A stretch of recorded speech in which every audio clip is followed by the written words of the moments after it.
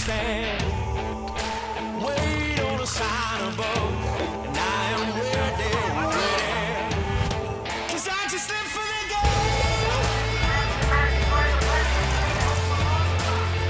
'Cause I just live for the game. 'Cause I just live for the game. Let's go. I go straight up. Thank you. Here's the ball. Here's the ball.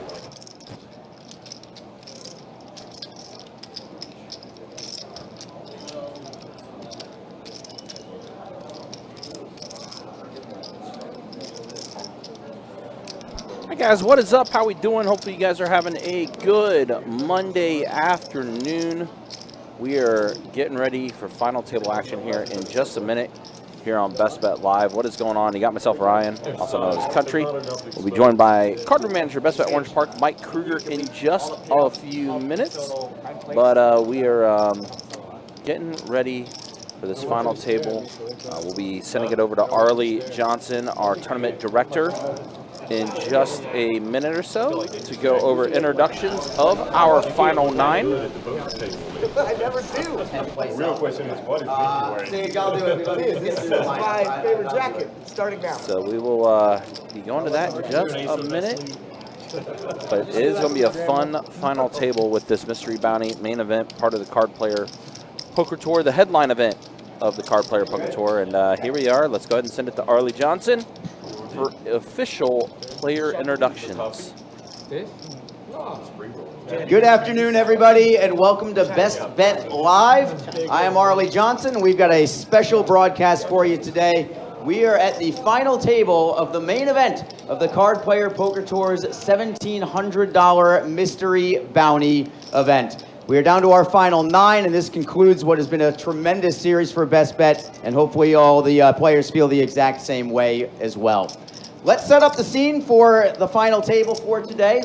First of all, we had 440 total entries for the main event. They gave us a prize pool of $662,200. Part of that includes $220,000 worth of bounties alone, of which we had many great ones pulled yesterday. With our final 9, let's now introduce our players for the remainder of the day. We'll start in the 1 seat. He is a local from Jacksonville. You'll notice that is a trend for today. Heavy local flavor of Jacksonville here for the main event final table. He has a chip count of 1,175,000. Please give a warm welcome to Thad McNulty. In our 2 seat, from Neptune Beach, he is just under $1 million in chips, 990,000. Dressed for success today, please welcome Nikki Sunku.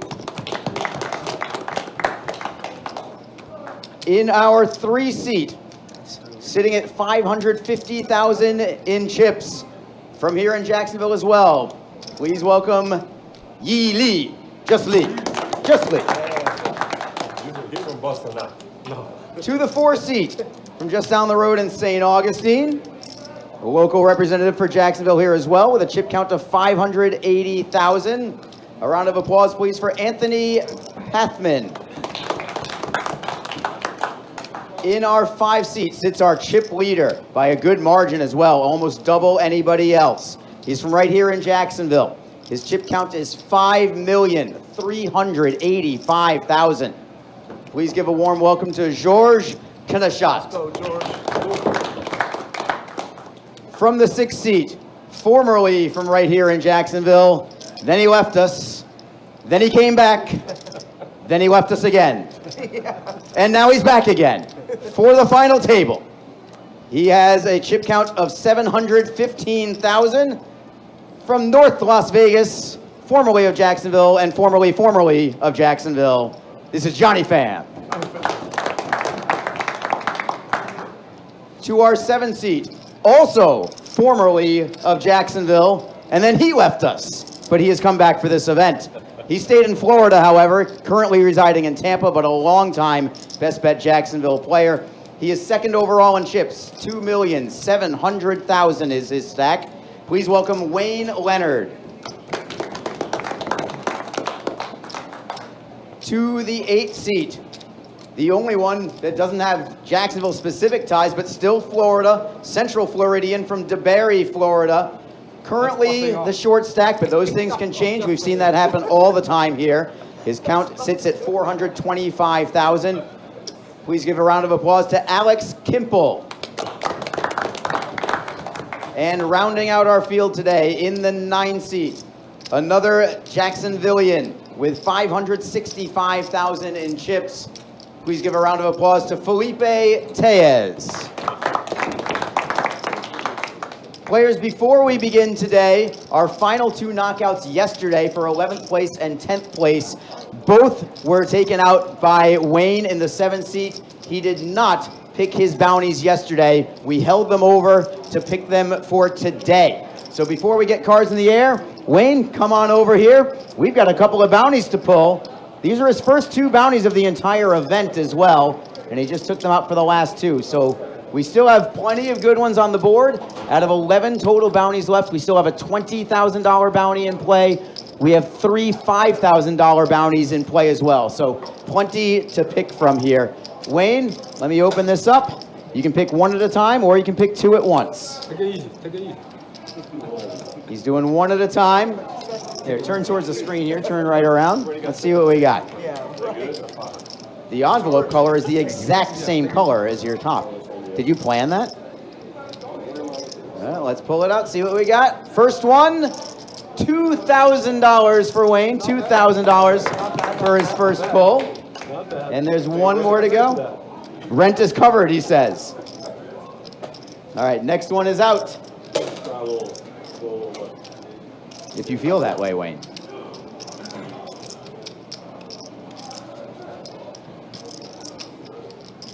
Next one. It ends in a 0, everybody. Another 0. Another 0. 3 zeros. Five. $5,000 for Wayne. 2 great pulls there, 5,000 and 2,000. So Wayne is already plus 7K even before the day begins. Wayne, congratulations.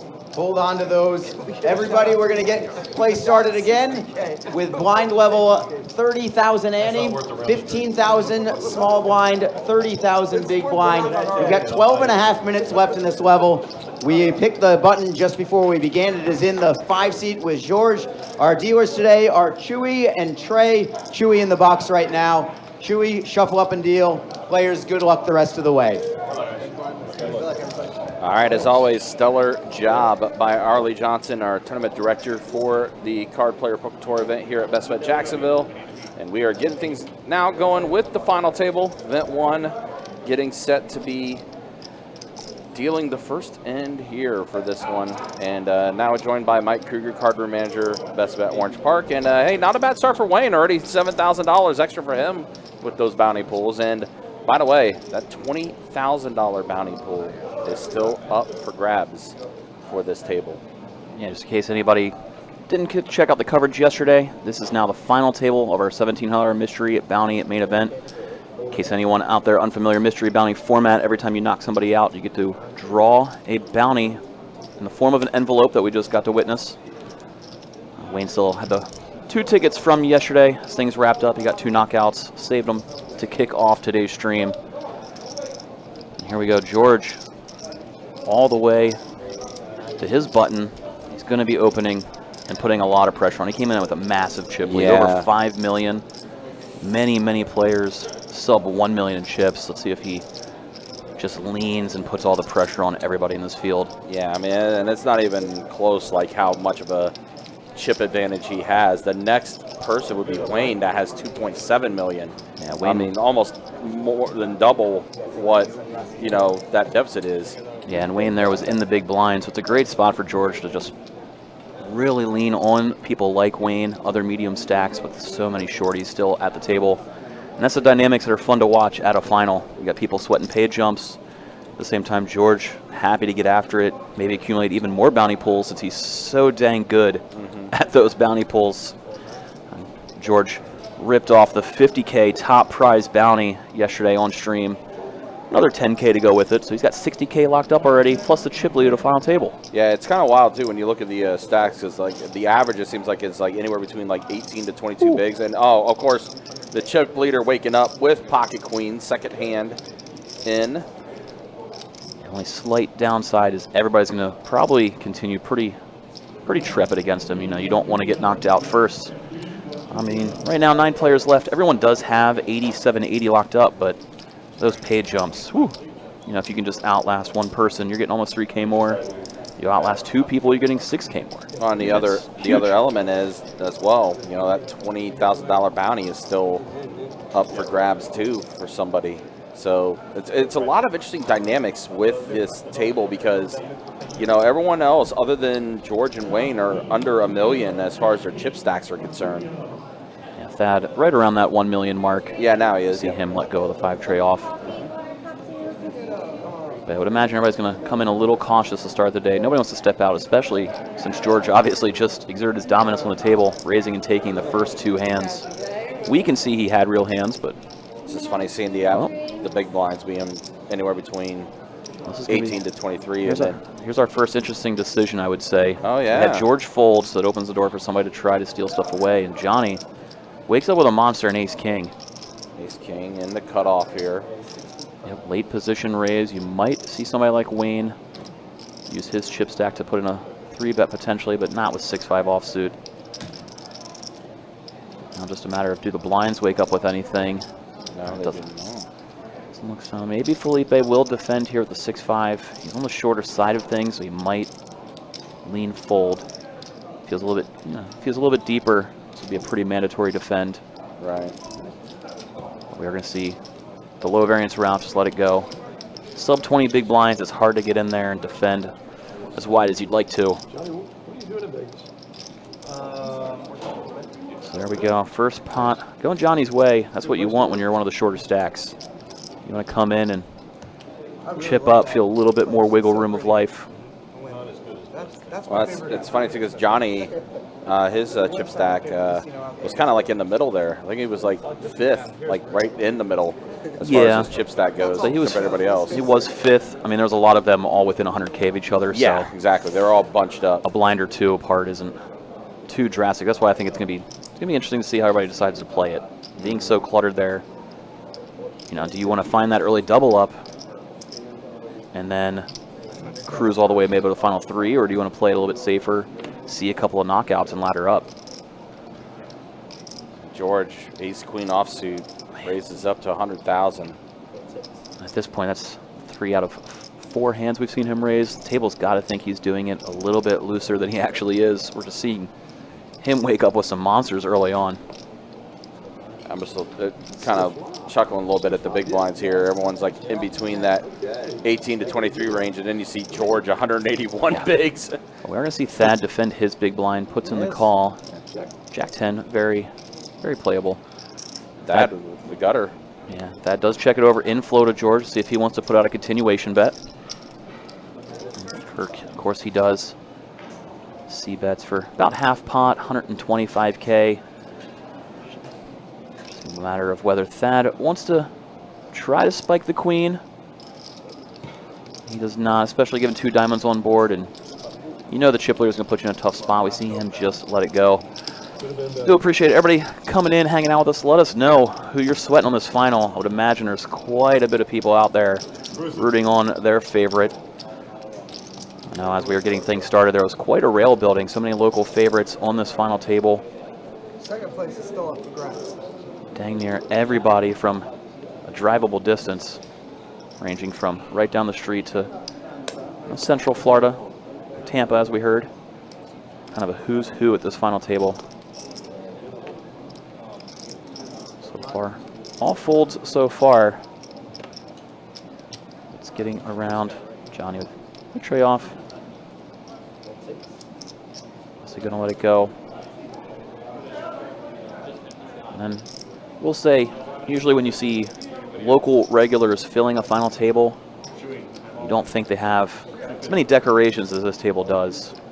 Very experienced final here, but I'll stop talking on about that as we do see our first all-in. Alex, the short stack, all in for about 12 bigs from late position, ace deuce suited. Pretty mandatory shove. Filippo, let's go with the pair. Pair trays, 2 players behind him. Wow, good fold for him as Thad's going to wake up with 7s in the small blind. Can't see a fold from Thad coming. Obviously, he doesn't necessarily want to lose a pot, but he's got enough wiggle room. He can definitely call 12 bigs with a pocket pair.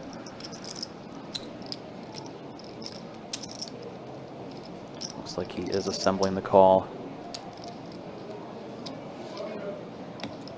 And there it is. Nicky gets out of the way in the big blind, and we are going to have our first all-in of the evening.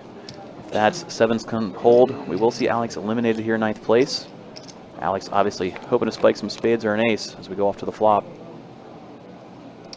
Well, 1 spade and a deuce. Wow, ace on the turn. We're going to see Alex spike it.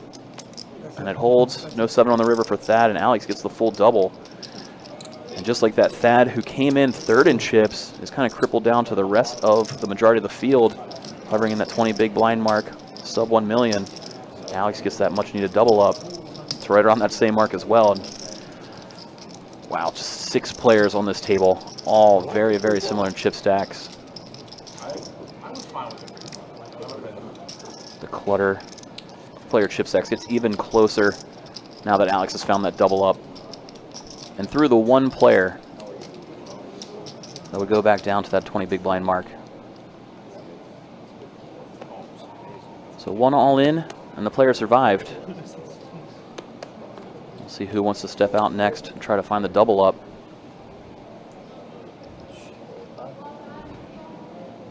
See some Johnny fans in the chats now. I imagine we'll get a couple of those today. Oh yeah, that's for sure. Of course, for those that don't know, Johnny was the head tournament director here at Best Bet at all 3 properties for the longest time. And he's now residing out in Vegas, but wanted to come back to play in this, and he just knew which event he was going to win. Yeah. Felipe waking up with pocket Johnnies. Off a 16 blind stack. He's going to go with just the all-in. It's what he would do with some middling hands that he may not necessarily want action with, so you have to mix in some of those stronger hands like pocket jacks. Everybody looked down at garbage, not even a thought. But another all-in survives. That looks like we got 2 different Anthony fans popping up already. Yeah, of course, Anthony, a dealer at your location, and here he is, final table. Question is, did he actually have to go to work last night? I think we were able to sneak him off. I mean, yeah. He had a very long day for day 2. Sure. Obviously, a little nerve-wracking coming back to this final table. Right. I think Anthony definitely a little nervous heading into this final. It's a big spot for him. I mean, a lot of these guys. But Anthony as well. He's had some recent victories. It's not his first final table, that's for sure. Pretty much this whole table's experience. It's very loaded. Yeah, we were talking about it yesterday with even when we were down to like the final 20 or so. We knew that the quality of this final table was going to be amazing. Yeah, I mean, regardless of who got in. It was a lot of good quality players that we all knew too. So hold that thought as we're going to see. Oh yeah, here we go. Wow, that was pretty quick. Yeah. Raise from Alex, all in from Anthony. We're going to be off to a run out. See if either player can 4-flush the other one. Otherwise, we will be off to a chop. 2 clubs on board, neither player holding a club, so anticlimactic chop there, but pretty easy all in for both players. Yeah, I mean, we saw yesterday, as you were talking about the experience of this field, I mean, our featured table was pretty loaded as well. We saw a lot of good play, which I love getting to watch the featured table for that. You know, you see beginning of tournaments, you see end of tournaments. Those middle stages are where a lot of the movement, a lot of crazy interesting decisions can happen. So, especially when you had the bounties that were up for grab too and everything. So yeah, the wrinkle of that is so intriguing. It just makes, you know, could potentially reward you know, more aggressive play. We saw a couple of unique spots. I'm sure we'll see more here on this final. Like you said, still 20K bounty live in the drum. Obviously, only 9 envelopes remain, one of them being a 20K. If somebody finds themselves super short stacked, I bet we'll See somebody like George put in very light calls going for the knockout. Well, we're going to see action fold all the way around. Nicky waking up with aces. Huge hand here, and he's from the button, so it's a great spot. Fortunately for him, blinds look down at nothing. Well, George might defend with the king 7 though. But button raises definitely look very light. Nicky's got a monster. See, rail's getting a little rowdy already. Tray 6 tray. George checking it over. Imagine Nicky is going to throw out a continuation bet. Doesn't necessarily have to go too big, given this board. We do see him go very small, 30,000. George just going to let it go. Fortunate for him, he doesn't decide to put in a bluffy check raise, because I don't think Nicky was going anywhere with that monster.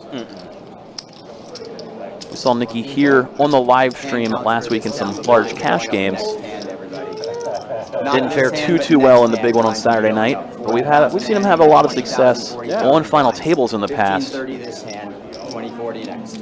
Finished in 3rd in the Run Good main here just a few months ago for 50K. Yeah, we talked about how ready to win one. Yeah, we talked about how you know, he's not, you know, unfamiliar with this final table, and definitely made quite a few of them. And pretty much this whole table has. It's crazy to think about. Alex, who's a Central Florida resident, was on a final table for, I want to say it was Run Good as well. That It was actually 1 year ago, right here for the same series, Card Player Main. Oh, okay. August of 23, and here we are, August of 24. And you'll never believe what the buy-in was for that one. $1,700 mystery bounty format. He finished in 4th place. So Deja vu. So Alex will be trying to maybe finish a little bit higher than 4th this go around. Yeah. But crazy final tabling. Back-to-back years. Yeah, And same tournament, same format and everything. Yeah, not a small field. We had 440 players in total across the 3-day ones. So final tabling it back-to-back, that's just nuts. And we crushed our guarantee, had a 300K guarantee, and total prize pool was 660,000. 220 of which went towards bounty. So even with that said, there was still 440,000 in the prize pool for the rest of the payouts. So. And that top payout, 88,000 for first, what everybody's chasing today. Definitely speaks to the popularity of the mystery bounty format. They're a ton of fun. They're great to watch. They're great to play. And who doesn't love it? Absolutely. And again, if you want to see the payouts for yourself in YouTube, you can type in !payouts. You'll be able to see it there. And on Facebook, there will be a pinned comment that I'm actually putting in now for you guys. As he's doing that, we're going to watch George open a button. 9-8 offsuit. Let's see if Wayne wants to defend with the suited connectors. 6-5 of hearts. Obviously, Wayne going to proceed a little cautious against the chip leader, George. It's the only one who can really do damage to him. Wayne currently sitting 2nd in chips by a pretty wide margin. He's not going to want to lose too many. After he puts in the call, see ace, jack 10, rainbow flop. Wayne checks it over. George does flop open-ended. And he did raise pre-flop, so a C-bet comes in. This board kind of smacks the pre-flop raiser's range. 150K. The price from George, just a little over half pot size continuation bet. Wayne's giving him a little bit of a stare down. Don't think it's a stare necessarily in the decision on this hand, but maybe just for future considerations as George's button, Wayne's big blind, that's going to continue to be a factor all day. So if you can make him a little bit nervous early on, might slow him down later on the off chance. By the way, Wayne, of course, had a lot of movement on our featured table in the last parts, where a couple pretty significant heads-up battles that he had with Brian on the table. Yeah, it seemed like him and one other player that unfortunately bubbled this final table clashed about, I want to say like 7 hands out of about 20. They were just battling it back and forth, and Wayne, fortunately for him, was the better of the two here on the final 2nd in chips. So we see Nicky raising it up with pocket 9s. 9-7 cut off. Very playable hand, especially now the fact that after that aces hand, Nicky chipped up close to $1 million, so he's got a little bit of lead over the shorties. That's the perfect player for George to kind of get in there and mix it up with a little bit, just because if you're sitting second or third, you don't want to commit ICM suicide. All those short stacks still in the field. So just those two heads up to the flop, Nicky and George. Now comes down ace-6-6, rainbow flop. Scary-ish board for Nicky. He's going to continuation bet. If George can find a raise here, he can obviously have, 6-7 suited, 5-6 suited. We see him reaching for chips. There it is. The raise, yeah, nice small raise. Take control of the hand right now and start applying pressure on a later street. And now you just see Nicky. It's just a brutal spot. Different stage of the tournament. You're going to continue at 9s there, but wow. George very aware of the dynamics. Yeah, but I think as well as you pointed out, where George, did that raise there using that chip stack to his advantage that he has. Yeah, and it's also a little bit of nut advantage difference. I mean, Nicky could have pocket aces theoretically, but aside from that, Nicky can almost never have a 6 in his hand, and George can have a 6 a lot of times. So it's, okay, man, do you want to battle for your tournament life? Or do you want to let it go and live to fight another day? And that's why we see Nicky have to just fold. George obviously going for the win. We saw him get second place in the WPT $1,700 mystery bounty last year. It's crazy how many of these players have ran deep in a mystery bounty format before, and they're doing it again. But he got runner-up last November. Sure, his eyes are on the trophy this time around. He's in a great spot. Oh, here we go. Yeah, I'm going to pause for this cooler on cooler. Ace-king suited for Nicky, putting in a raise, and here is Fam Bam with the aces. There's no way these chips don't get into the middle. So we saw Nicky open a couple of hands, so it's going to look like he's getting more active too. So if Johnny finds a 3-bet, which of course he will with pocket aces, pressure will be back on Nicky to possibly ship it. All right, so Johnny went with a 3-bet, just under 3x. Nicky's open size commits about a third of his stack in there. And wow, before it even gets back to Nicky, Felipe, another pocket pair in a brutal spot. Yeah. We saw him have to fold trays not too long ago, which he did correctly. And now pocket 7s. I mean, Nicky's open from earlier position is pretty strong. Now facing a 3-bet, also very strong. Might be able to get away from it here for minimal damage. But it's just crazy that Johnny's almost guaranteed to get action from one of these two hands pre-flop. Yeah, absolutely. I mean, Felipe ships it. Nicky might be able to get out of the way. But if Felipe folds, Nicky's going nowhere. This is such a rough spot. Yeah, absolutely a brutal spot here for Felipe. I mean, especially when you only have 12 bigs left here. I think given the fact that Nicky opened under the gun +1, it does look a lot stronger than if it was like a button open or cutoff open. He does put in the call. And Nicky hoping to hit an ace or king on this flop. Maybe he puts Johnny on ace-queen. One of those hands an oof. It's getting all in on this flop. Yep. King high. Brutal flop for Nicky. Johnny's going to find a continuation bet. He's only got an SPR of 1. I mean, these chips are just mandatory going in the middle for both players.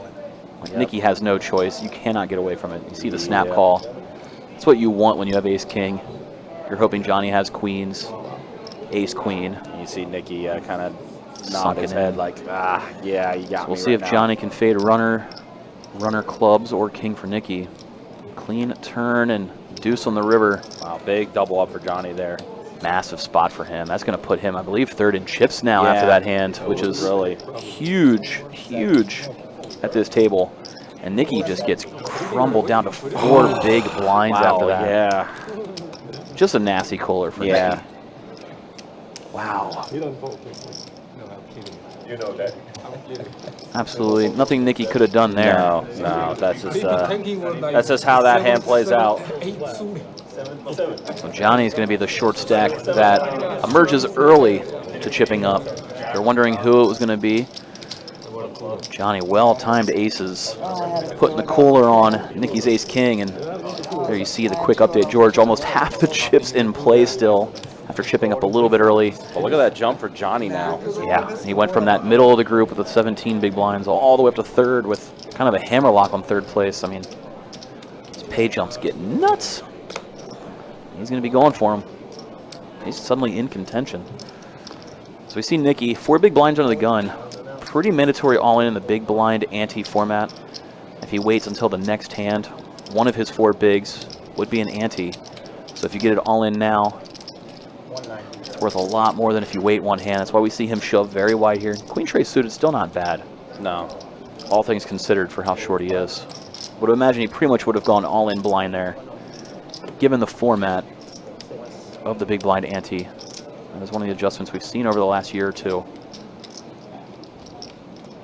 Players aware that they need to shove from under the gun rather than waiting for the big. So far, he's not getting looked up as nobody had much of anything. It's going to be music to his ears. He's praying Thad looks down at crap, and he sure does. Jack deuce off. And Thad, with his chip stack, can't really afford to lose a pot of this size, and we see him have to let it go. So Nicky, that's a dream. You shove, because you know you have to. When you get fold, look at him, he's like, all right. Yeah, I get to survive a little bit longer. Yeah, that's huge. That buys him another orbit. I mean, yeah, it does. That is a massive dream come true for him, and you ship under the gun there. Especially in this mystery bounty format, a short stack going all in is going to get looked up a lot lighter than a normal format. Because, I mean, for that cheap, you might go for the knockout. And those, right now with the 9 envelopes remaining, it's about 4K in equity if you knock a player out. Just taking the total amount still available divided by the total number in existence. All right, I can get a paid jump and a bounty pool if I knock him out for cheap. So fortunate for Nicky to find a little bit more life, see if he can mount that comeback after the nasty cooler. And it's his big blind this hand, and again it's folding around, which is exactly what he's praying for. We don't see a quick fold from Felipe as it gets to him. Thinks about it, knows he can't steal the big blind. And wow, there's the monster we're all waiting to see. Yep, pocket kings for Thad. And he's just going to stick it in as Nicky's stack very short. Yeah. Putting in any arrays is the same thing as an all-in. Fortunate for Nicky, they looked down at a pretty bad 7-4. If he looked at anything decent, he probably would have had to put it in. Yeah, right, but that's okay. $3,000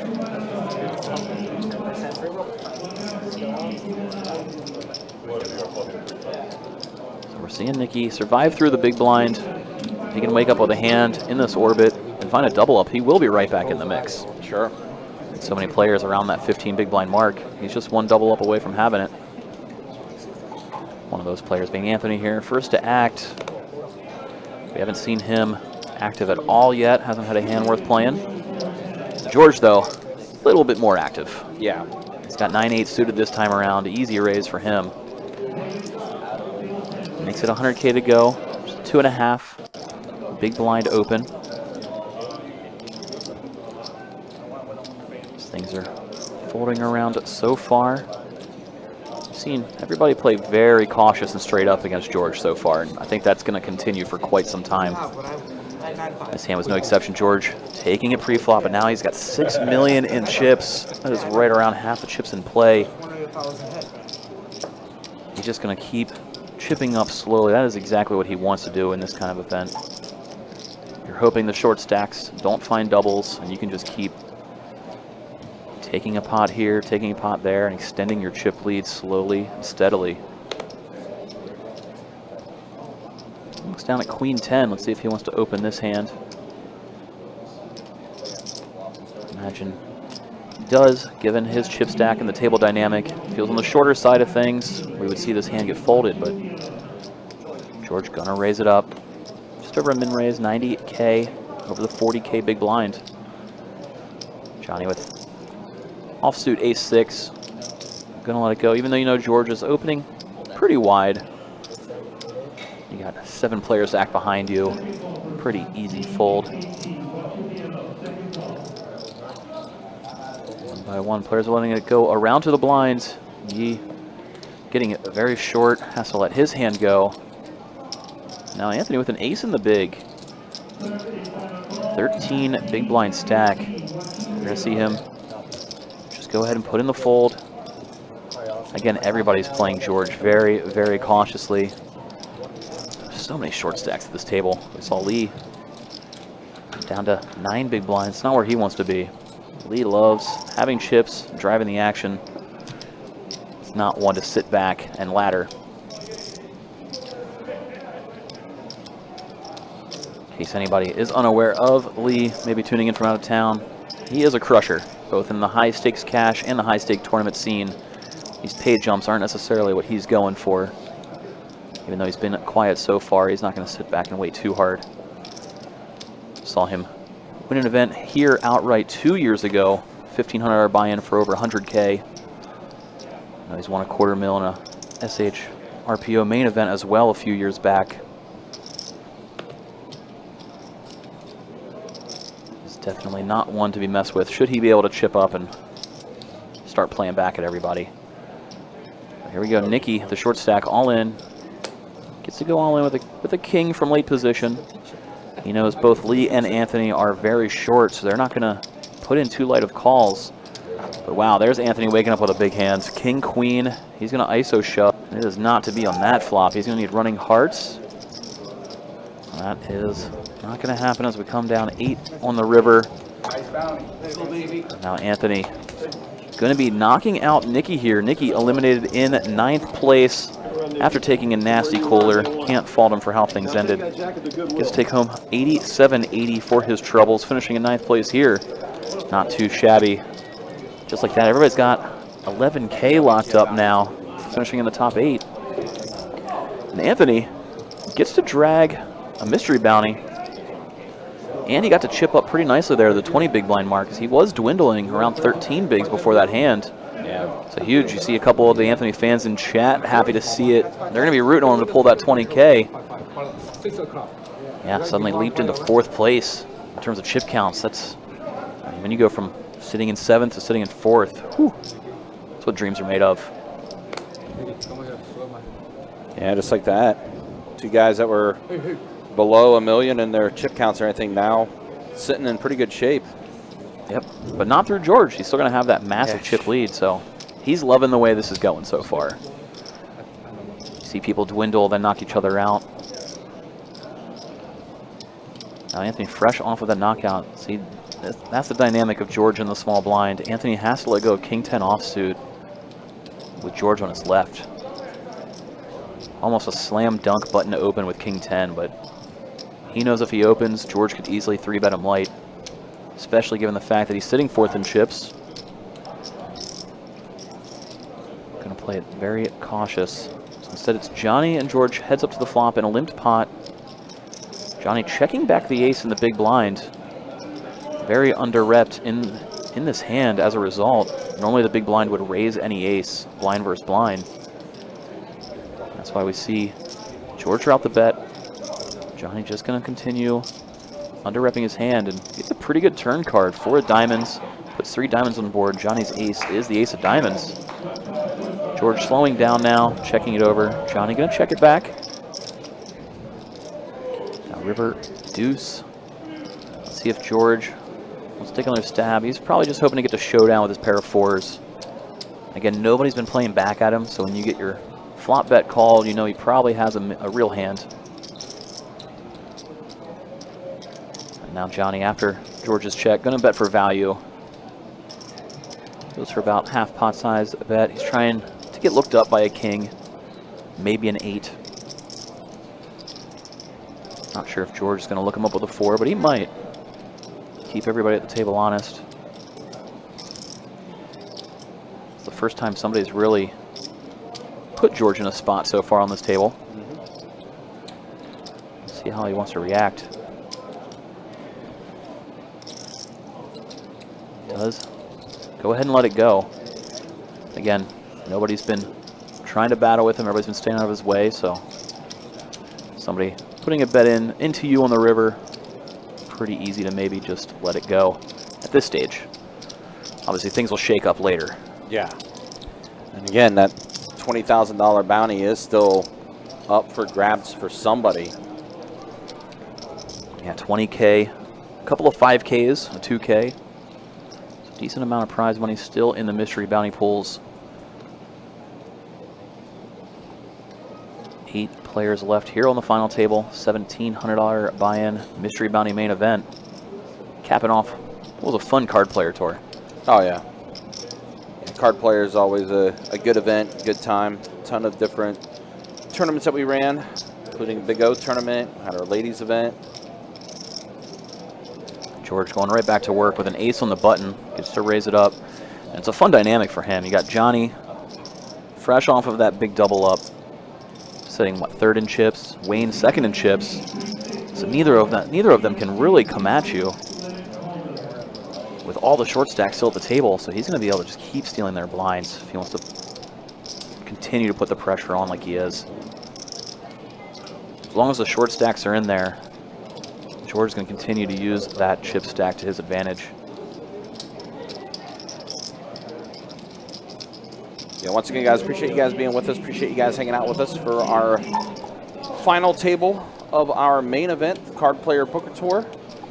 If you like what you're watching, like what you're seeing, hit that like button, hit that subscribe button, hit that bell notification for whenever we do go live. Just appreciate you guys' support, especially when it comes to our tournament tables. A lot of people definitely enjoy watching those.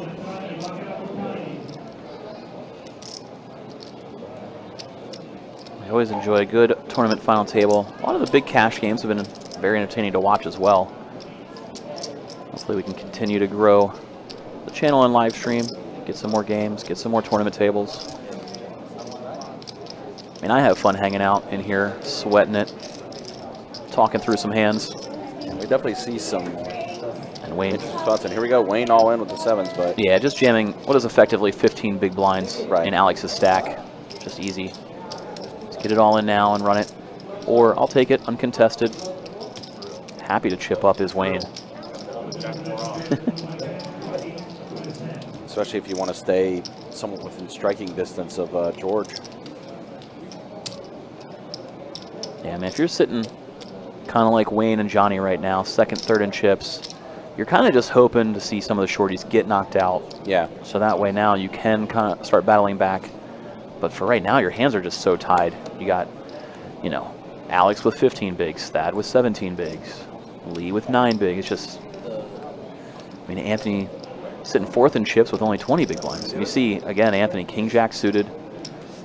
With George behind him, has to let it go. And so fortunate for him he does as George wakes up with aces. Yeah, George with the aces right now. And If Anthony had a few less chips, he might have had to just go all in pre there. So excellent form of run good. Having to fold as George woke up with that monster. huge hand here. Looks like Anthony's going to be getting ready for a bounty pull here, so we might break to that in a second. That has to be the case as this hand is over. Nobody had a hand worth coming back. And God, George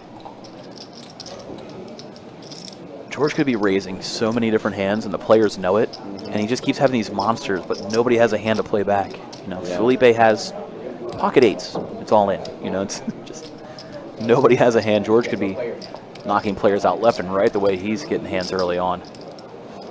So maybe after this hand, Anthony will be getting ready for his bounty pull here. Let's see what he's in. Yeah, here we are. Again, appreciate you guys being with us. Appreciate you guys hanging out with us. So Lee have to let go of it under the gun. Sitting on that 9 big blinds, sure he was looking All right, to we are maybe going to do a rip it. bounty pull while There play we is go. going on. Anthony Pathman just knocked out Nikki Sunku, so a chance for him to grab something great. Still a 20K in play. Go ahead, Anthony. Let's see what we got.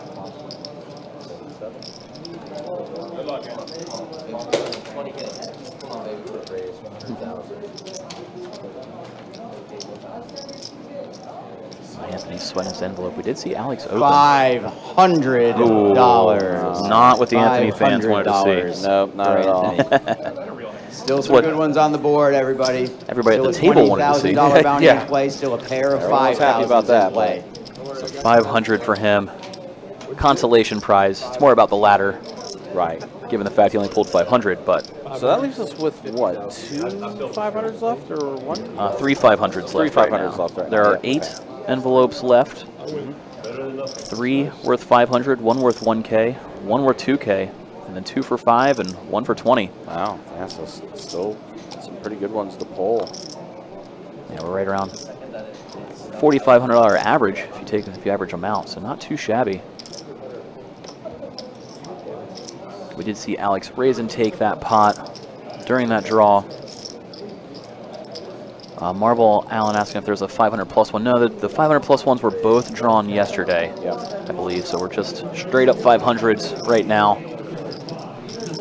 But everybody's also pulling at pace. So there's exactly 8 players and exactly 8 envelopes left. So we did see Wayne get to raise and take one of his own. Lee had 8 deuce offsuit in the big blind. He's getting crippled now, down to 7 big blinds for him. And it's tough. Now on this hand here, if it folds to him, he'd obviously try to steal Anthony's big because Anthony's got one of those middling stacks. But after that, he's got George 2 to his left, and you're not going to get away with stealing too much with him in the big blind or in position on you. You can tell, shaking his head. He's a little annoyed given that dynamic. He knows he might get looked up a little lighter than normal. See George Shipleader let it go. Johnny's got a fold. Lee is just praying it gets around to him and he can stick it all in with any 2 cards. So far, that wish is looking to come true. Felipe looks down at 9 deuce. He's got to let it go. Just comes down to whether Thad can open. Wow. Thad's got more than an open. He's got an all in. And Lee, rough shape. Ace Jack is a monster in the small blind facing a button open.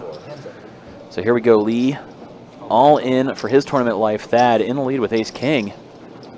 We'll see if the Ace King can hold, and we see another elimination here. Flop comes down Queen High, no Jack on board for Lee.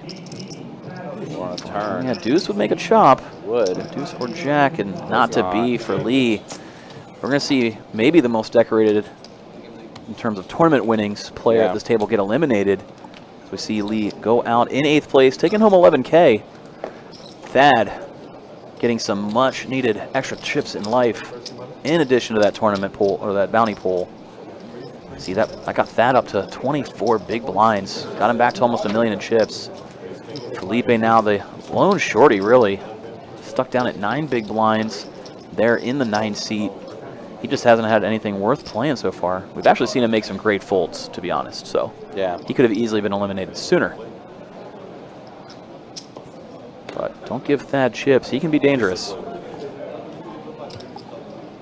So now 7 players left.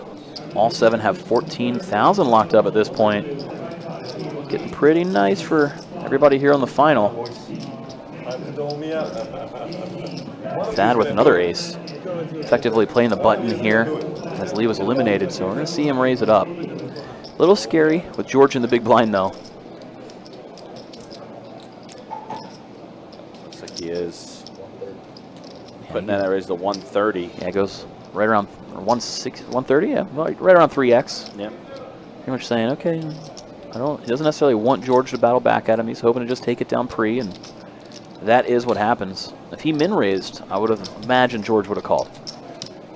So that 3x not quite worth the price of admission for George to defend with the King 7.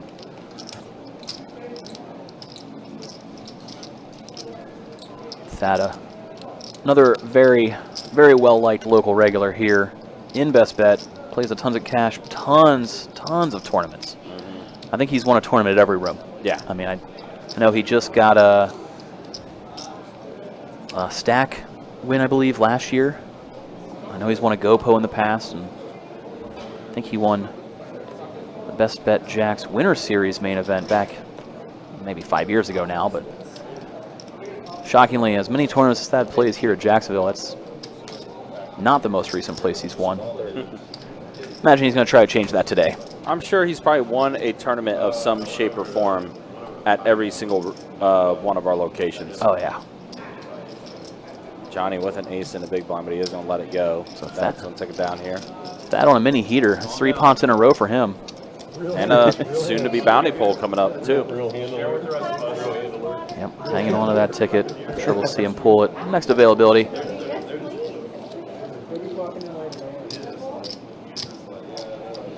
Just like that, yeah, down to our final 7 now here on this table. Yeah, we saw everybody kind of clumped in there at the bottom in terms of chip stacks. Things are now taking shape, and that's why you're going to start seeing more and more action take place as a result. A couple of short stacks didn't survive. A couple of them chipped up. Yeah, mainly Johnny after that big one he had against Nikki with aces versus ace-king, and aces held for Johnny. Yeah, the big cooler of the day so far. Sure, there's more right around the corner. It's unavoidable in a tournament. I fully anticipate it for sure. But instead, we're going to see a walk here. Wayne taking it down uncontested. Johnny just kind of stuck between a rock and a hard place with Wayne to his left and George to his right. Happy to just chill with his chip stack, sitting third in chips right now. And Felipe is under the gun. He is the shorty sitting on about 9 big blinds. Yeah, it's going to be pressure time for him, as, I mean, granted it already is, but even more pressure going to be applied based on where he is position-wise now. He's going to be unable to play the 8 deuce. He'll be in the big blind next hand with all the chip leaders to his right. I would imagine somebody's going to attack his big blind. Yep. But before we get to the next hand, George pocket 5s. Yeah. Easy raise for him, holding a pocket pair.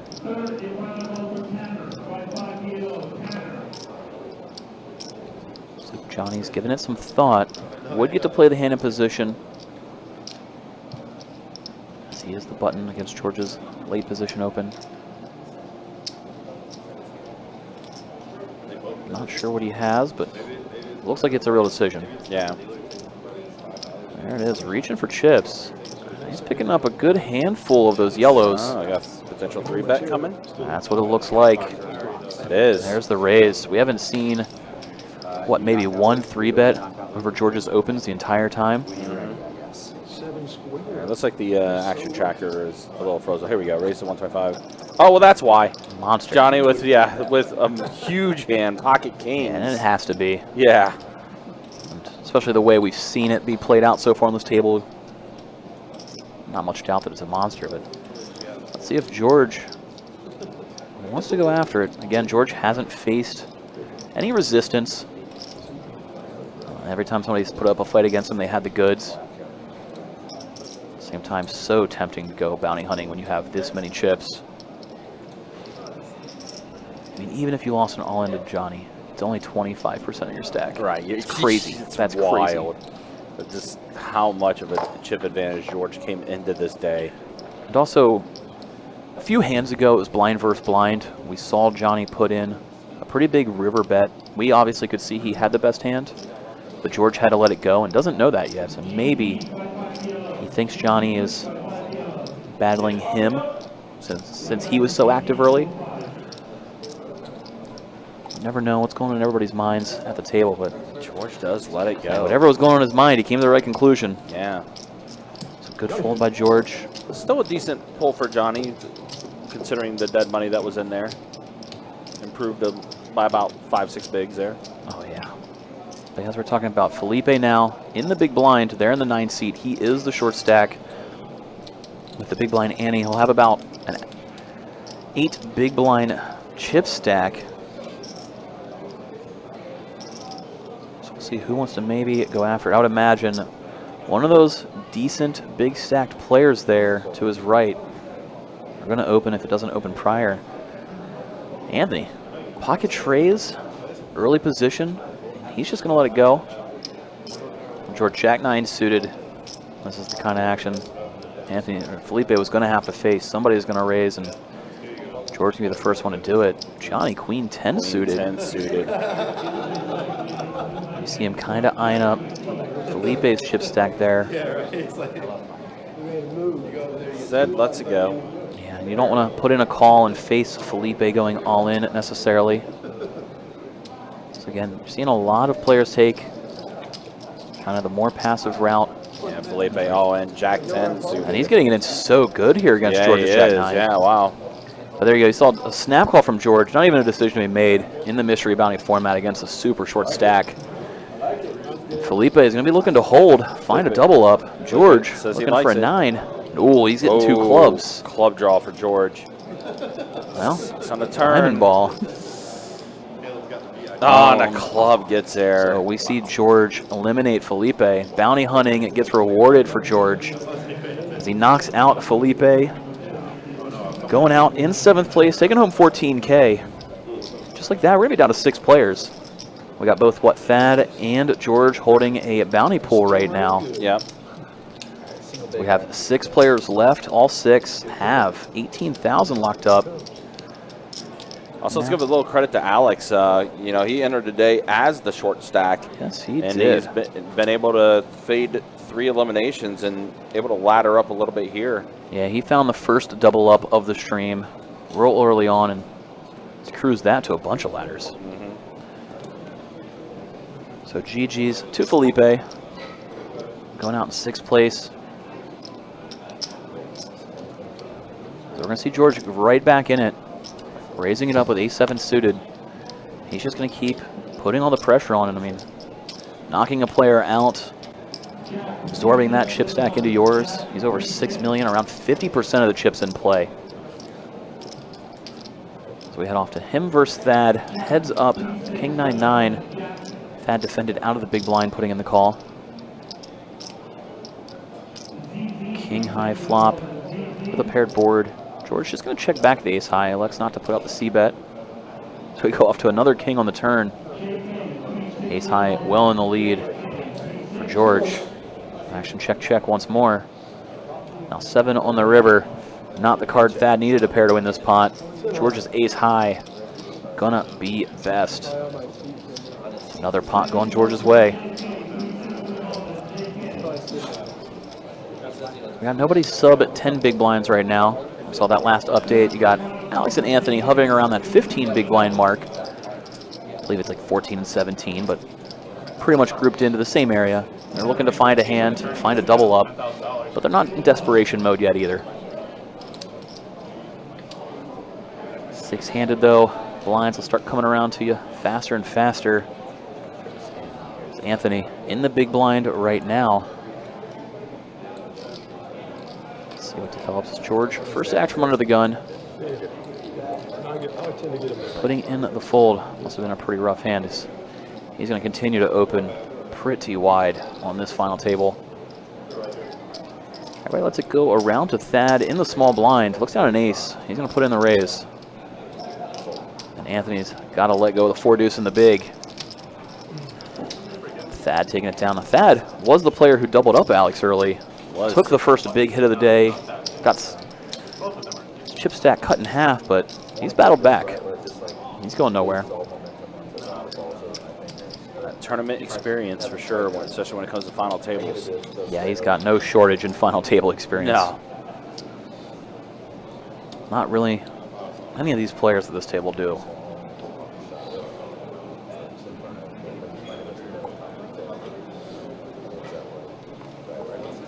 Now Johnny with another monster. Ace King under the gun.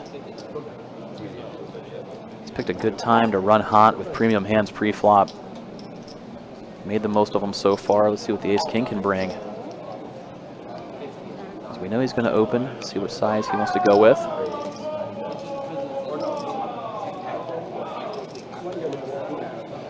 Somebody getting excited in the background there. Crowd went wild. Yeah. As Johnny put in just over the min raise, 90K with the Ace King. So far, nobody playing back as we get around the blinds. And Anthony's not going to be playing back with the 5-tray offsuit. No. Once he lets it go, it's just the chip leader George in the big. Jack 9 off, could defend here. Again, we've seen George and Johnny kind of butt heads recently. Johnny's gotten the best of it so far. Let's see if George can maybe get something back his way as he puts in the call, and wow, Ooh, he wow, does. what a Jack flop. 9-5. 2 clubs. Johnny with just ace high. See if he wants to put in the continuation bet. Say he's going to check it. Say he's been proceeding very cautiously against George. Uh-oh. Oof. Oh, Oof. no. Ace on the turn could be a little disastrous. Yeah. George put in a sneaky check on that turn. A lot of times he would have led, but knows the ace is good for Johnny's hand. Now Johnny is going to fire the bet here. Mandatory bet here for Johnny. For George, just a question of whether you want to put in the check raise or call. If you call and Johnny's got an ace, he's going to think his hand is best. But at the same time, if Johnny's got a hand like he has, you want to be putting the check raise here to extract some value, and that's what George does. Puts in the raise. Makes it a chunky 425K. Johnny does put in the call. He'll have about a pot-size chip stack behind. Should set up the river jam for George if he gets a clean river card. So scary spot for Johnny, but don't think he can find a full with this hand. No, unfortunately not. Especially given the fact George checked flop and checked turn. We know George's going to apply pressure.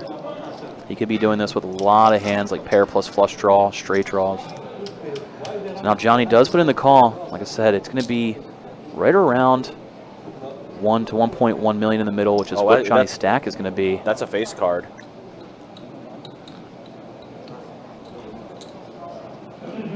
So in the river, see how George wants to proceed. No, it's a jack.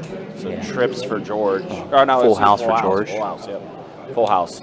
And it's going to be tough to put him on a jack. You wouldn't expect a jack to check raise. So this is a very weird spot for Johnny. That's why we see him put in the quick call.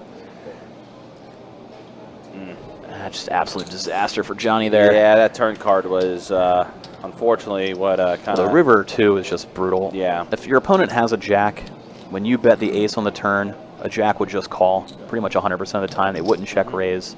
He can't have a combo draw that includes a jack, since the jack is the club on board. You know, he can have 9x of clubs, but he can't have jack of clubs for the flush draw to go with a pair. You see Johnny... It's just nasty. Yeah, Johnny stepping away for a quick second after that one. Yeah, unfortunately, he's not going to get too much time to rethink as he's immediately in the big blind on the short stack. Nasty spot for him there. Yeah, that was just tough. That ace coming on the turn, Yeah, I mean, like already, like you said, started his downfall on that one. yeah, but if a clean river, he might get off of it. Even if the 9 paired on the river, he could get off of it. The Right. jack is just the worst card to pair that board. Because if George has a 9, he's just always calling the turn, not raising. Just Right. hard to put him on a 9. Or put him on a jack, rather. So, oof. Gross spot for Johnny. We saw those two clash so many times, and wow. In the end, George gets the best of it. Look at his chip stack now. It's so absurd. He's got like 60% of the chips in play. It's so absurd what his chips stack is right now. All right, we're going to see Wayne open first to act. Again, Johnny, the short stack, is in the big blind. I believe he started this hand with about 5 bigs. So 2 of them already in the middle. When it folds around to him, oh, monster hand in this He's got spot. ace-10, yeah, in this Easy one. all in for Johnny coming in. Yeah. And Wayne's happy to get it all in against the super short stack for a mystery bounty, too. And there it is. Quick call from Wayne. See if Johnny's ace-10 can hold on this run out, or if Wayne can spike an ace. Or an 8. We go off. Well, There's a 10 for on Johnny. board. Yep. And now an 8 for Wayne. But brick Johnny. on the river. Huge double up for Johnny there to get back into 10 bigs, but Yeah, 10 bigs. still, He did get through the blinds, too. So Yeah. you got 10 bigs heading in the small. You just got to hope to find a hand in this next orbit that you can go all in with. It's going to be tough as Georgia is going to open a lot, so you're not going to get folded to steal the blinds too much, but nonetheless, he's going to All hope right, to we wake are up with ready one. for our next bounty pull. We have another bounty pull. This is Thad McNulty coming in. He's going to draw 1 and see what we got before the next hand goes. Let's see what you got here, Thad. someone said 500. 5,000 for Thad. Wow. 5,000, nice job. Good job, Thad. George, Nice you want to come pull. on in? We're going to do another one real quick. George, your hand is live. Careful there. I don't want you to step away.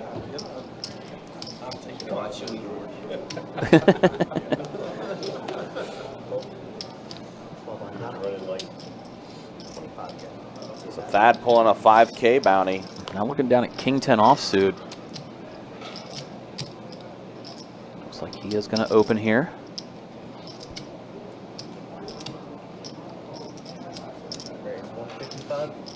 He's going to stick to his 3x sizing.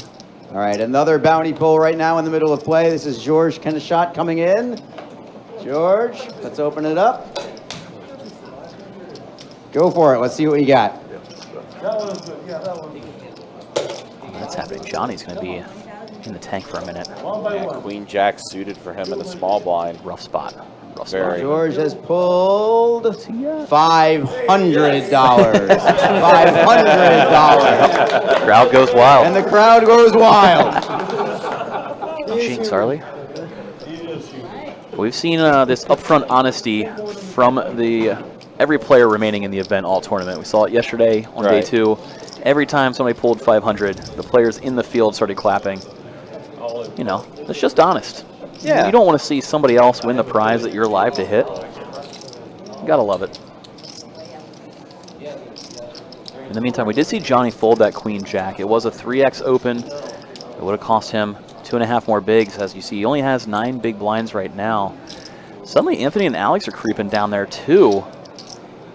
Johnny can find a hand. Even just stealing 1 pot pre-flop could put him above both of those players. Yeah. The ICM implications are getting very interesting. Super intriguing, and as George is never going to stop putting on all the pressure in the world. Right. He has just this massive, massive chip lead. That's so wild how big of a stack he has right now compared to everybody else. So now Anthony, Queen Jack, offsuit and the hijack. I mean, it's pretty much all in or fold for him. Again, we just saw George on the elimination against Felipe put in that call pre-flop for 8 big blinds with Jack-9 offsuit. So the table's kind of set that you're going to get looked up light. So do you want to shove 10 bigs with Queen high when you know he might call with any ace, any king? I like how you were so confident in that. You know, normally players will be folding some of those hands. You got some fold equity, but you can remove a lot of it in this dynamic.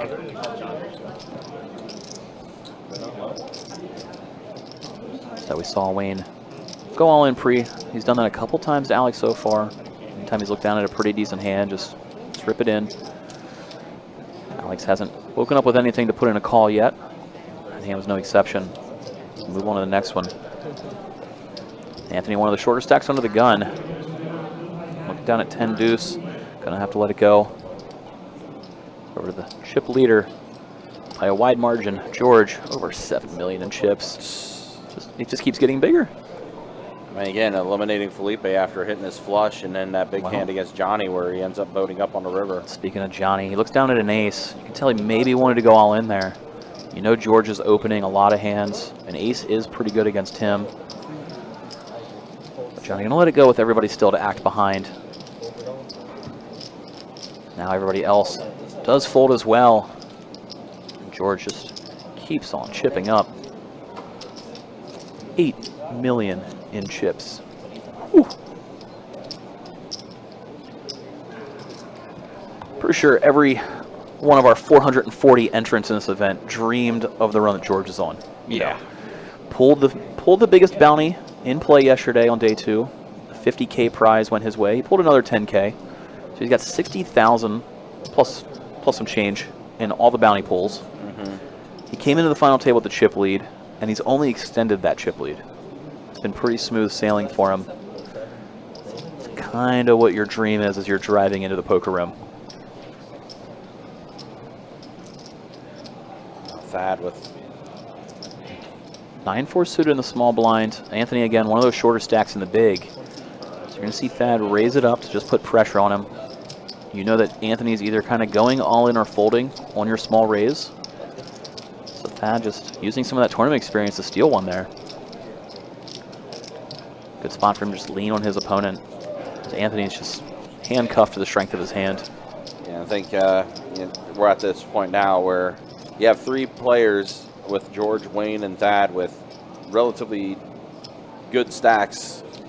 Alex, Johnny, and Anthony, the small stacks. You're probably going to be seeing these opportunities where the bigger stacks are going to bully these smaller stacks.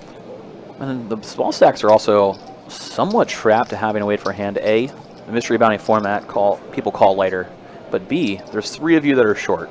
Right now it's 18-5 for 6th place, but if the 2 other short stacks get knocked out before you ladder up to 32. Right. So you're almost doubling your payout if the other 2 shorties get eliminated before you do.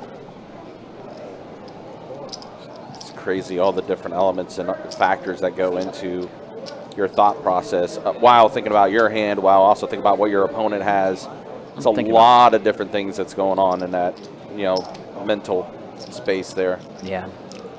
Another part of the equation here, Wayne was the one who opened, sitting with one of those good chip stacks we were talking about. George in the big blind is going to defend super wide because he might be able to steal the pot later just by putting pressure. And that's why we see Wayne check back top pair on the Queen 8 tray rainbow 2 club flop, rather.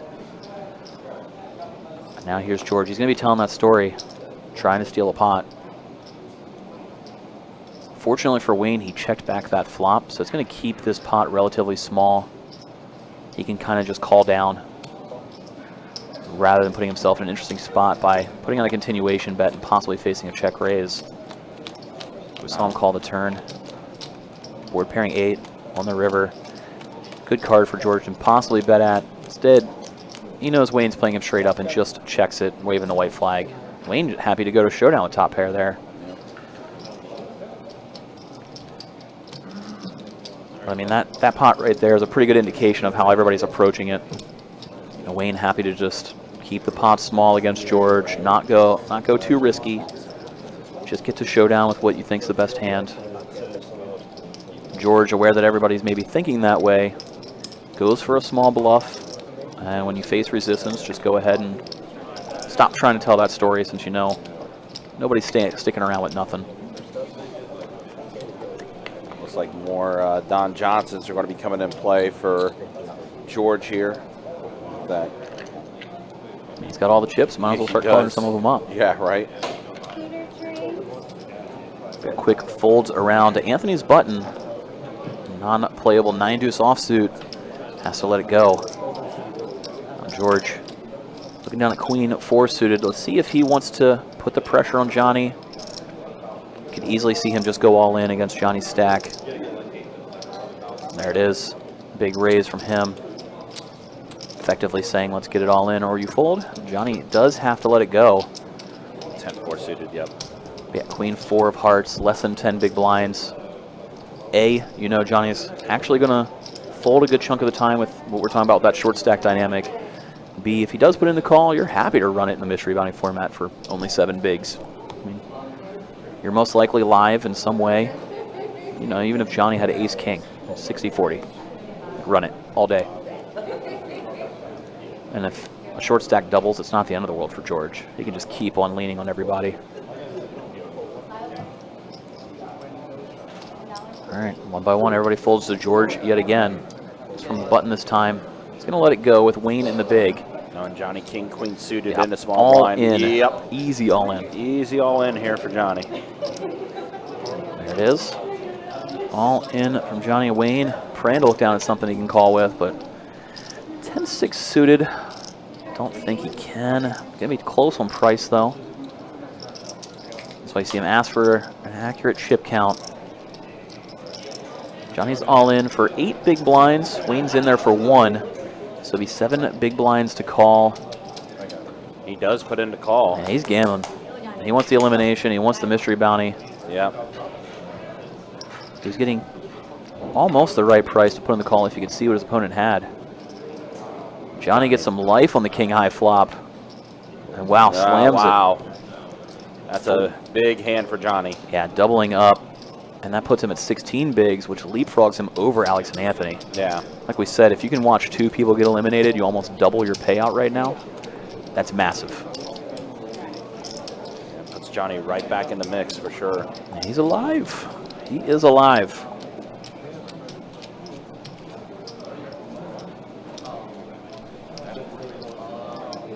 So now, Johnny after the double up can continue to just kind of wait out some of the shorties. One of those being Alex there in the big blind. It's kind of one of our first times we've seen Wayne really step out. Really went bounty chasing that go around.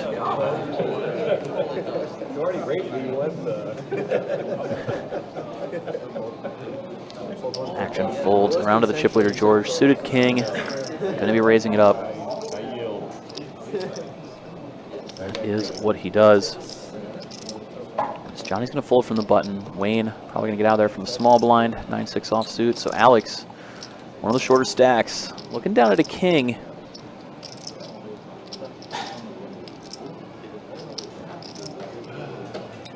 See what Alex wants to do. And he does go all in. He knows George is opening really wide.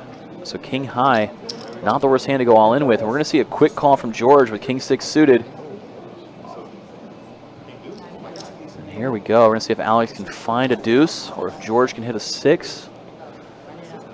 Now instead it's jack 5-4. Board pairing 4 adds the diamonds for George. And now deuce on the river for Alex. What a river. They say the deuce never changes anything on the river, but here it changed everything. As Alex is going to find a huge double up himself, just like Johnny did last hand. It's just like that, 2 of the short stack find doubles. Big spot for him, gaining some life. Could have just as easily seen him eliminated. Instead, he spikes the non-diamond deuce on the river. Hear the crowd getting a little riled up after that one. You cannot be knocked out. I will not be knocked out. No. 3 or 6. Sorry? 3 was only good. What could have changed? What's the board here? 3 was the only thing. No, it was 1 turn. So 5, 6, or anything bigger than 6. Might be the loudest we've had this table get all night after that hand. Deuce falling on the river. Gave Alex a double up. That is going to push Anthony to the lone short stack now. He is under the gun with 10 big blinds. He's got to find a double up here very soon. So just watch the other 2 short stacks double up. Johnny and Alex back-to-back hands. So that action's going to fold all the way around to Rain's button. He's got to let it go. Press your luck. Now Alex king-jack in the small blind.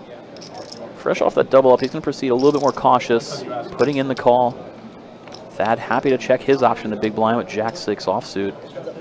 And Alex gets a pretty good flop. King, queen, 10. 2 spades on board, but he's open-ended with top pair. Thad, meanwhile, is open-ended himself.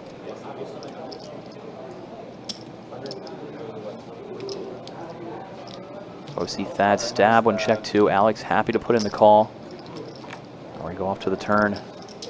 Comes a 6 of diamonds, gives Thad a pair to go with his open-ender. So let's see if he wants to continue putting pressure on. So he's going to check back.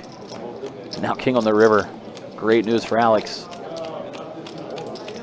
He's trying to think, how can he get value out of this hand? He's going to go with a small bet, hoping to get looked up. We do see Thad let it go, rather than put in the speculative call, hoping to catch a bluff. Had just the bluff catcher with the 6. Yeah, Slim Jim in YouTube saying it was pretty much a snap call, going back to Wayne's snap call of the all-in with the 10-6. With the 20K bounty still alive, I mean, that's true. There's only 7 bounties left, and one of them's worth 20K. Not to mention, even if you fall short of the 20, there's still a 5K, a 2K. So, if, you know, honestly, I think you're right. If anything is at all close to a decision, you're going to choose trying to knock a player out, go for that bounty. Definitely favors being more aggressive in nature in this event.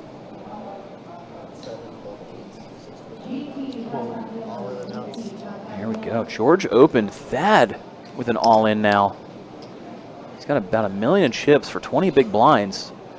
Anthony, the shorty in the big, has to let it go. As much as George may want to call, this has got to look pretty strong given the fact that there was a shorty in the big blind this hand. We've seen George put in calls with worse going bounty hunting. It's for a little bit less, but let's see how George reacts to the shove from Thad.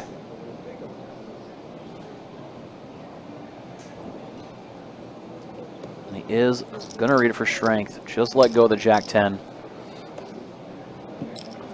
Don't hate the fold from George there. No, he wants to go bounty hunting, but jack 10's a little rough. Thad could be doing that with ace jack, ace 10. Hands that have you crushed.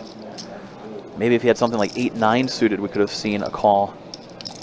Something where your opponent can't have you absolutely dominated. Your cards would be live. Again, 440 entries in our Mystery Bounty main event. We are now down to the final 6. Yep, all 6 have 18,500 locked up right now. It's pretty good. Pretty good. Next pay jump worth almost 6K though. Well, this is also excluding those who have pretty big bounty pools. Of course, George with the 50K that's in his, and the 10K that's kind of in his back pocket. Johnny with about 12,000 in bounty pools for him. Of course, was the first to pull a big bounty with the $10,000 pull that he had yesterday. Yeah, Thad pulled a 5K. Anthony pulled a 5K. Alex pulled a 5K. A lot of big pulls at this table. And there's still one big pull left with the $20,000 bounty that's still up for grabs for somebody. I mean, 6 envelopes left. You got a 1 in 6 shot at it. I like those odds. Yeah, it's pretty good. It's pretty good. Pretty good. I see Wayne. Look down at ace-9 suited. He is going to open things up. Saw Alex get out of there. Alex did raise and take the last hand. He's over 20 bigs. He's sitting much happier than he was just one over to go. We see everybody let it go. Wayne's going to drag this one in. It's kind of everybody waiting out.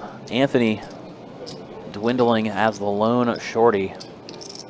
See if he can wake up with a hand and find a double up like Johnny and Alex did. He needs it. We had a couple fans in chat as well. They're going to need it. Also, I will say quite a few fans in the room as well on the rail for Anthony as well. Yeah, saw a good bit of people coming out, supporting their boy. Big spot for him. He's got a couple of tournament victories under his belt. Not quite as big as some of the other players on this table, but also he's hoping to change that today. But also Anthony's still relatively young too, so I mean. Oh yeah. Lots of opportunities for Anthony down the line. Well, potential pot brewing here. We saw George open the button like he has done a good chunk of the time. Wayne looks down at 10-9 suited, very playable, putting in the call. Off the flop of 8-6-4, 2 clubs on board. George hits middle pair. Wayne's got 2 overs and a gut shot. See George assembling the continuation bet. Easily see Wayne put in the call.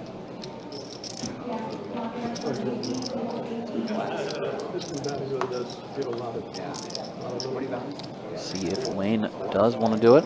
Instead, just going to let it go. Again, nobody wants to battle George today. Very apparent. Anthony, like you said, younger, a little bit newer on the tournament scene, but he's had a lot of recent success. You know, just this summer, the Poker Atlas Tour came to the St. Augustine room, and he was part of a shop for $15K in the opening event down there. Took that success and maybe begged his boss for approval on a vacation request to Vegas this summer. And maybe his boss was so nice he facilitated that, and he actually snuck out to Vegas and shipped an event in a $300 summer event. One of the smaller rooms, but still a 12K score and a trophy. I mean, there's nothing wrong with that. It's got to boost your confidence, and confidence is going to come in handy at this final table. And here is Anthony all in. And if he can get it all in against Thad only, he's going to be in great shape. Ace-8. Thad originally limped in with the 10-8 suited. The rarely seen under-the-gun limp at this table. Thad does let it go. Could have easily seen the call, and Thad would have been in rough shape, so good fold by him. But Anthony getting some life. Yeah, I'll say that's still a decent pot that's going to be shipped over to him. 175,000 chip increase for his stack there. He shoved eight bigs, and he picked up 3.5. I mean, anytime you can do that without having to even fear a run out, it's beautiful. Unique entries there were in the tournament? Would be interesting, wouldn't it? Anthony now under the gun. I mean, I think more people shoot multiple bullets than shoot just one, I bet. King 5 offsuit for him.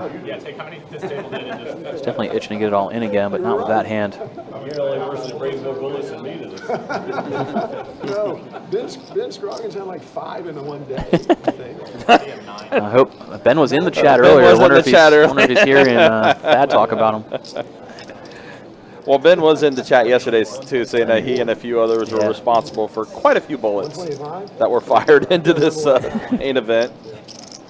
So it's not a secret. He was in here that said that yesterday. Thad can speak on it. He's no stranger to firing multiple bullets as well. Oh, for sure. And if you have an edge on the first bullet, you get knocked out. That means you have an edge on the second bullet. Yeah, there you are, Ben. Ben is in the chat. I got my knee 8 done. total. There we go. It's still not recovered. I gotta.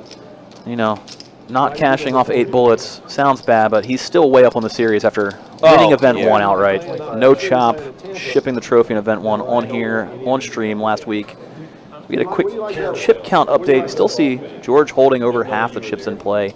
Anthony was the short stack. And he's sitting in the big blind this hand. Always come back. Pressure's just going to continue on him.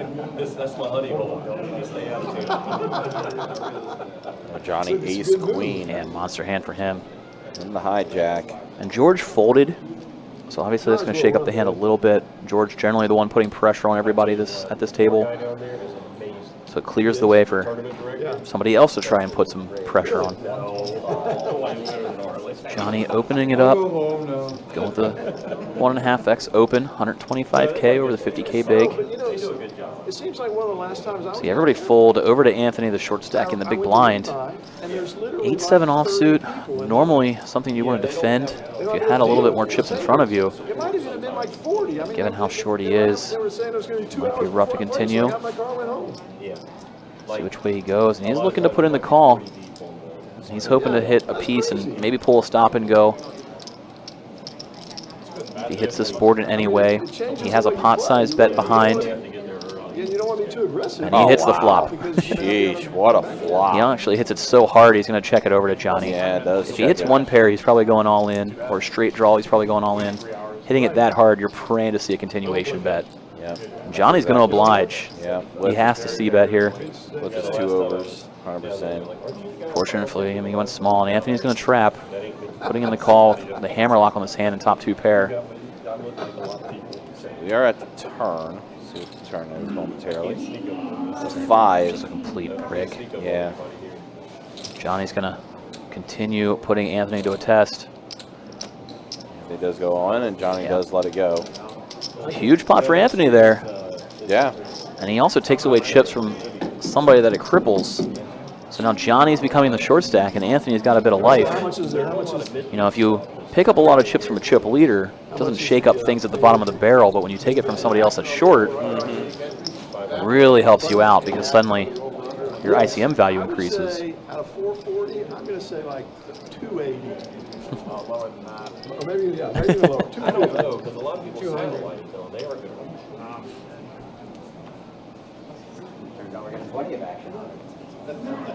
Again, the next elimination that we do see on this table is going to be taking home $18,525 at least. I know, I think Johnny you're right. I might be like 200. Possibly going to have to be all in here. Sub 10 big blinds on the gun. You know, he's got 8, just enough life to maybe wait one more orbit before being a desperation shove. So we see him let it go. Fortunately for him, he did. As we see Thad woke up with ace-jack suited on the button.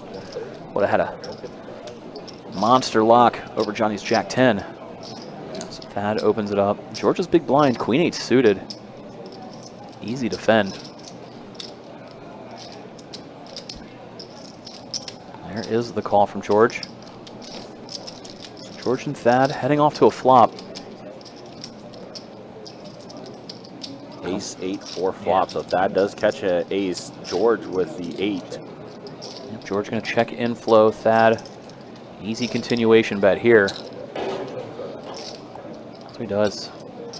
It makes it a sizable amount. Don't want to go too small.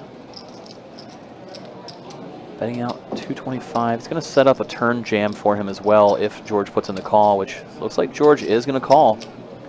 So now any clean turn card, you roll easy all in for Thad. I believe that's what he was setting up with that flop bet. That's a clean. Deuce, yeah. That's as clean as it gets in the deuce of spades. George checks it over. And there is the all in from Thad. So now George sitting here with second pair. What's he want to do? You're getting a pretty good price. But the jig is up. He knows Thad's not bluffing there. He's going to let go of second pair. Good fold by George. Huge pot for Thad. 35. What you say? No, I said 250. Yeah. Good job, fellas. Good job. 235. That's interesting. Thanks, Jesse. That's interesting. Are you paying at $5? Okay. Pardon? Are you gonna pay the $5? I didn't. No, he didn't take the I over. didn't take it.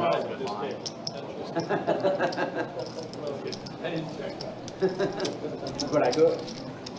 That's some people in the chat asking if Anthony is a dealer. He is. I knocked somebody out in the early levels. They got mad at me because I called them. I'm like, this is the revive pick.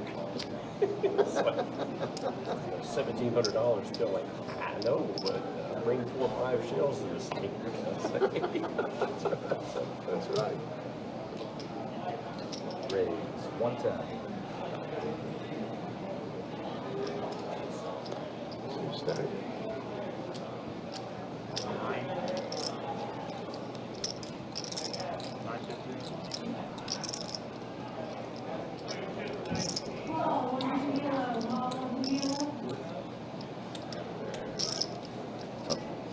Had here with pocket kings after Alex put in the raise with pocket trays.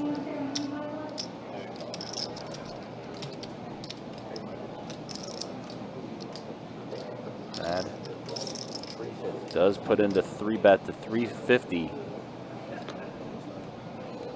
It's gonna. Oh, Johnny in the big blind, king, queen suited.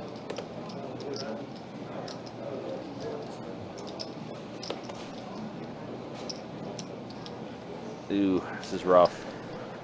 Yeah, I mean, King Queen is a monster when you're that short. You are facing an open and a 3-bet, so it shrivels up a little bit. Just nasty. He does make the fold, does let it go. Alex folds as Also well. folds, yeah. I mean, good fold for Johnny. Obviously, it's so easy to be crushed. You know, Thad had the absolute. There it is. Yeah. Thad showed it, so He did. he And gets the immediate Some A7 and hit immediate happiness. Didn't have to watch it back later. But it is so easy for Thad to have ace, king, or ace, queen also. Not necessarily just kings. right. But Johnny, yeah, little fist bump there as he's like, yes, I made the right fold. As he did see it. Johnny knows I'm strong. You're Thad. The first time. Johnny knows I'm strong. Yeah, now you see what he can get away with. So Johnny living to see another day. Ooh, Anthony pocket tens in the cutoff here. 17 bigs behind. There is the raise. Might be one of the first opens we've seen from Anthony that wasn't an all-in. He's been pretty much short this entire time on the final. Starting to pick up a little bit of life. Again, Johnny just trying to survive as now the button is on him as he did go through the blinds. So Wayne on bullets. So a nice little pickup for Anthony there. Getting real close to the 20 big blind mark now. It was a 5K. Johnny getting even shorter. He does have the button here. Alex So annoyed. I said, I'm not spending not overly deep in the big blind. You see Alex has 19 bigs, tied with Anthony. I didn't have any money. I didn't have any money. And then you got Thad and Wayne kind of sitting comfy with those middling stacks here. They want to see the shorties bust out before they battle that monster stack of George. Half the chips in play still. Just Won like 50K. So there you go. Well, Fourth bullet. so in the, Alright, folds around to the short stack. Johnny on the button, and he wakes up with pocket ace. in the spring, I sat down Easy all in with any pocket pair I was just making would have done it. I mean, probably. Eights is a monster off of a 5 big blind stack. Yep, he is going to go ahead and just jam it here. And Wayne with ace 7 suited. When he takes a look at this, I can't imagine he's going to fold.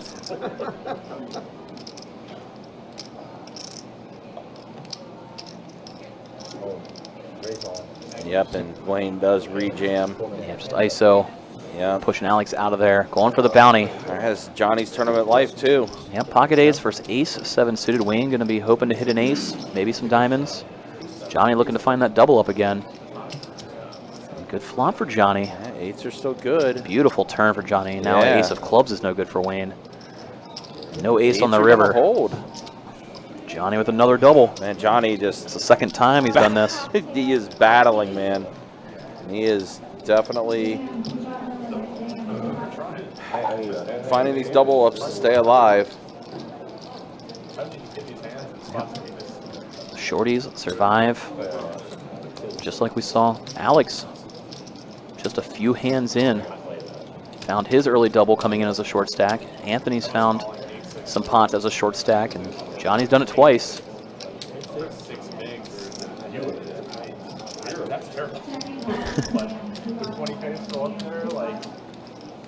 So far, been a lot of action, but stagnant with 6 players left still, as we have no eliminations for quite some time as the shorties keep living on. So Anthony lets it go on the gun. Now George, pocket 7s, easy raise for him. Still hovering around 7 million in chips. Johnny with the Jack 9 offsuit, gonna let it go.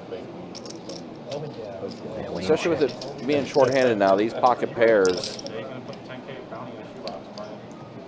They're going to be tough for some of the shorter stacks to play, but when you're George and you have this many chips, easy raise. Now Thad with a pretty easy defend in the big blind. King, queen offsuit, easy call, and wow, George smashes it, ace-7-4. I mean, again, He can't get paid though. Just, he's going to get no action out of Thad unless Thad goes runner, Broadway, but right. Which now he does have that Broadway draw. from Thad's perspective, George raised pre, so he's got a lot of aces in his range. So now he's going to put in a delayed C-bet on that jack turn. Betting about 1/3 pot. And he's going to take it down as Thad couldn't continue with just a gutter ball, knowing he's probably drawing only to the 10, which was the case. It's the one downside for George there, flopping that set. Thad, fortunate it wasn't a king or a queen high board instead of ace high. Got away for very cheap, which could have been a disaster. Came out just slightly different. Again, I mean, George has just been, it seems like it just, everything that he was able to have happen to him yesterday is just carried over to this final table today. 10-6 suited for him. It looks like he's definitely feeling the vibe of the table. Nobody's playing back at him. He's going to open it up from under the gun. 10-6 suited. See Johnny have to let go of ace-4.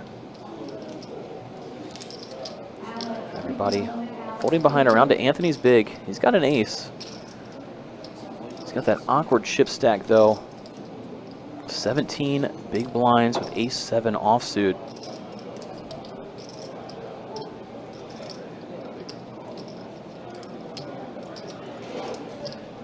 See how he must proceed against the chip leader. With the ace in his hand, he is going to put in the call, defending his big blind. So it'll be Anthony and George. Anthony has about 16 big blinds behind. See if George wants to put the pressure on, and well, George definitely will now. Flopping top pair on 10-9-5 rainbow. Anthony checking it over. George reaching for chips, assembling that continuation bet. And there it is.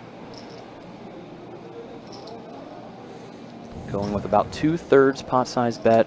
And Anthony just going to let go of the ace high. George continuing to stack up. He's over 7.5 million in chips again. I believe his peak was right around 8 million. But again, over half the chips in play. It's what dreams are made of. George realizing I'm here today. So after the recent Johnny double up, where Alex was sitting, imagine Anthony, Johnny, and Alex all kind of clumped in yet again. We saw it earlier. Kind of deja vu. Before we get to any of them, Wayne looking down at pocket jacks. Wayne was sitting second in chips. He's got about a 40 big blind stack right now. Raises it up. The table is going to explode. And everybody lets it go around to George's big blind. See if he wants to defend his big with king 5, and sure enough he does, putting in the call. See the flop here, 4-4-7. And 2 spades on board. George going to check it over. Wayne assembling the continuation bet. We've seen him play pretty cautiously against George so far on this table. Given that fact, don't expect George to check raise bluff, and that's why we see him just let it go as soon as Wayne does c-bet. Earlier, Wayne elected not to continuation bet flopping top pair, and it did go to showdown. So George is aware of maybe how Wayne's been playing him. Funny how it works. Like if you're ready to just go to the bathroom, you'll get a good hand. Just a heads up, guys, I believe after this hand, or maybe the next hand, we will be taking a 15-minute break. Yep, players did go on break. We're obviously on delay, but when they go on break, so do we. Kind of run off and grab another coffee to chug down. But don't worry, we will definitely be back without missing a hand here on the live stream. Before it gets to that, this is a hand, and Alex raising it up.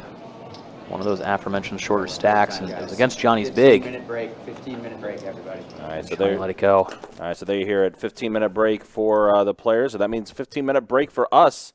We'll be back with more of our final table of our Mystery Bounty main event, the headline event of the Card Player Poker Tour. Thank you guys for watching. Thank you guys for hanging out. We'll be back in 15.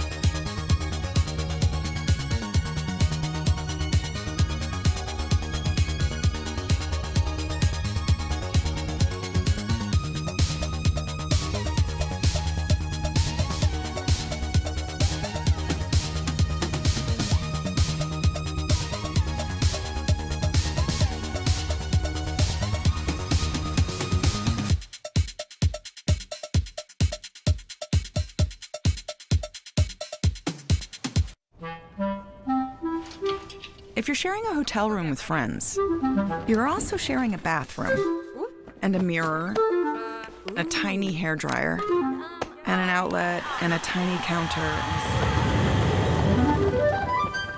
Get an Airbnb and get more space. Is that my bestie in a taxi? Fresh blowout, skin on town, she real. And my best friend, she a real bad, got her own money. She don't need no on the dance floor.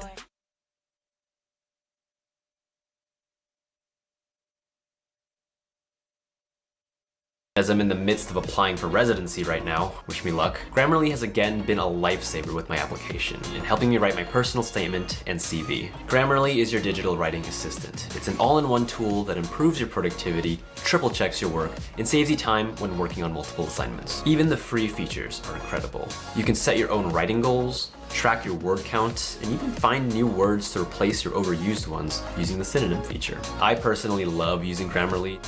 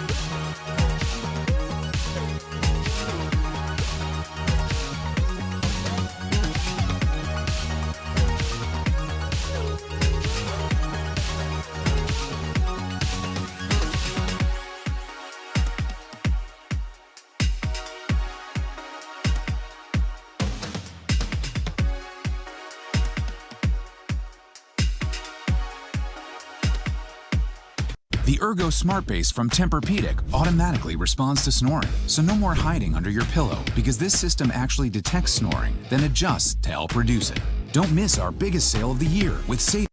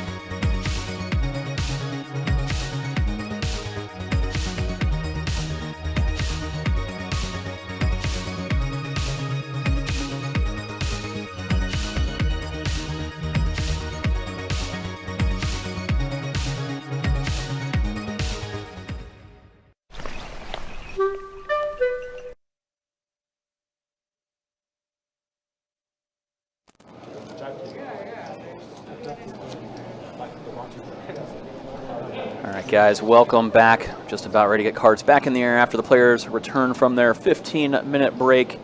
Coming to you live from Best Bet here in Jacksonville, Florida. Wrapping up this main event of the Card Player Poker Tour. Super swanky trophy. There it is. You know, all eyeing up the trophy that they're fighting out for. More than the trophy.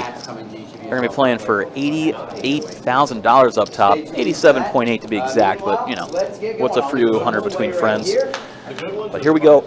6 players remain. Started with a total of 440 entries in this event. Only 6 are left. This is a $1,700 buy-in mystery bounty format main event, closing out the Card Player Poker Tour. My name is Mike. Joined in booth with Ryan. Country had to step out. Got me flying solo for just a second, but hopefully cards will be in the air. We'll check things out. In case anybody's just tuning in recently, the quick updates. So George there right in the middle of the 5 seat. He is the massive chip leader right now. He's got about half the chips in play. You got a couple of shorties. One being Anthony here. Action on him. See him let it go. He's off of a 12 big blind stack, and Johnny, the other short stack, here in the small blind with Queen Trey. He's got to let it go. He's going to have 8 big blinds as play picks back up. Another one of the shorter stacks is Alex there next to the dealer. I believe he's hovering around 15 big blinds, not as short as the others, but those 3 are kind of the shortest stacks in the field as it sits right now. Thad there in the 2 seat and Wayne there in the blue pullover in the 7 seat are both sitting pretty decent and comfy. They got a lot of life, but they're not even close to touching George's chip stack. He's just got a massive edge on this field as things stand right now. There we go. We see it in visual form. Johnny the shorty, Anthony and Alex not too far behind. Like I said, Wayne and Thad in the middle, and whew, George over 7 million in chips. Next closest is Wayne with 2. What a massive lead he's had. He came in as the chip leader, and he's continued to extend his lead pretty much exactly in the manner you would want to do so if you head into a final table with a big chip lead. He keeps leaning on his opponents. He seems to know every time that they play back at him that they have it. Just been smooth sailing. Sage hats are out here right now. Half dozen black ones, half dozen red ones. Grab one of each if you wish, okay? Speaking of smooth sailing, Anthony got to raise it up pre-flop, faced no resistance from George or anyone else as they all let it go, and he stole the blinds. Had a premium hand to do so. I think players are aware. Anthony's been playing pretty snug, pretty honest. He's got the massive chip leader immediately on his left, so he's handcuffed to playing pretty face up. So that's why nobody wants to really put him too much of a test, as he's mostly raising with premium hands. There you go. I was talking about the little bit of passive nature. Queen 10, 6-handed, normally an open, but he's going to let it go. Again, that George chip stack right there in the middle, so big. One by one, everybody lets it go. Thad's going to take a walk in the big blind, especially looking down at Jack Deuce offsuit. He's going to love that. Also, guys, in case you were wondering, the $20,000 bounty is still up for grabs. It was one of our big bounties that were still left over. Yeah, top prize was a $50K bounty, and who else but George, the big stack in this event, also pulled the huge bounty. He's having maybe the greatest run in mystery bounty format history. I mean, yeah, pretty good. I mean, still the one. Still got to close it out too. But that as well. The one mystery bounty though we had where we had Tyler pull the 15K, the 25K, and the 15K. True. Pulled all 3 of our big ones. George's rival in that one. Yeah. I mean, if George can close this out and win the event, it's probably going to go down in history. But he's got to find a way to knock the other 5 players out first. Yeah, but he is in such a good spot, and like the hands that he's been in, he's been able to hit on his hands. Of course, the flush that eliminated Felipe, and then the really big hand for him where he was heads up with Johnny and ended up boating up. Yeah, so it crippled Johnny down to the short stack. But I mean, honestly, it's been a lot of raise and takes, a lot of him leaning on people. Like even there, he opened. Anthony had a somewhat defendable Queen 7 suited. If he was any deeper, he might have put in a call, but against the chip leader who's going to put pressure on you, Anthony's just going to let it go. And That's kind of been the theme of this final table. George is kind of happy to just keep taking a pot or two every orbit. He came into this final table with about 5 million chips. Now he's closing in on 7.5, just slowly and steadily. Here we go. Thad bumping up to 160,000 with the King 10. George wakes up with a monster. Oh my gosh. So Thad's been one of the only people that's been opening a little bit more on the button, especially against George's big blind. Not many people have attacking his blinds, and now George puts in that 3-bet. 460,000. See Thad with 22 bigs left, but he is going to let go of the King 10, not continue on. And a lot of times Thad has opened the button with George in the big. George has called and taken it post flop. He hasn't put in too many 3-bets, so no reason for Thad to think he's getting bluffed too much, given the history. Obviously that doubt does creep in, but stick to how it's gone so far and just let it go. Live to fight another day. You got so many shorties, which the shortest of them all, Johnny here in the big blind. We can easily see somebody try to put the pressure on him. Anthony, king a tray of hearts from the button. Just gonna let it go. So now George, easy all in here. King, queen offsuit. Just apply the maximum, and there it is. All in. Let's see if Johnny wakes up with a hand.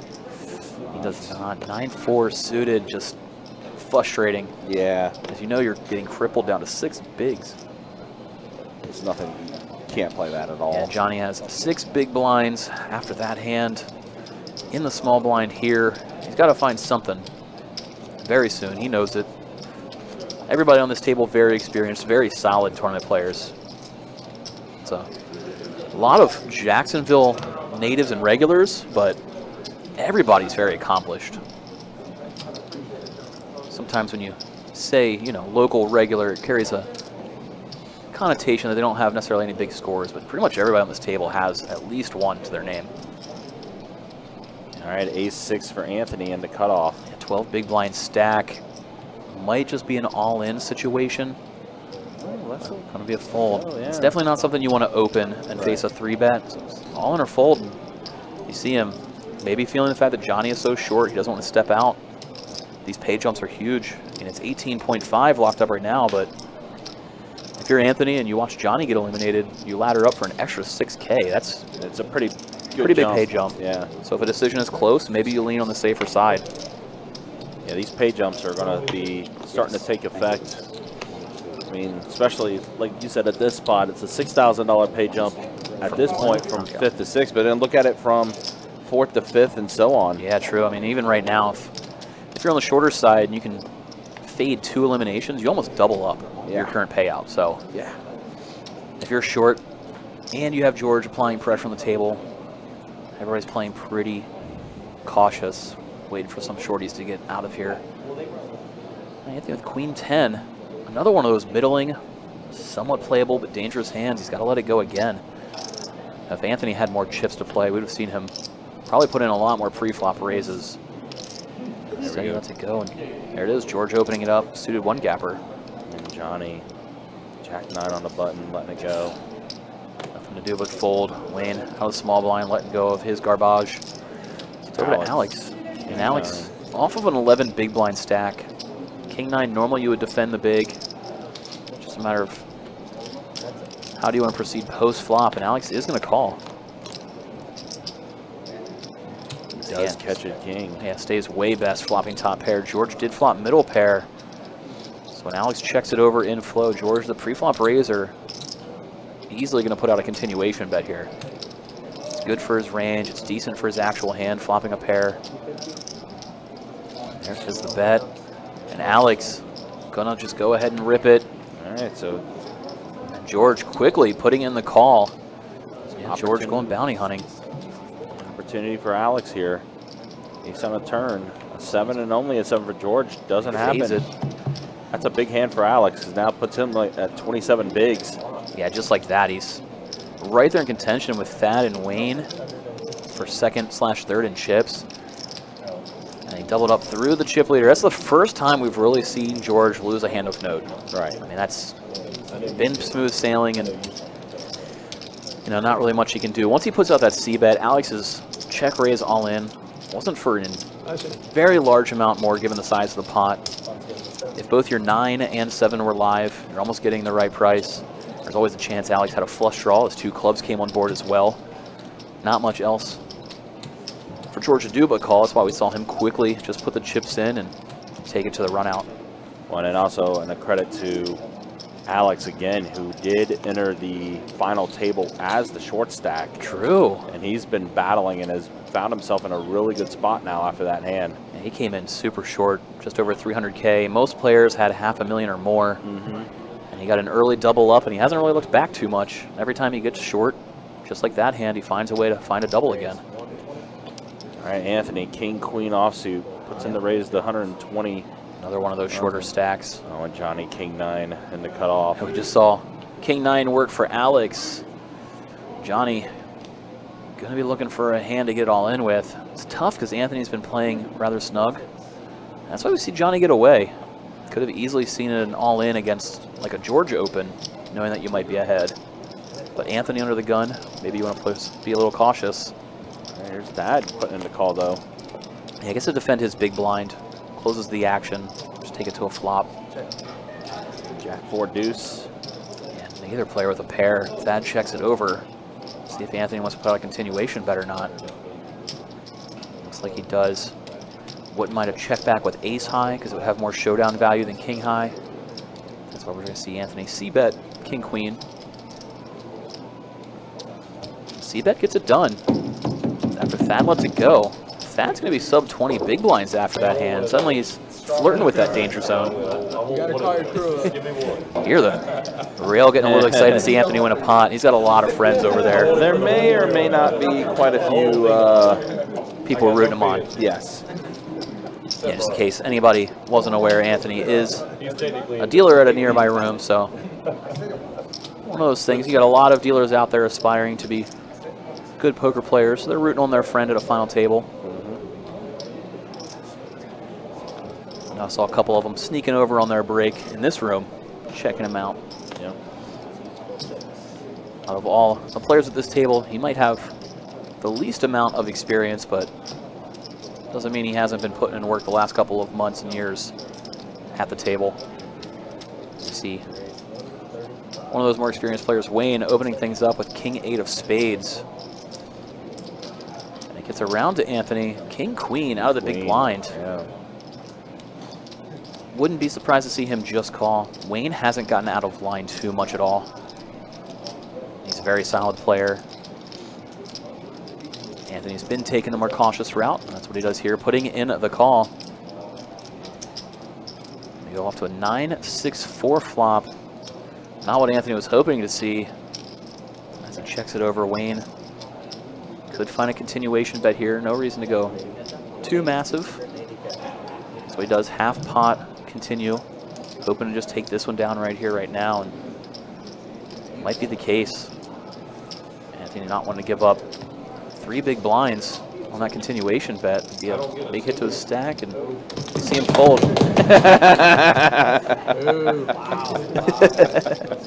He's like, "Where's my what a fun applause?" table.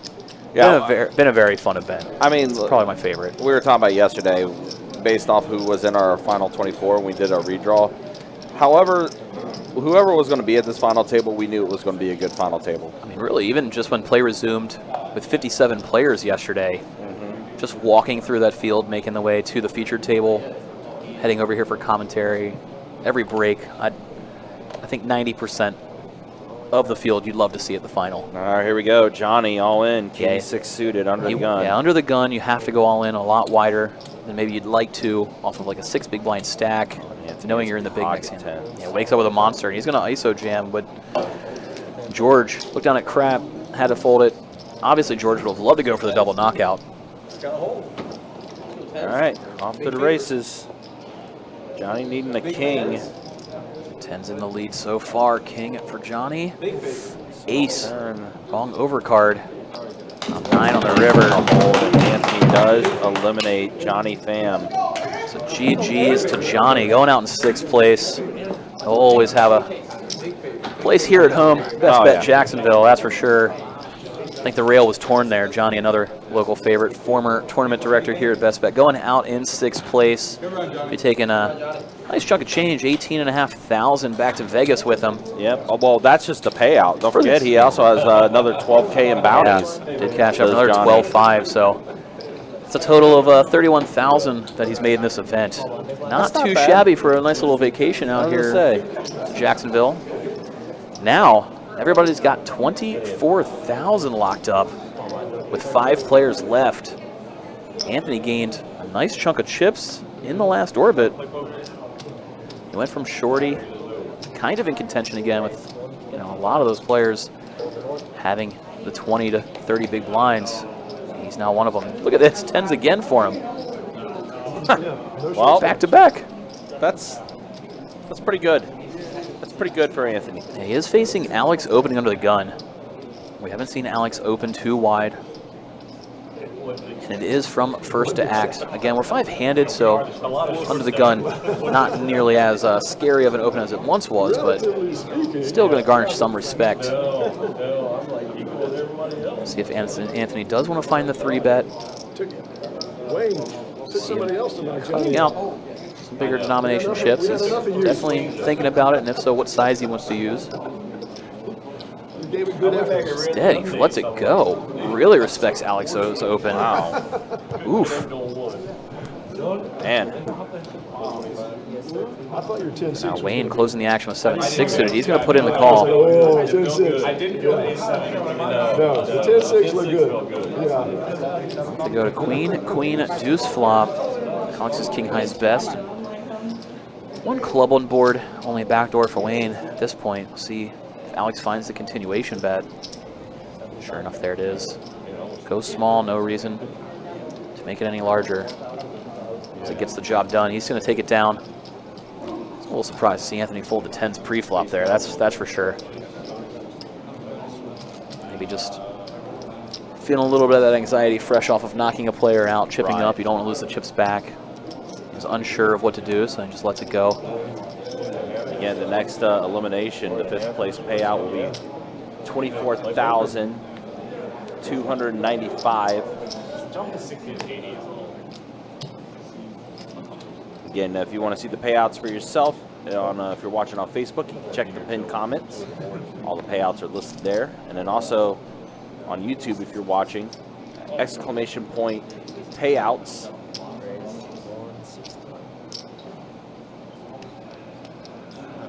I see George, resounding chip leader from the button, gets to raise it up with 8-7 of hearts. Over to Alex, 10-8 of diamonds. Definitely going to defend, putting in the call out of the big blind. Alex started his hand with about 28 big blinds.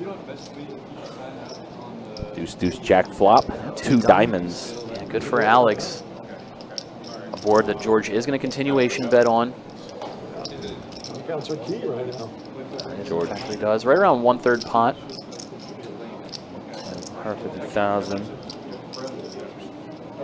Alex, really just a pretty clear call.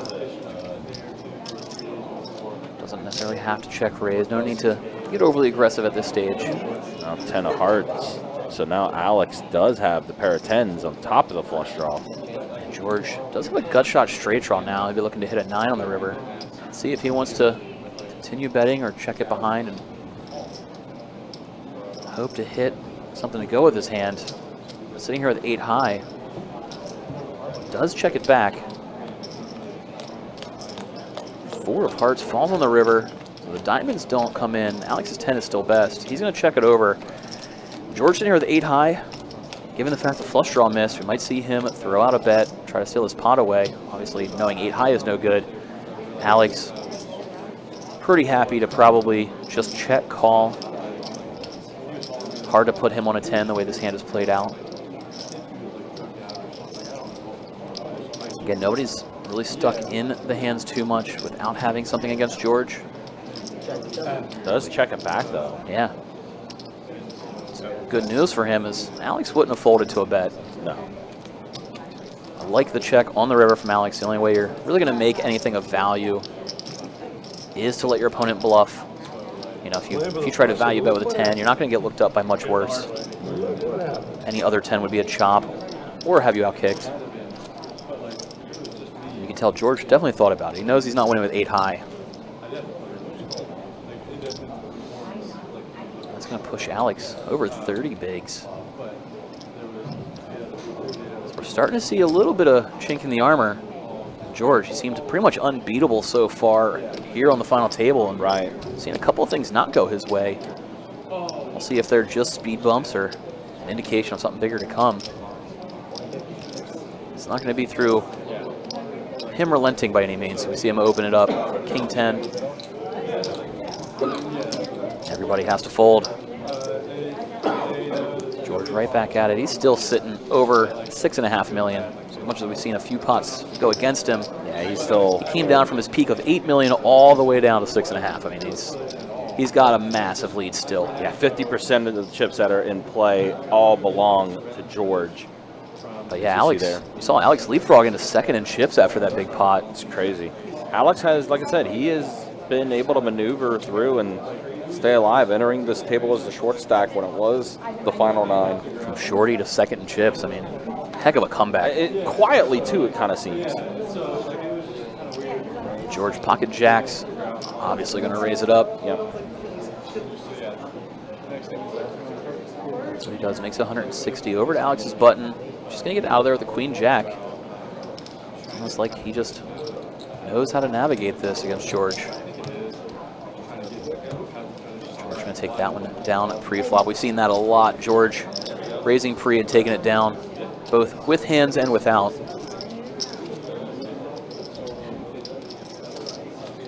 Those things stand. The two shorter stacks that we saw in that update, Thad there in the 2 seat, Anthony in the 4 seat. Neither one overly short. Not desperation mode, but as the blinds are hitting them, let's see if things start feeling only 5-handed each round, costing a chunk of your stack. Can't sit back and wait too much as Thad opening it up, ace 9 of spades. George now in the big blind. We've seen Thad open just about every single time it's folded to him on the button. George give a little bit of thought, wants to play back at Thad, but just going to let go of the 4 high. Still haven't seen Anthony pull that bounty yet, right? I mean, not as of yet, he is not. Yeah, it hasn't really been a break in the action for him to do so, but I mean, there is only 6 envelopes left. The prizes are 20K, 5K, 2K, 1K, and then 2 500s. So you got a 1 in 6 shot at 20,000. And a 1 in 6 shot, 2 in 6 shot at 500. It's either going to be really happy or really sad. On the button now, Anthony, King 10 offsuit. Yep, hovering around a 20 big blind stack. Gonna raise it up here. Does go with the min raise. 120K. Big blind is currently 60K. George with an ace out of the small blind. He's gonna put in the call. Wayne with looking down at 9-4 offsuit, just going to get out of there. So it'll be George and Anthony heads up to the flop. Anthony hoping to improve and drag a pot in. Proof he does not. Anthony check 2 and puts out a C bet. George sitting here with an ace. Pretty happy to just check call. No reason to put in a raise. A way ahead or way behind scenario for the most part. Now George, as we can see, can't lose this hand. Checking it over again. Anthony checking back his king high. Interesting way to fill up for George. Yeah. Going running 5s. I mean, the only thing now is he does beat out any stronger aces on the off chance Anthony has one. Wouldn't have expected Anthony to check back turn with an ace though. George gonna go for some value here, praying Anthony has a hand that he can look him up with. Anthony just playing the board. Gonna be hard to put in a call, hoping for a chop. Looks like he is giving it some thought though.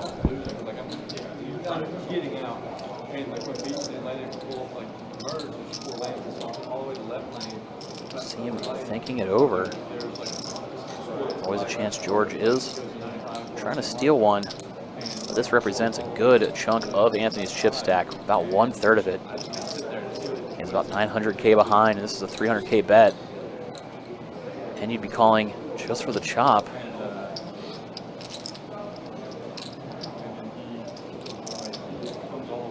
It's like he really doesn't believe George has anything here.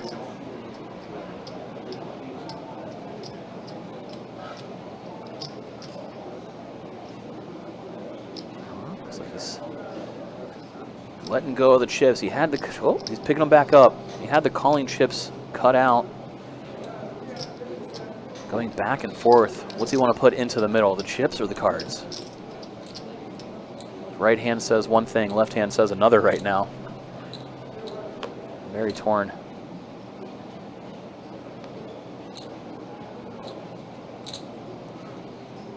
In the end, he comes to the right conclusion, lets it go. You can see he was really mulling it over there.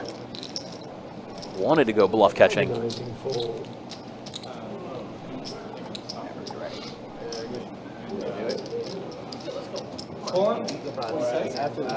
Yeah, go play the hand.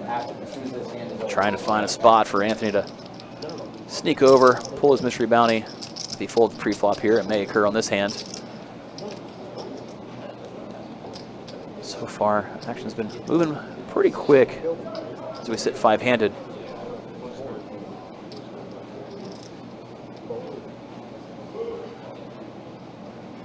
No, don't think Anthony would necessarily fold this hand pre-flop. Pocket fours, 5-handed. Full table, early position, he might be able to let it go, but now that we are 5 players remaining, we're going to see him put in the call. Rarely seen limp on this final table. If George is going to read that for weakness, he's going to raise it up and try to steal it away with his 10-9. That looks to be the case. He thinks that limp is weak, so he's going to apply pressure. Given his chip stack, no reason not to.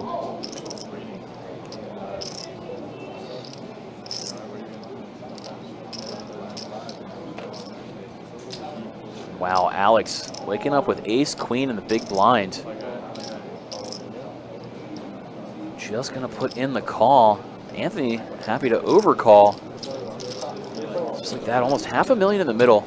Could have seen Alex 3-bet, but with Anthony the short stack in there, he's going to play it cautious. George going to flop the best of it. It comes 9 high, 9-8 deuce, 2 hearts. Checks around to George. See what he wants to do with his top pair. Imagine a C-bet is in order against 2 opponents. See what size he wants to go with.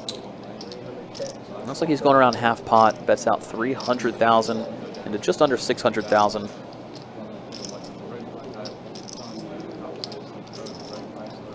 Now Anthony facing another bet from George. Another situation where it seems like he doesn't believe him. Similar to last hand.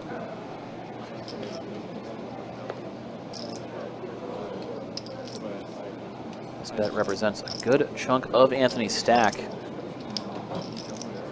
Puts in the call, he's going to be in absolutely rough shape.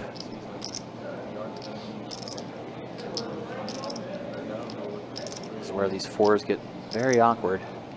Post-flop, multi-way.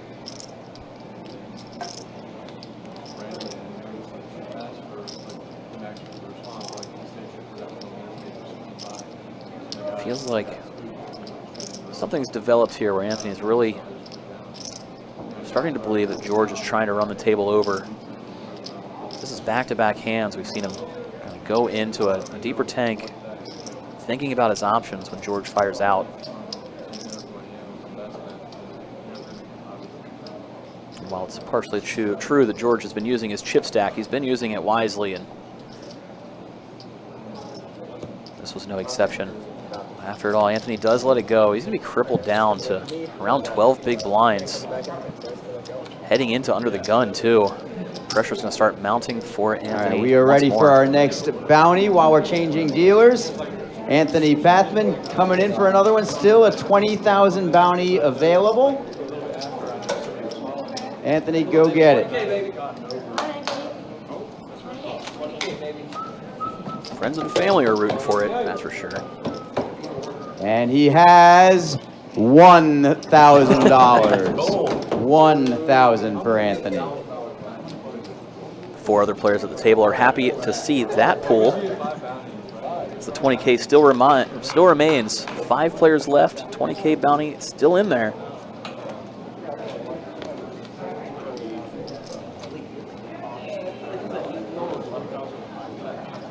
Did see Anthony let it go from under the gun off of that short stack after pulling his bounty. Looks like George let it go. So when it gets on Wayne's button, he is going to put in the raise from late position. King 7 suited. Definitely worth raising. Alex in the small blind. Let's let go of the 9 tray. And Wayne, on the shorter end of things, not the short stack in the big blind, does decide to put in the call and defend. Then checks over the Queen 8-4 rainbow flop.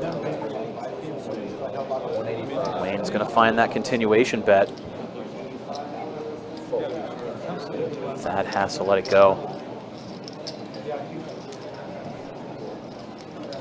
So Wayne chipped up a little bit there. Anthony currently the shortest stack in play. Had 12 big blinds to start this hand and now in the big blind. Thad second shortest there in the small blind. It's going to be interesting to see if people start attacking their blinds, or if nobody does, if them two clash as the 2 remaining shorties.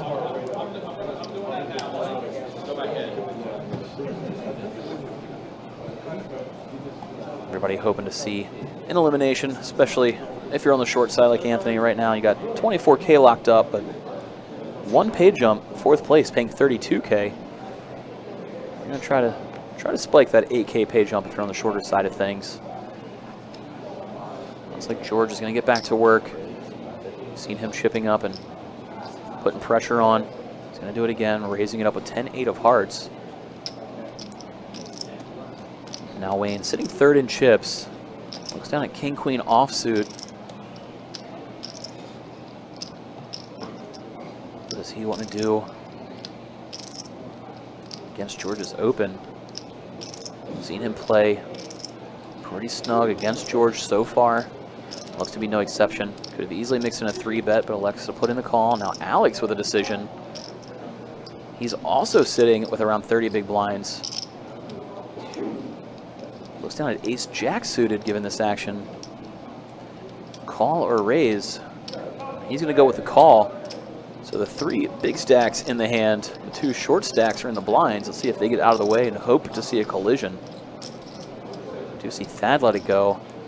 Now Anthony closing the action with Queen 9 offsuit. So tempting to get in there for a good price this multi-way, but it's also so easy against this many players to have your hand dominated.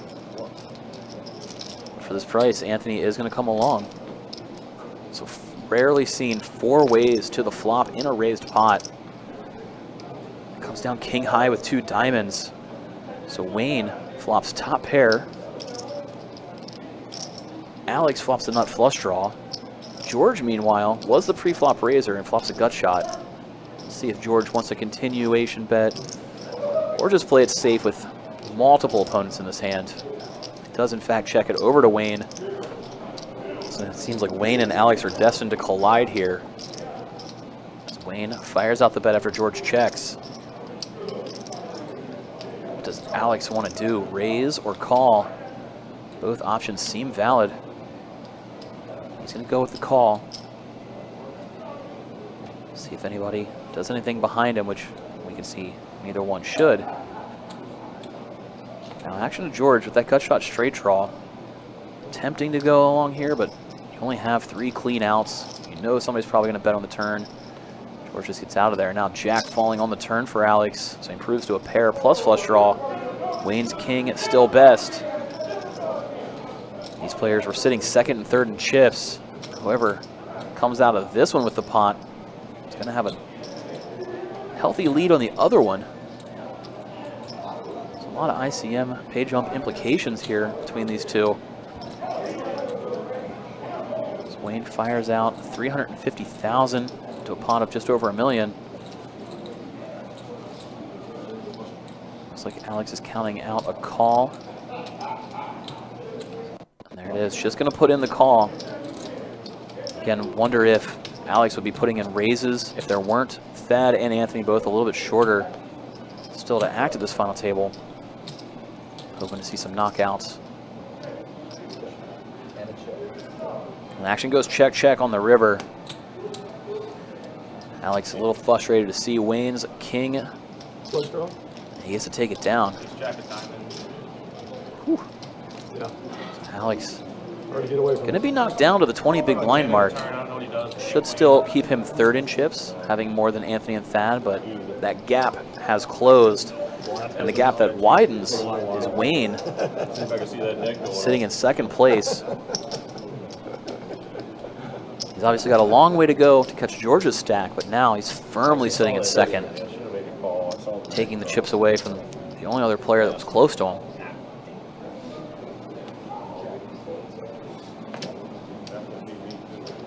You see Wayne let it go. Alex with King Jack suited after losing a chunk of chips on the last hand. He's just going to limp in here.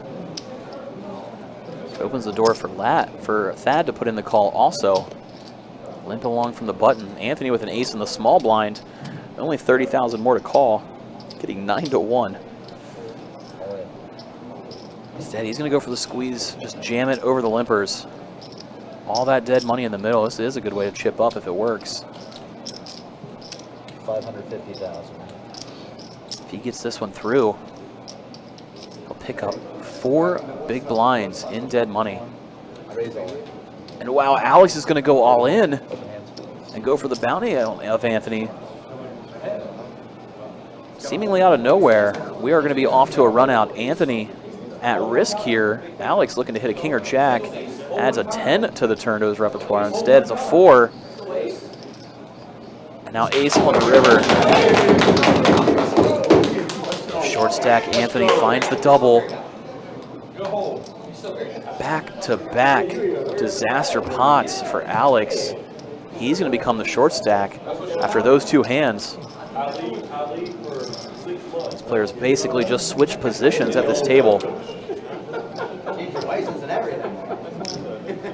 Anthony finds very fortuitous run out, gets the double up. Heard the crowd go a little wild there, rooting for Anthony.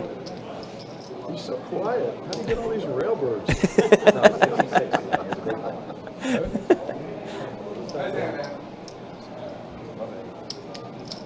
So Alex now the shorty, sitting, second to act.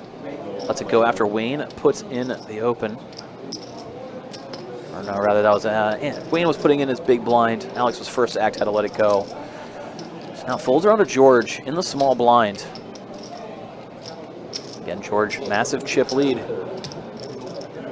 Wayne, who's sitting comfortably in second place in the big blind, looks down at a pair of his own. I would assume he's going to put in the call and just kind of hope to hit a set here. He does not want to put his tournament life at risk, sitting so comfortably in second place.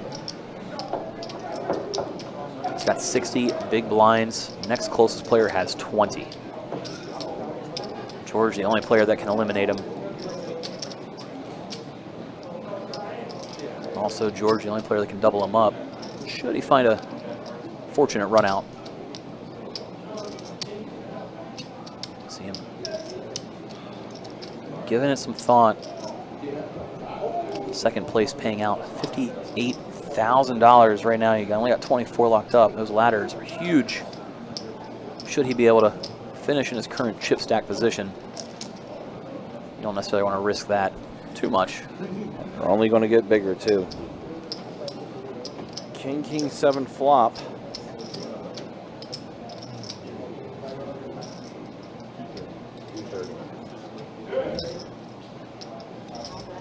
So George check it over rather than putting on a continuation bet, and Wayne's going to put out a nice wager, 230, which George calls. Third king on the turn, both players filling up. If anything, if you're Wayne, that makes you feel a little bit better. Action goes check, check. Queen on the river. I wouldn't be surprised to see it go check, check once more. Both players pretty happy to show down their hand. If it checks through, you're probably good. Wayne gets to show the better one, dragging in almost $1 million in chips, extending his lead of second place. Wayne's like, listen, if no one else is going to cheer for me, I'm going to cheer for myself. I run solo. So now Wayne On my own poker game. way up and alone in second place. Got about half the chips of George, who still remains with half the chips in play. Anthony, Thad, Alex down there. Anthony with a little bit of comfortability, especially over Alex sitting at 10 big blinds after they got it all in flip positions. And Alex is in the big blind this hand. So he's starting to hit some make or break spots. We've seen both him and other short stacks go through that before. Every time Alex has come out on the cleaner side of things, finding some double ups. We'll see if he can do it once again.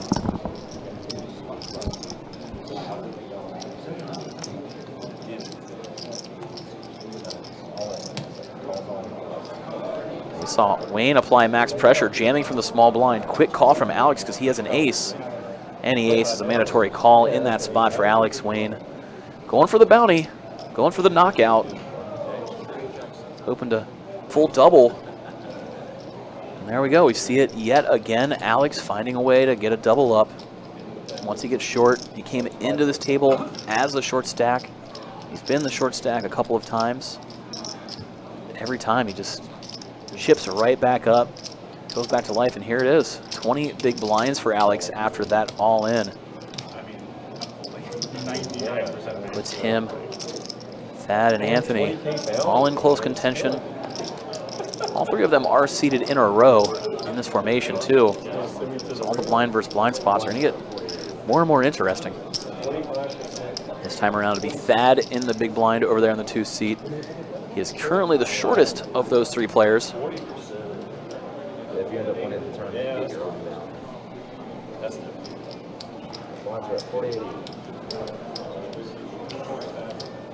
As the blinds increase to 80,000 in the big. Short stack Thad can't be happy to see that, given the fact it's his big blind. Anthony, the second shortest, first to act from under the gun. Looking down at King 6, he's got to let it go. Chip leader George is going to fold. Wayne sitting second in chips on the button. He's just going to get out of the way too. So Alex, fresh off the double, has to let go of the 8 tray. He doesn't have quite enough wiggle room to apply any pressure. And Thad gets a walk. He had a monster in ace 8 suited. 5-handed, a suited ace in the big blind. Just over 10 big blinds. That's what you want to see. Of course, that's the one you probably beat. Generally, you're not going to say no to a walk. So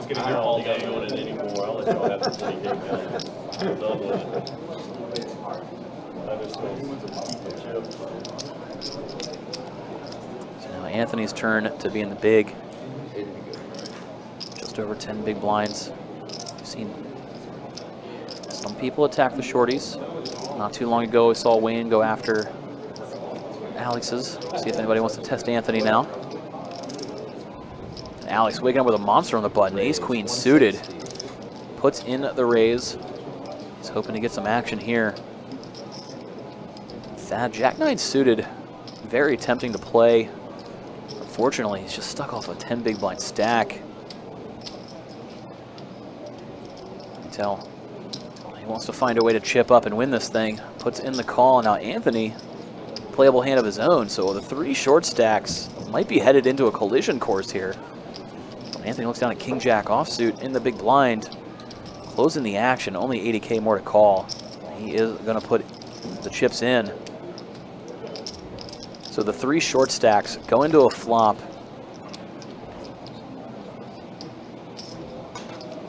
It comes down 10, 4, 4, 2 spades. Nobody with a pair. Thad Jack high, Anthony King high, Alex. The betting lead as a pre-flop raiser. Does get checked over to him. Let's see what he wants to do. These players are relatively short in comparison to the pot, an SPR of 2. There's not a lot of wiggle room to make any moves, and wow, what a turn card in a jack. Oh man. Thad and Anthony hit a pair. Yep. Thad's gonna jam it. And Anthony's going to have to think about this one for at least half a second. He had was the not long. king of spades plus a jack, and Anthony's getting it in good with a chance to eliminate Thad here. Oh, man. Thad hoping to see an ace, a 4, a jack, something to create a chop. And it is a tray of spades.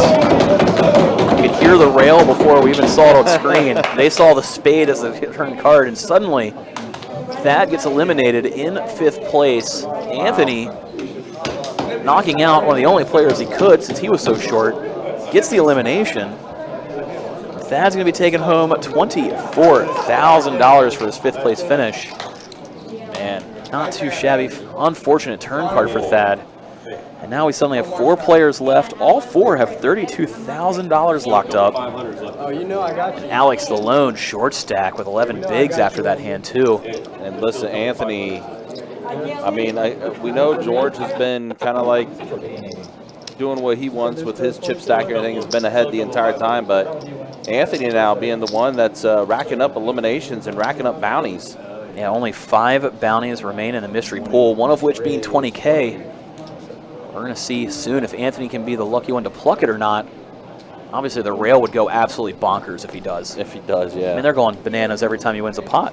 And I see the all the Anthony fans out there with the putting the ant emojis in the YouTube chat. So before we get ahead of ourselves, look at this pot potential here. Wayne opened things up. George is big blind, and he wakes up with pocket jacks.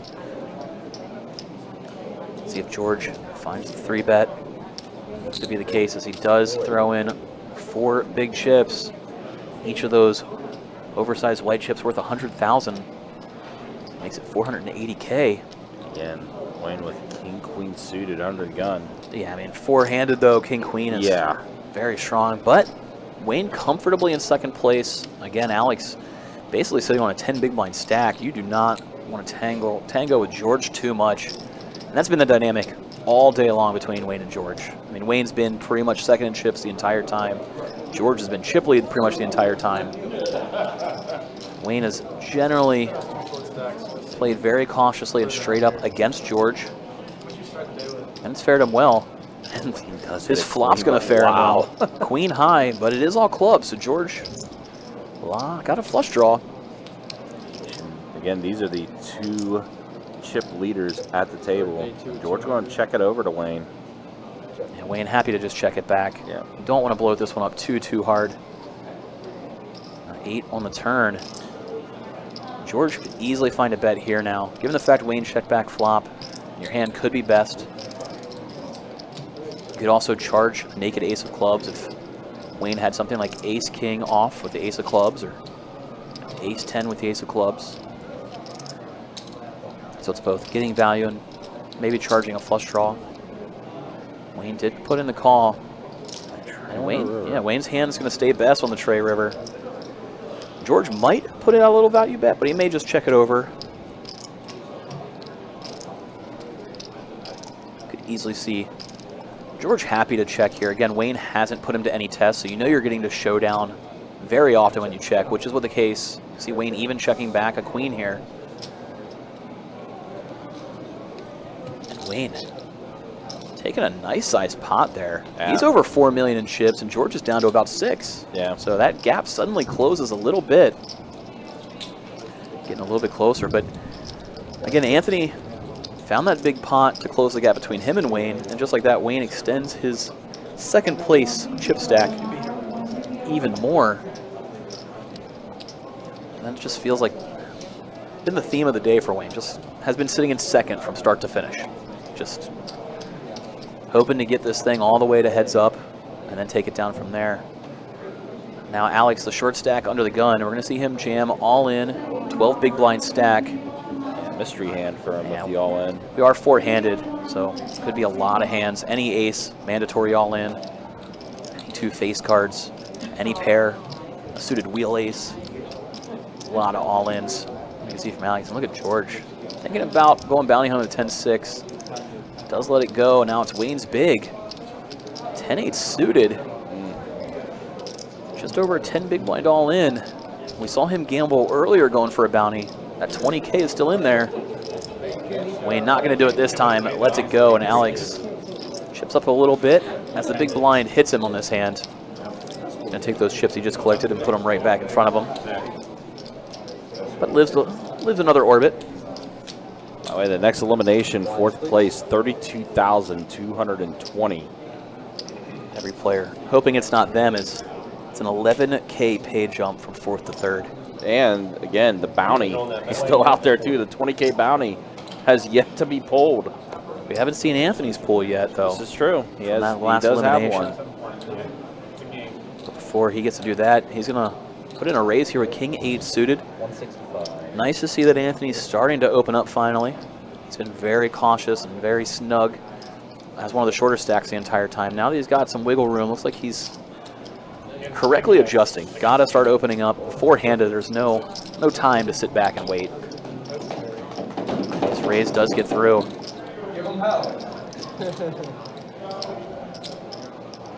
So not asking how do you know who the bounty is on the table. Every player is a bounty. Yeah. In this mystery bounty format, every time you knock a player out, you get a ticket to draw a mystery bounty amount in the form of an envelope. All the envelopes containing different dollar amounts, scaled everywhere from 500 up to 50,000 across the event. Today, the highest prize available is 20K as things stand. As George here, the chip leader, yesterday pulled the 50K bounty prize when he eliminated a player. He also has a 10K pull as well, so. Yeah, just 60K in prize money. Yeah. And the chip lead with 4 players left. A nice feeling going into the final table that you have at least 60K locked up just from the bounties. Feeling good after stealing that pot as well. But yeah, basically everyone that did make the feature day on Sunday, everybody was a bounty. Yeah, if you bagged up chips on day 1, day 2 resumed in the money. That's when the bounties began. Very fun format, the mystery bounty.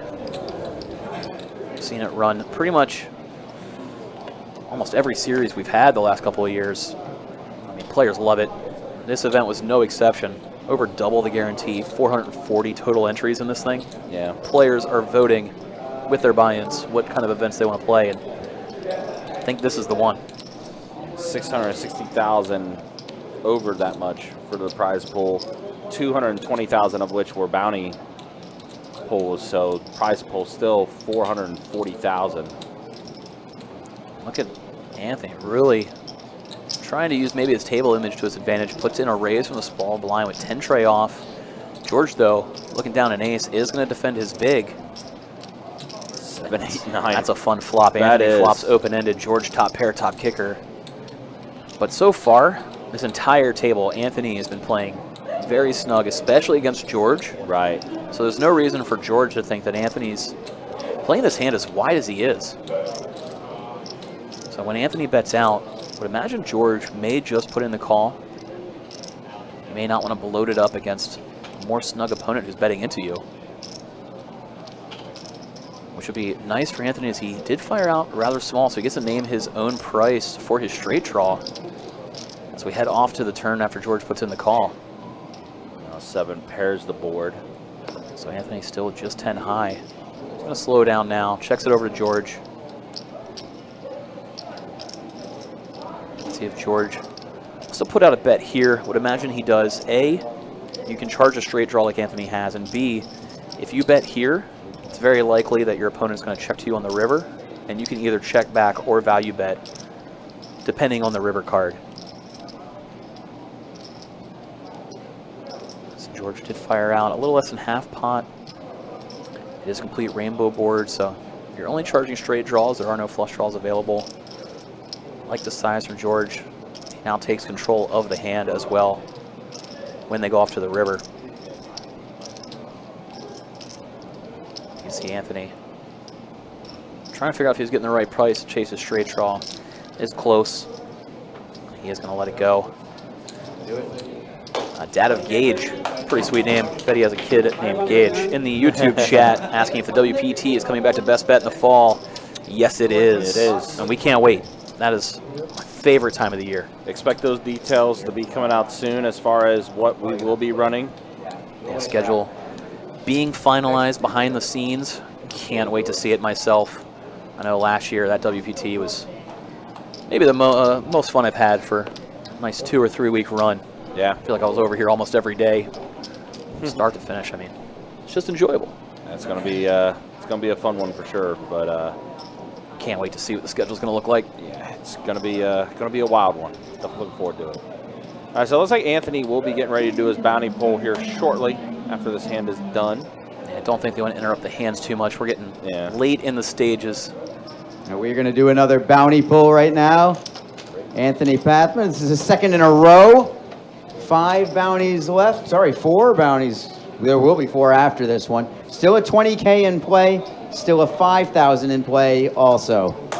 Anthony, pick a winner. The players on the table root for 500. The spectators on the rail root for 20K. Envelope chosen. All right, they're going to hold up action while Anthony. I mean, it's a sweat for them. Absolutely. It's a huge sweat for these players. They're going to hold up action for you. And he's got Oh my God. $500. Oh my gosh. $500. Holy 500. So there's going to be 4 envelopes left, and one of them's the 20K. The 20K is still out there. I mean, when does that start weighing on your mind now? I mean, a little bit less now with these pay jumps. And I mean, you're eyeing up first place. I mean, really, the pay jump from 4th to 2nd is more than 20K. So you're not going to do anything too risky at this stage. It's like a free roll. So here's what's left. The 20K obviously is still left. I think the 500 is. There's still one 500, yeah. one 5K, and one 2K. Yeah. So I think everybody's going to dismiss them a little bit. If somebody gets micro stacked, you know, if somebody's in there with a few big blinds, they could come back into play. When everybody's sitting here trying to make their, push to get into the heads up play, they are going to probably not have it weigh in as much.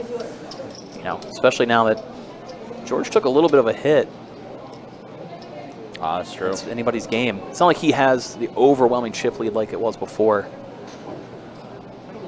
We had Victor point out Alex, top 4 back-to-back years. It's true. It is, Alex played in this exact event 1 year ago, finished in 4th place for 27K. Well, he's definitely making more this time around, as 4th place is guaranteed 32K. But the same event, back-to-back years, sick. Sick run. James asking, does the winner automatically get the last bounty left? Yes, they do. They do. Yep. They are also a bounty. You win, you get the extra bounty pool.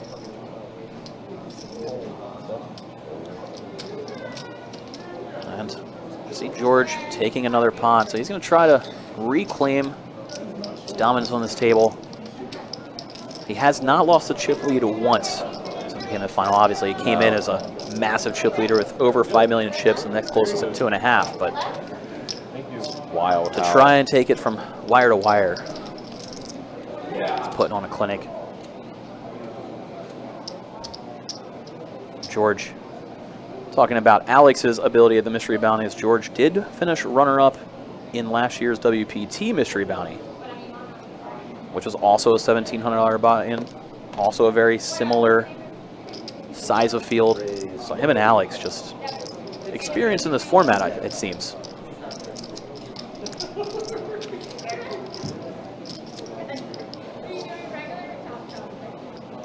Wayne's going to put in the raise from the button. Wayne, another experienced final tableist, similar buy-in amount of $1,500 2 summers ago. Came in 2nd place here at Best Bet during the summer series.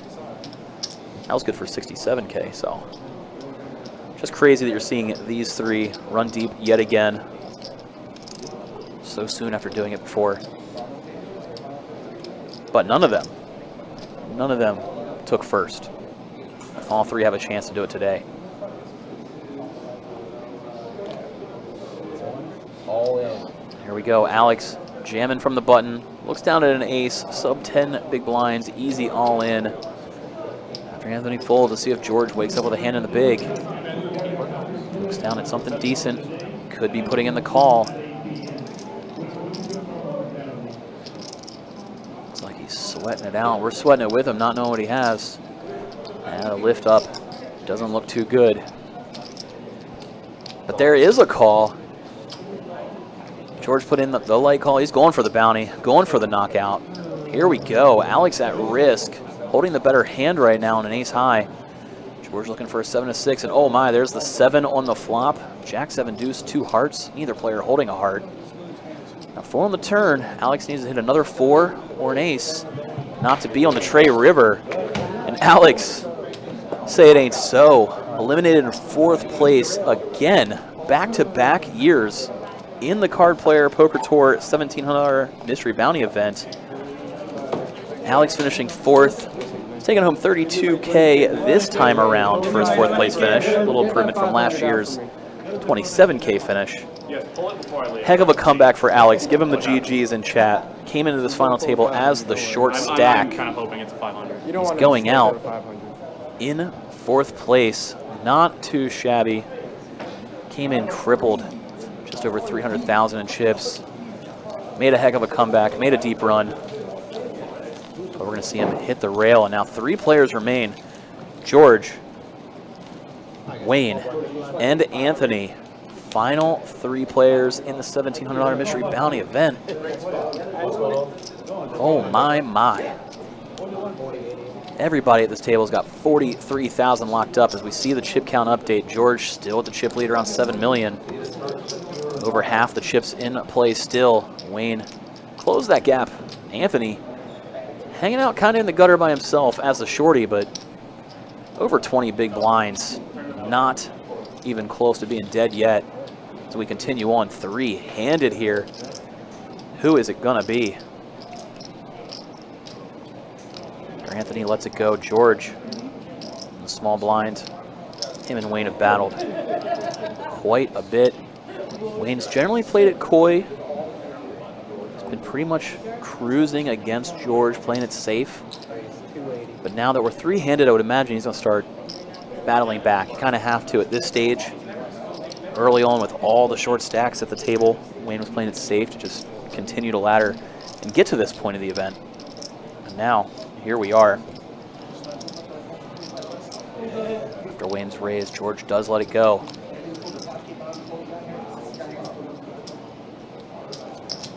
Glad to see the GGs did come out in chat for Alex. Heck of a run for the guy. Loved to see the comeback.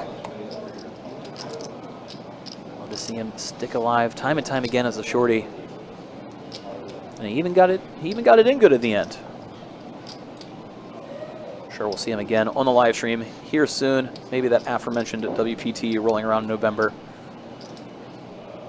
Hopefully he'll make another final table or 2.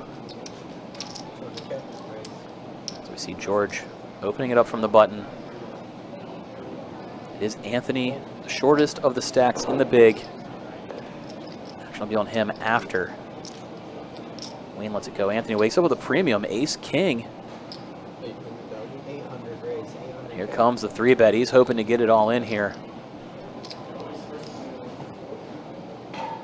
See George saying, why didn't you just go all in? Putting in half his chips was Anthony. Maybe he's just hoping George peels to see a flop to possibly go for the bounty.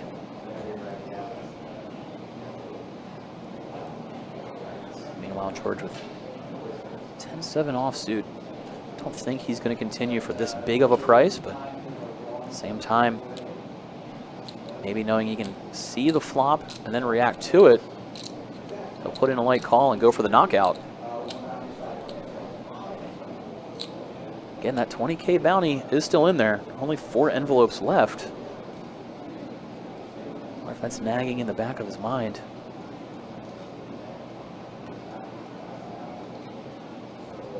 In the end, he does just let it go.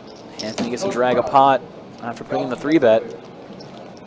And Anthony's rail's a little quieter that time around, but they're excited nonetheless.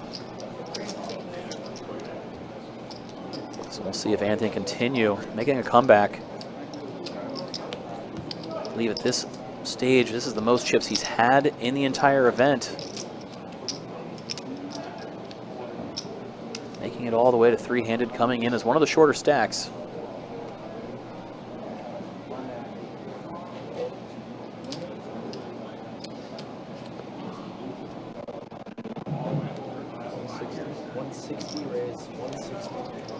Here we go, Anthony.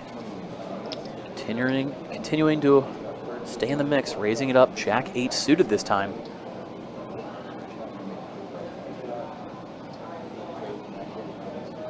As the ant emojis are starting to explode on the YouTube chat. You even see 1 or 2 or 3 over there in the Facebook chat. George did put in the call, and Anthony flops middle pair, ace-8 tray. We're going to see him check it over. He did raise pre-flop, and George called. So does George want to represent an ace when check 2? Doesn't look like he does, checking it back. Now deuce on the turn does give George a wheel draw. Continuing to go check, check. So they go to a 6 on the river. So Anthony going to bet for value here, hoping to get looked up by a 6. Maybe a tray, maybe even king high, given the action that took place, but George, let's go. Anthony, another pot going his way.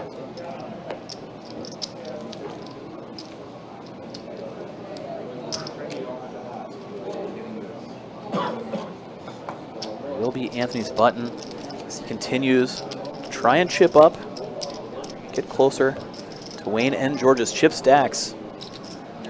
This answered 3-handed play. He was a little bit behind them. He's closing that gap so far.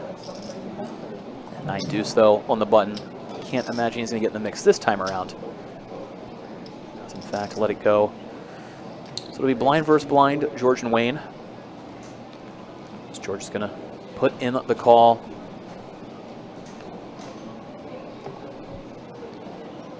Actually, George did put in a raise, made it 3x. Apologies, Wayne has to let go of the 9-4 offsuit.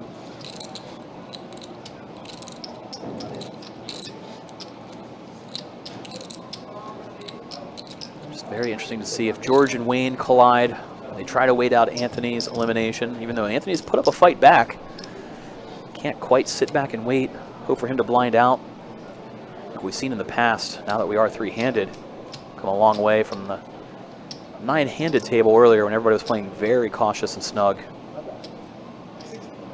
Ranges are rapidly widening.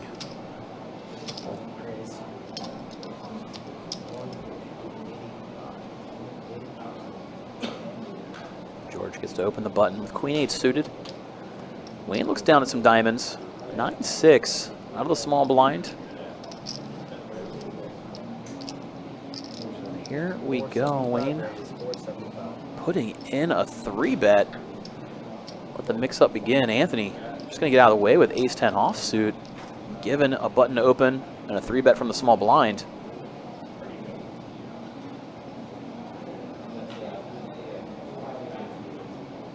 George getting a decent price here in position.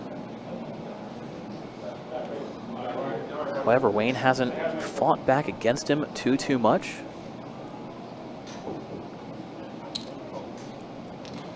Now George puts in the call. Million in chips in the middle as we head off to the flop. Possible chip lead change incoming. Should Wayne win a big one off of George. On the 10-4 deuce rainbow flop, Wayne announced a continuation bet. Right around half pot, 560,000. George is going to let it go. And now Wayne ever so close to the chip lead. He's getting close to 5 million in chips. George down to about 6. Things are starting to shift. Nice hand.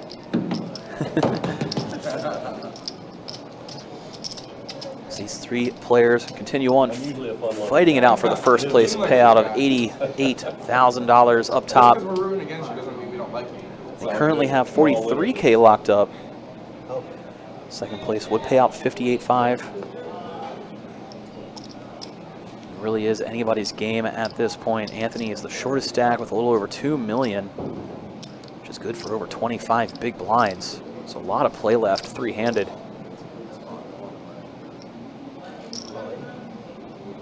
Anthony's going to limp in from the small blind. We've seen him raise when folded to small blind against George's big the last couple of orbits. Went for the limp here, but George raises it up and takes it down. You want to do it now? Maybe after this hand? Okay. All right, sounds like we're going to be able to sweat George's bounty pool after this hand. He did eliminate Alex in 4th place. Got himself the bounty draw. Again, 4 envelopes remain. One worth 20K, one worth 5, one worth 2, and then one worth $500 that nobody wants to pull. So we'll see what George can wake up with when it gets to him. In the meantime, we're going to play this hand where Anthony raises the button with 10-4 suited. George looking down at Jack 9.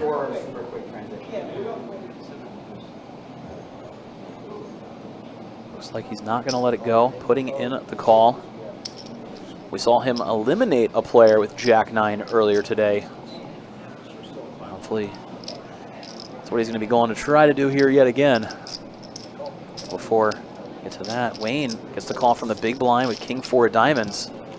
And we're going to be all 3 players off to a flop. Which comes down Queen 4 deuce. Anthony and Wayne both hitting the pair of 4s. You can check over to Anthony. He did raise pre-flop from the button. Flopped middle pair. Throws out a continuation bet. Goes 1/3 pot. Betting 220K into 620. George gets out of there. Let's see what Wayne wants to do with his 4. And he does put in the call. So off we're going to go to the turn. A million of chips in the middle. And Wayne smacks the turn when it comes down King of Spades. Continue to check it over to Anthony. Hopefully, he's hoping Anthony fires again. And that looks to be the case as Anthony's picking up some chips here. Fires out. Around 1/4 pot size, betting 275. And now Wayne springs the check raise. It is about a pot size shove for Anthony. Anthony's got to let it go. A little bit of frustration there as he was making a comeback here. Kind of gets knocked down again. It's bounty pull time, everybody. George coming in. 4 bounties left, including a 20,000. And remember, he's already got the big one. Already has the 50K. Looking for the 20K. Yeah, he already had 60. All right. Envelope is out. In pulls. There's one 500 left. There's one 2,000 left. There's one 5,000 left. Zeros?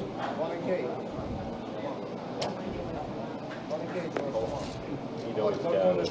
New pair of sneakers, right? He's got it. And he's got 3 zeros. $5,000 for George. 5,000. Good job, George. 20K remains alive. 3-handed, 3 envelopes left. A 20K bounty is still in the mix. Wow. But in terms of that last hand, after taking a hit, Anthony is crippled back down to below 20 bigs. And it's his big blind here. And his chips getting shipped over to Wayne puts Wayne pretty much. All right, so there are now 3 bounties left. There's a $500 bounty. There's a $2,000 bounty and a $20,000 bounty. Wow. Still out there. I know which one everybody wants to pull. Pretty, I think that's pretty self-explanatory. What a run for Anthony, though. Have to give him credit. And he's got 43K locked up in terms of payout right now. Right, we did see him pull 6,500 in bounties yesterday, plus a couple small ones today. Just like that, Wayne and George relatively even in their chip counts now. Yeah, it's Wayne and George ran away with this thing. Anthony's got to make a comeback. He's got to wake up with some hands as he's down to about 15 bigs. His 2 opponents have closer to 70. I mean, heck of a run for the guy. We'll see if it can happen once more, or if he is going to chip away and finish in 3rd. I know the Rails rooting for a comeback. That they are. But I will say, if we end up with Wayne versus George heads up, it's kind of fortuitous. Both Wayne and George have finished runner-up in events here on stream before. They have. Neither one has won one. So nice to see one of them get to victory if they get to heads-up play. If they get to it, yeah. All things considering, too, we started this final table at 2 o'clock today, so live stream at 2:30. It's been a pretty fast-moving final table. And all we things considering. did see a lot of those shorties. George, coming in with that massive chip lead, really leaned on him well. Yeah. He played his chip stack perfectly in the early stage of this final table. Which, if that's the case, then a lot of short stacks drop out fast, get absorbed by the big stacks, and that's why you have George and Wayne with 70 big blinds apiece as it stands right now. 5 deuce 6 flop. And both players flop a gutter ball. Wayne's got the pair to go with his, though. I see George fire out the continuation bet after he raised pre-flop out of the small blind. Wayne definitely not going to fold. Just going to put in the call, holding second pair and a gut shot. Good enough to continue. Maybe not quite good enough to raise. Ooh, Jack of diamonds on the turn. Gives George a flush draw. He might keep firing. Very interesting turn card. He was looking for turning more equity to keep firing at this as a bluff. Jack of diamonds is a good one. Wayne also holding a diamond blocker with a 5 of diamonds. 375. Now Wayne, yeah, betting for some value, some protection. I mean, for that price, we know George isn't going to fold. He's getting the right price to go for the flush draw, straight draw to boot. Just a question of whether he wants to put in a check raise. We haven't seen him play back at Wayne at all today. Maybe George is waiting for a good moment to do it. Three-handed, not the worst moment to do so. I think continue just to play it straight up. I mean, he is getting the right price to call. No reason not to. And he hits the diamond. Wow. It's gonna be tough for him to get paid though. That's why Wayne went with that bet on the turn. So he could check, it back on that river, which he does. And that's why we saw Wayne bet out rather than check back. Sometimes it's scary to put a bet out on the turn when you don't know if your hand's best.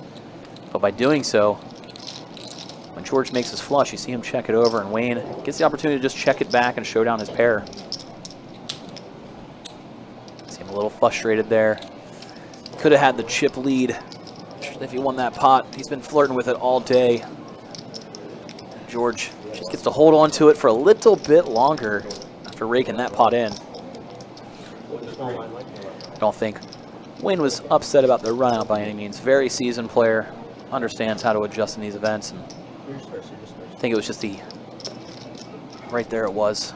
Right there it was. Chip lead just fell out of my hands.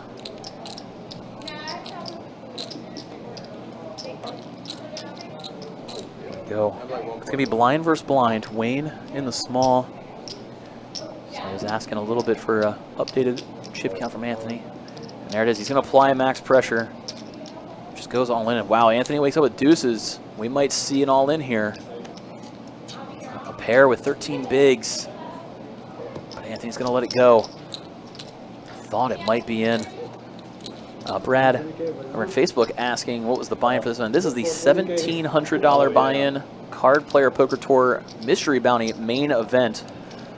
We're coming to you live from Best Bet here in Jacksonville, Florida. That's right. 3 players left. $88,000 up top for first. All 3 players with $43K locked up so far. After starting across 3 day ones, a total of 440 entries. Absolutely amazing turnout, great event. It's been so much fun bringing you the featured and final table of this Card Player Tour main event. As we see Anthony just limp in from the small blind. George 9-7 suited out of the big. Might be wanting to put a raise in here. Could just go big for max pressure, and that's what he does. Just puts Anthony all in. Put him to the test. If you knock him out, you got a 1 in 3 shot at the 20K bounty as well. You also have so much fold equity over the limp. That's what we see. Anthony lets it go. So just like that, Anthony's going to be stuck with about 11 big blinds. He is on the dealer button. He's going to have to make a move, make something happen. Try and make another comeback against these 2 big chip stacks. Stella asking, where are these 3 from? A little profile. We got Anthony, the short stack there in the 4 seat. He's locally located. And then you got George, another Jack's regular here in the middle, the white hoodie on. And then Wayne over there in the blue pullover he hops around. I think he's in Tampa now, formerly a Best Bet Jacksonville crusher.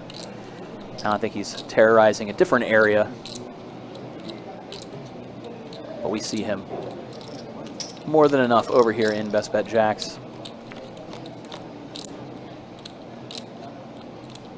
This pot was limped by George. Wayne checked back an ace. Don't see a big blind check an ace too much when it's a limped pot. George, though, holding just the gutter ball. He is going to let it go after Wayne puts out the value bet on the flop. Nate in the Facebook chat asking how much, or excuse me, Brad was asking how much the buy-in was. Nate answered it was a $1,700 buy-in for this main event. As Nate points out, win a seat in a satellite. I'm pretty sure that's how Anthony actually got into this event, too. Yeah. Pretty sure he spun a satellite ticket all the way up to potentially definitely a top 3 finish, potentially more. Wow. I mean, that's 40, the dream, right? 43K locked up off of a Saturday win. It's definitely the dream. Yeah. I mean, 43K for the placement and also the bounties as well. Wayne all in, applying the pressure again. Anthony looking down at a king. Might have to make a stand here. He's going to do some accounting, see how short he is. Wayne's been the one most aggressive going after Anthony's bounty. Every time George gets out of the way, we've seen Wayne pretty much just put him to the test. Given the fact that Anthony is the lone short stack, there's not really any ICM implications. He just has to find a double up, and if he finds the call here, he is getting in good. Arlie also did mention it. Anthony does fold, but Arlie did mention as well that the blinds are now going up. I would think thought that would incentivize even a call even more then. Yeah, so blinds are going up now. 50,000 small, 100,000 big, 100,000 ante. So that means Anthony's down to about 8 bigs heading into this hand. He's on life support against these 2 monster chip stacks. Yeah. It's like a double Goliath versus 1 David. I don't know if David can win that fight.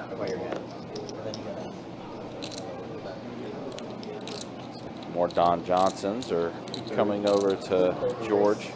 All right, ace deuce suited for Wayne on the button, gonna raise it up. Anthony had squadouche, gets out of there. Now George, squadouche of his own and 7 tray offsuit. Yeah. Don't think we're gonna be going to a flop here. Nope. We see direct deposit in the muck, and just look at George and Wayne, near identical in chip stacks. Just an insane battle. And they've been 1 and 2 almost the entire way. A few times people were sneaking into the second chip stack, but it's been George and Wayne running away with this final table. Yeah, I think George, Wayne, and I think Thad as well started off the day with more than a mil. Yeah, Thad was around 1.5. Yeah. Wayne was at 2.5. George at 5.5. George just had commanding chip lead. Right. And then everyone else was under that 1 million mark. Including Anthony. He had one of those lower to middling stacks. Entering this final table, we knew somebody was going to be able to possibly make a run at it out of those shorties, and Anthony was the chosen one today. Thought it was going to be Johnny. He got an early double up. Yeah, early big double up, and started collecting left and right.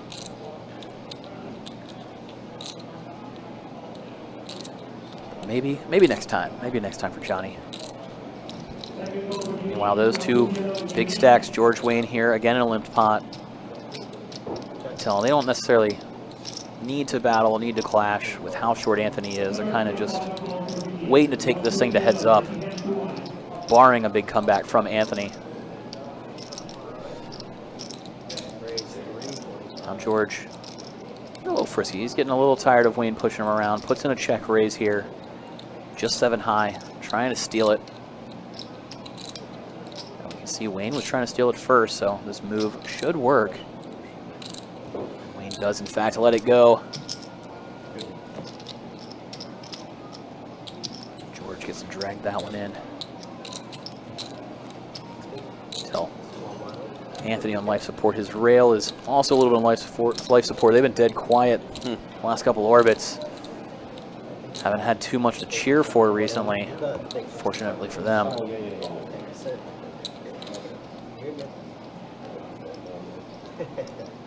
As Anthony, the short stack, will be in the big blind.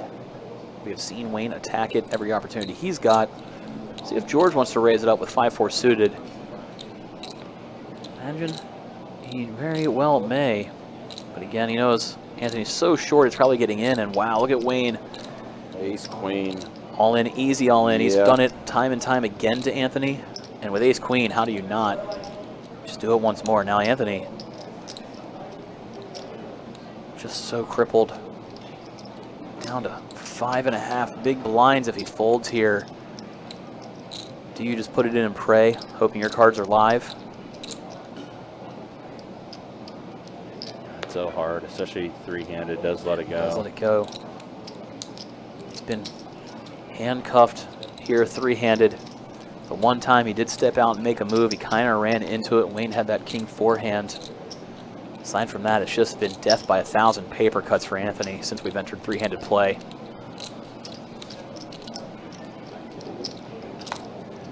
I mean, so we know anything's possible, but three-handed and only having 5 bigs right now. It'd be a comeback story. It'd be legendary even. Yeah. Wayne with queen 5 offsuit from the button. He is going to let it go.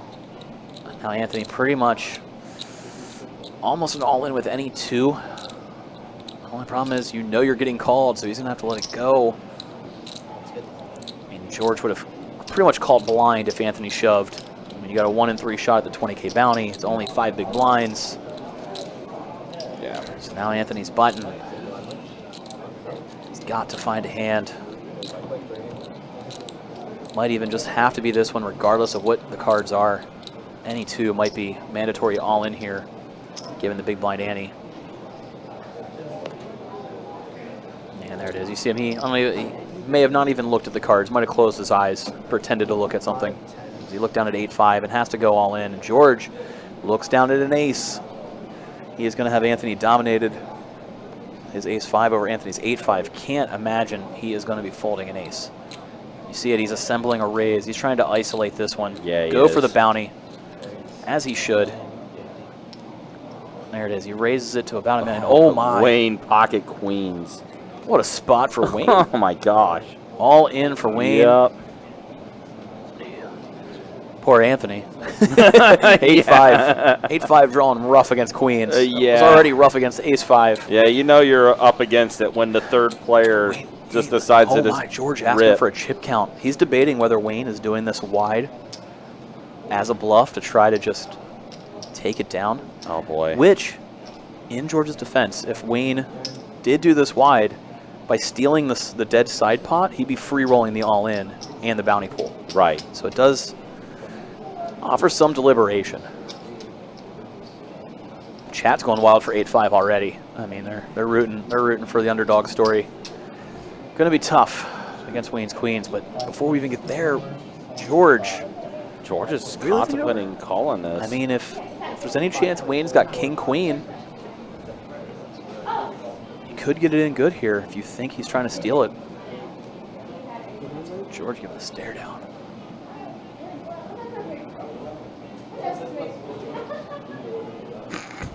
Slim Genesis 4-6-7 flop incoming. Jeremy Klein says flop 3-8s. Oh boy. Boston says 8-5 jack. Everybody's rooting for this thing in the Everyone's chat. rooting for A5. Meantime, we got George debating He is whether to end this debating tournament this. right now. I mean, if George and Wayne collide here, whoever wins is the winner. I mean, it would be nuts. He does find the fold. He's going to be happy. He's going to be happy when he sees those queens from Wayne. But I'll bet you $20 an ace comes on the flop after all that, because that's for sure how it always goes. If he calls, it doesn't come. But here we go. Anthony looking to survive. Can he find it? Ooh, it got an 8. He got an 8. Looking for a 5. Well, queen of clubs for Wayne. Oh, that's going to be it. Is it for Anthony. Anthony going home in third place. Taking home $43K in immediate payout for this final table. Not too shabby off of a satellite run. Give the boy some credit. Yeah, absolutely. Throw all the GGs and the ant emojis in the chat. as we will take a very quick break as the players are going to have to reassemble for the heads-up play. Just a few minutes, and we will be right back to see who is the main event champion. Yeah, it's going to be about 10 minutes, guys. We'll be coming back. Wayne also getting that bounty as well. We'll see if he does elect to pull the bounty when we do come back as well. So hang tight, guys. Be back in about 10 minutes. Again, appreciate you guys hanging out with us. Appreciate you guys watching. Heads up, final table action coming up next.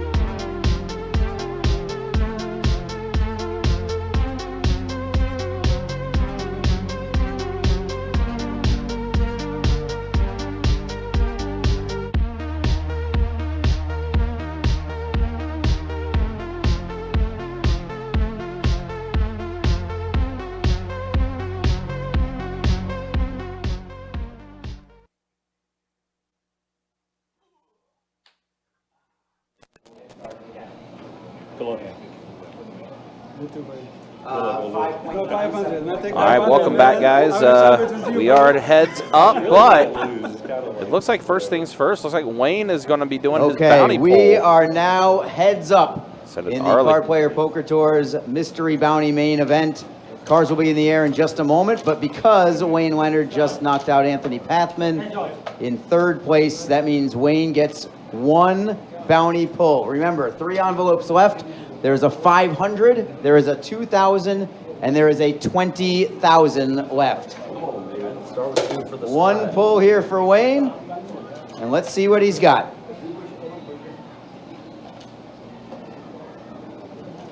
Card is out. There is a 0. It is not the 500, I can tell you It's that. not 500, man. 0. How do you know that? 3 zeros. 0, $20,000 for Wayne. Wayne has pulled the 20,000. Second place plus 20K. Wow. He's already feeling good about it. So 2 envelopes left, a 2,000 and a 500, guys. And the last big one belongs to Wayne Leonard. All right, we are going to have cards in the air in just a moment. Quick chip count for everybody. George is at 5.9 million in chips. Wayne, you are at 7.1 million in chips. Congrats for making it to heads up action here. Good luck the rest of the way, fellas. Trey, go ahead, shuffle up. Pulled the 50K yesterday. That Wayne got to pull a big one of his own. We saw him pull 2 small ones earlier today. They were his only pulls so far. So it's fair. But both players right around 60K locked up for second place. They're playing for first, which is 87.8. So they still got a lot to play for here. Obviously, either player is pretty happy with their day so far. George has over 60K in bounties locked up. Sick. Yeah. And as you see, the payouts, second place, as Mike just mentioned, 58,530 for second, and then first place, 87,820. And with the 2 remaining bounty envelopes, whoever wins the event gets both of those going to first place. We'll just say it's a nice, cool 90K to first. Right. You know, we'll just round it out. Yep. Makes life easy. So it's essentially 90K for first, 58.5 for second. As we enter heads-up play, both players very deep. This is either player's game. I mean, this is it's going to be a battle coming up here for sure. I mean, they're almost 70 big blinds deep as they enter heads-up play. I mean, they were the 1 and 2 in chips entering the final table. We resumed at 2 o'clock today with 9 players remaining out of the initial 440 in the $1,700 buy-in event. Stella adds, yeah, plus the trophy and the title. Yeah, I that mean, makes sense. I do like that trophy. That trophy, Not yeah. gonna lie. I don't know if the cameras do it justice when you go look at it in real life. It Right, actually looks pretty cool. Yeah, definitely. I was a fan. Absolutely. I'll never get one, but I mean, I want one. We see George. Ace They're raising up queen. ace queen. Wayne king queen. 2 monsters colliding. Wow. Here. Jeez. All right. And there's the 3-bet coming from king queen with Wayne, 800,000. I'll see how each player decides to adjust. They were 1 and 2 in chips pretty much from start to finish. So they didn't have to battle, and they kind of avoided each other. Well, George immediately goes all in for the 4-bet. We're going to have the fastest deep stacked final ever. Maybe. Slim Jim Could says be. strap in. Yeah, We're strap strapping, in buddy. indeed. Here we go. So George does go all in with his ace queen off. And now Wayne. Looks like he's kind of leaning towards maybe folding here. Man, might have to this Yeah. deep. If they were 20, 30 big blind range, it's a whole different story. Right. Guys, are any of these drinks They are you aren't still deep working on enough. any of these drinks? Water. So water, I'm beer? fully expecting a long, drawn-out battle. Yeah, yeah. These 2 players are seasoned, very good players. Yeah, we've seen both of these guys finish heads up on a streamed final table here before, both taking home huge paydays in those runner-up finishes. George's was last year's WPT Mystery Bounty event. Same buy-in, 1,700 in that one. Similar field size. He's going to be looking to close it out in a Mystery Bounty. We've seen Wayne on a lot of final tables wasn't necessarily a mystery bounty final, but he got runner-up in a 1,500 summer closer main event right here. So both of these guys looking to, you know, improve upon that second place finish and take home that dang trophy and money. That daggum trophy. I mean, it's just, first is just beautiful. Oh, yeah, absolutely.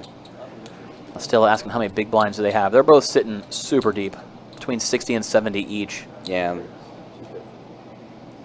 We see George getting to raise it up from the button. The king 6 offsuit. Wayne looks down at 6 deuce of hearts. He does put in the call. Off to the flop, a 10-7 tray. 2 clubs on board, neither player with a pair. George's king high still in the lead.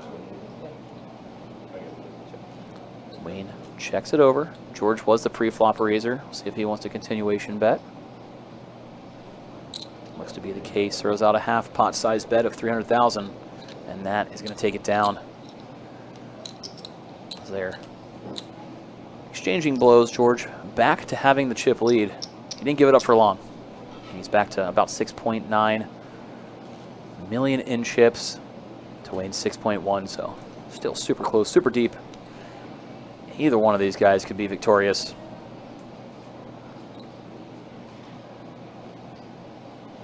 We do appreciate everybody hanging out, tuning in with us. It's been a fun event, fun final table. Let us know who we're rooting for. We saw a ton of third place finisher Anthony fans earlier in chat. Let's see if anybody's looking for George or Wayne to take this bad boy home. It's George. Ace queen really again. Favorite. Another monster. Another 3-bet.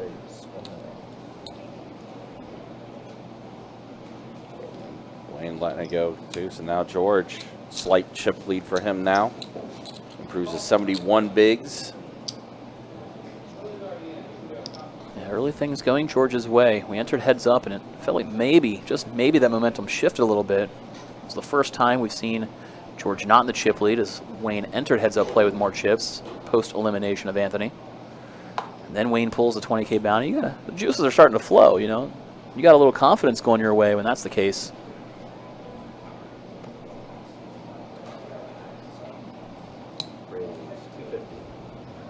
See George continue the aggression, this time raising up with 4 deuce of hearts from the button. Wayne, queen 6 suited. Easy call here. Both players looking for hearts. George doesn't know he doesn't want to hit them. Only one of them on the flop. 10, 8 tray, 2 spades, 1 heart. Does go check, check. That's a 10 on the turn. Pairs the board. Yeah, Wayne's queen high, still in the lead. Does bet out. There should be a takedown for him. Yep, George is going to let it go.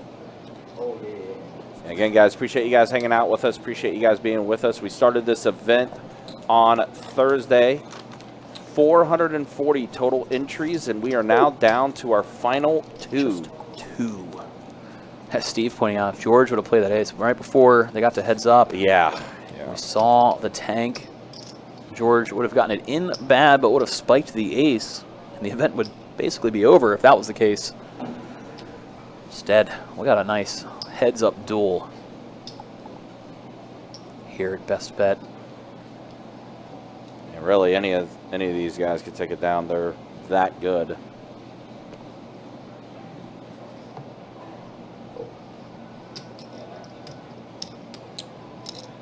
George just gonna take the walk on that hand.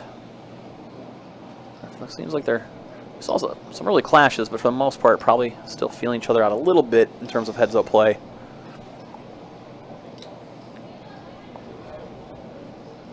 Either player has to make a move. Both sitting so deep, you can be a little bit patient. Deep and also relatively even in their chip counts. Yeah, it's a huge dynamic shift, too. This entire final, there was almost always a short stack. Right. I mean, from the very beginning all the way till 3-handed, it's like these two clearly had way more chips than the rest of the field. They were never really in danger. They never had to battle, never had to clash. It was kind of smooth sailing for both of them, to be honest. They played their chip stacks perfectly to get to this point. But now it's just the two of you. Time to tango.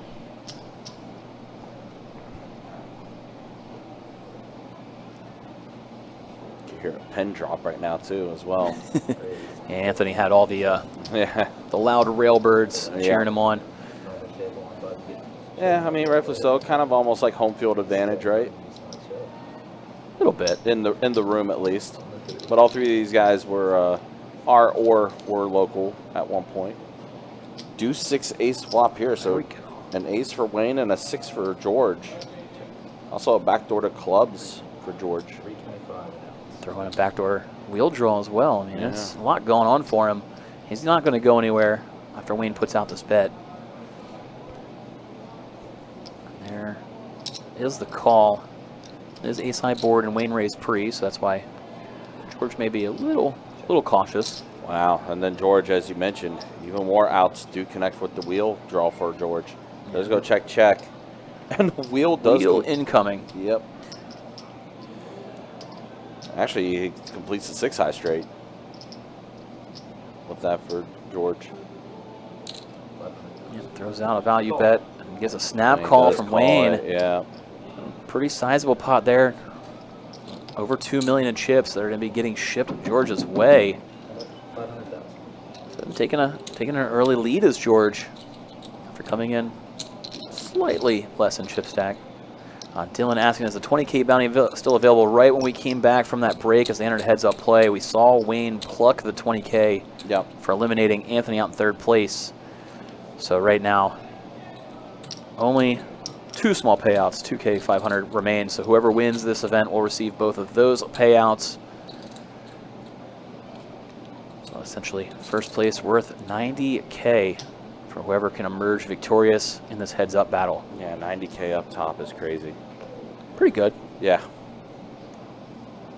And again, let's not factor into bounties. George already with, has over 60K in bounties alone. So if he wins, that becomes a 150K payday for him. If Wayne wins, it's a 110K payday for him. Now George connects with another 6.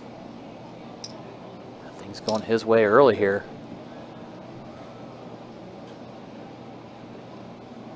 Wayne does have ace high. He's going to put in the call. Do have to continue with ace highs, especially in heads up. Now king on the turn. Wayne going to check it. See if George wants to put out another value bet. George check back for pot control. Looks like a value bet it is. 475. Right around 1/3 the pot size. And Wayne's got to let it go.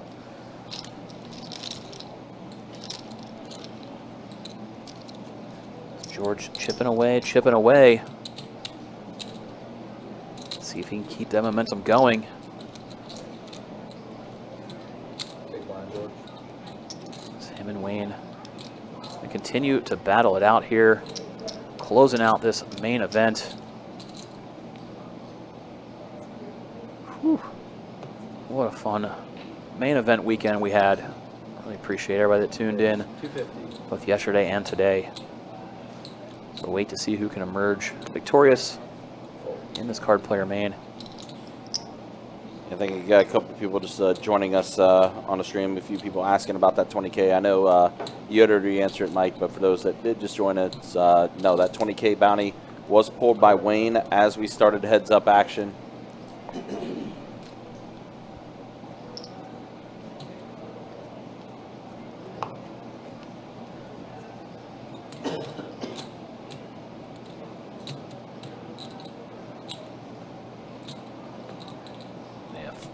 Effectively, the bounty element is out of play. Yep. Now that we entered heads up.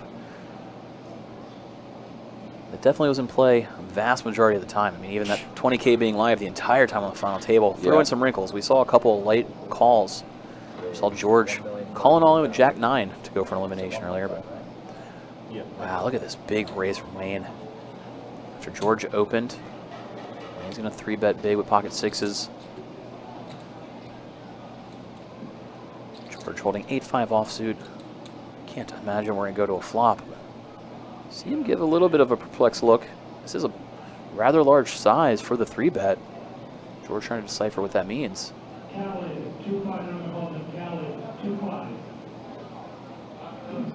I think it's a big 3-bet as a bluff. Maybe you just come over the top.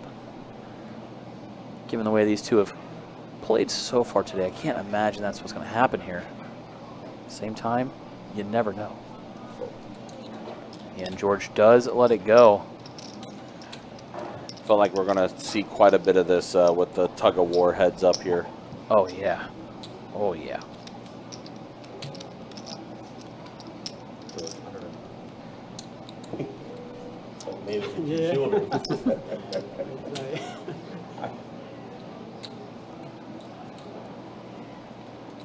Man, appreciate you guys hanging out with us. Appreciate you guys watching. As we are now at heads up action between Wayne and George, where we will crown a winner.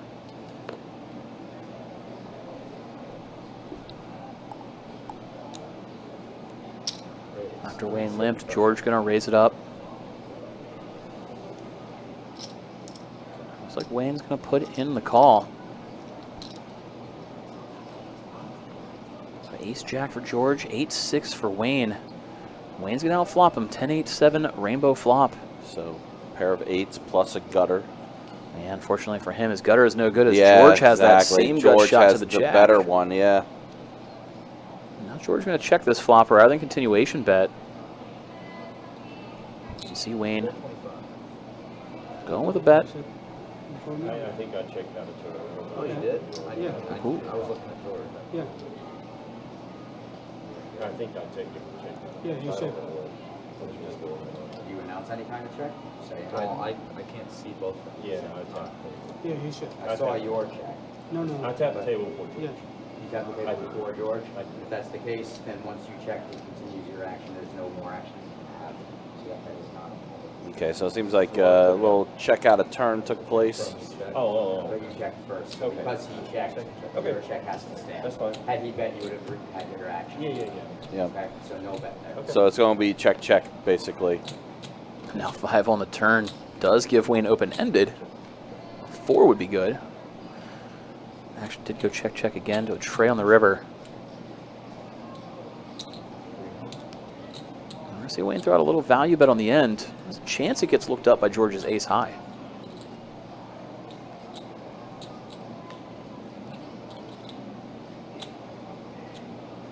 Slim Jim was rooting for the 9 for Max Payne in chat. I mean, would have liked to see how players would have responded to that. Definitely would have been. Instead, you see George let it go and Wayne dragging a pot. I don't know what to do at this angle. I was confused. That's what I'm thinking. Let's get this sorted out. Still. No? George is 50 for you. You're the big guy. That was not a no. This is not TV. This is not TV material. Seems like they're a little out of sorts when it comes to the heads-up play, but it's all right. I mean, both of them have made it to heads up before, so they have, surprised. so, yeah. There we go. We finally got somebody in chat rooting on one player. We got to come on, Wayne. There we go. Anybody out there rooting for George? Let us know. Let's get it fired up.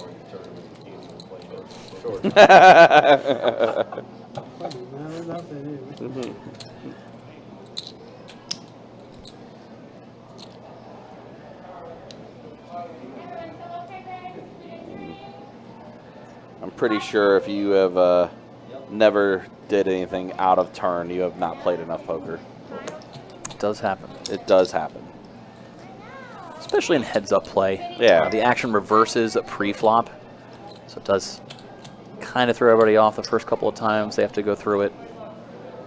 Now, usually if you're acting first pre-flop, you act first post-flop, but because you act first pre-flop heads-up with the button, you don't act first post-flop. And just kind of getting that rhythm over years and years and years of, if I was a small blind, I'm first after the flop comes out. Right.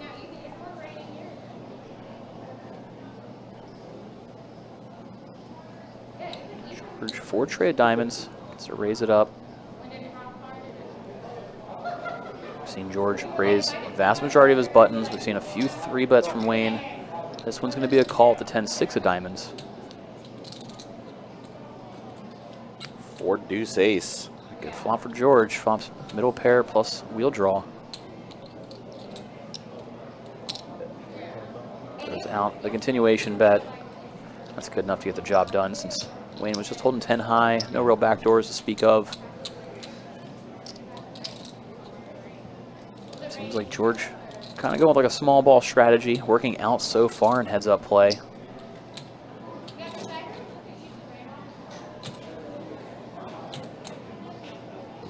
There we go. We got somebody in there as Team George. Somebody to represent.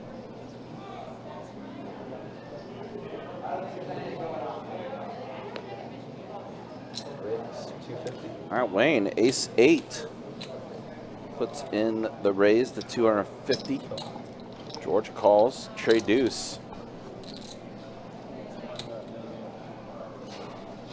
Jack 4-8, so ace high, well good. Well, actually a pair of 8s for Wayne, excuse me. 8s for Wayne. 350.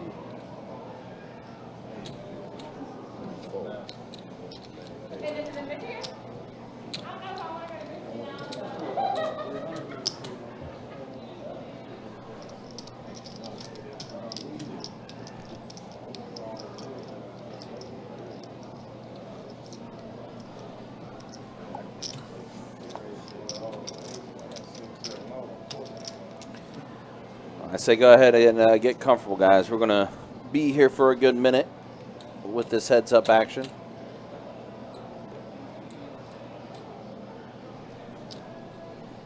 Both players have experienced heads-up play before.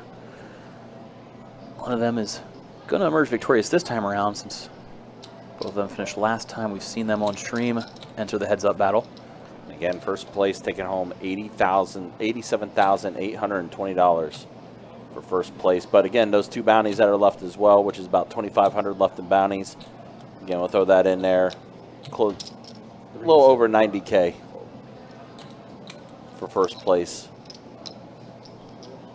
90 just rolls off the tongue nice and smooth. Yeah, easy. You know they're going to go home and say that's what they won too. Yeah, I mean, I would too.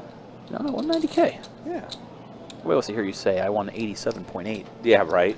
It's too much math. Exactly. But it's also true, so. Yeah. I mean, you go and say, hey, I won a little over 90K. Not bad. They both get to say they won way more than that with the bounties they have. Well, yeah, that too, yeah. George with over 60K in bounties that he pulled, and then Wayne with the 20K that he just pulled. So, Slim Jim says hopefully they finish before Raw. Fair. Bet they do. For the wrestling fans, Monday Night Raw. I'm on the other end where I'm not really sure when Raw starts, but yeah, 8 o'clock. 8 o'clock on Monday nights. So see George mixing in a 3-bet here with the King Deuce after Wayne opened it up. We haven't seen George mix in any light 3-bets, and it gets the job done. Forces Wayne to fold a better hand. As Wayne is a believer. Nice to see George mixing it in every now and then. A little unpredictable, huh?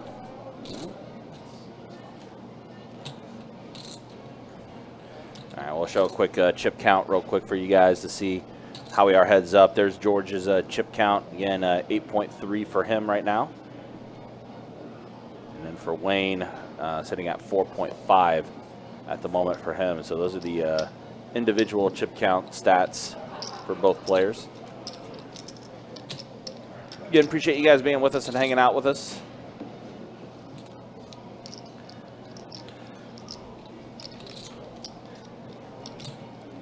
Kind of recap the how the eliminations went. So you see Nikki was the first eliminated. That's all we're going to see for a second. There we go. There we go. Came back up. Then Lee finishing an 8th with 11,000 for him. Felipe, 14 for him. Johnny Pham, 18,000 for him. Thad, 24. Alex, 32. And then Anthony, 43,000 for him. That's how the payouts did wrap up today. Of course, Anthony was very much a room favorite, to say the least, as well as Johnny.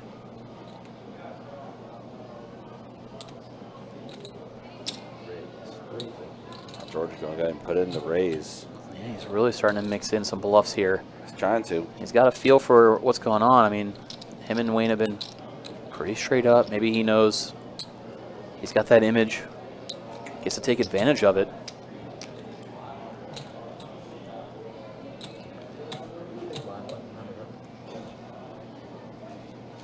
See how long he can continue putting in some bluffs here before Wayne starts to figure it out.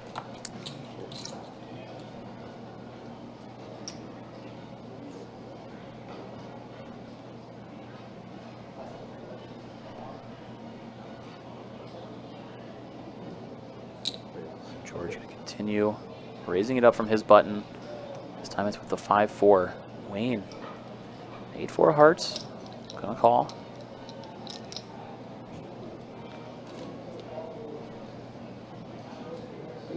Well, whoever's gonna bluff at this one's gonna take it down. When it came down to ace, king, jack. Yeah. It looks like George is gonna find the continuation bet.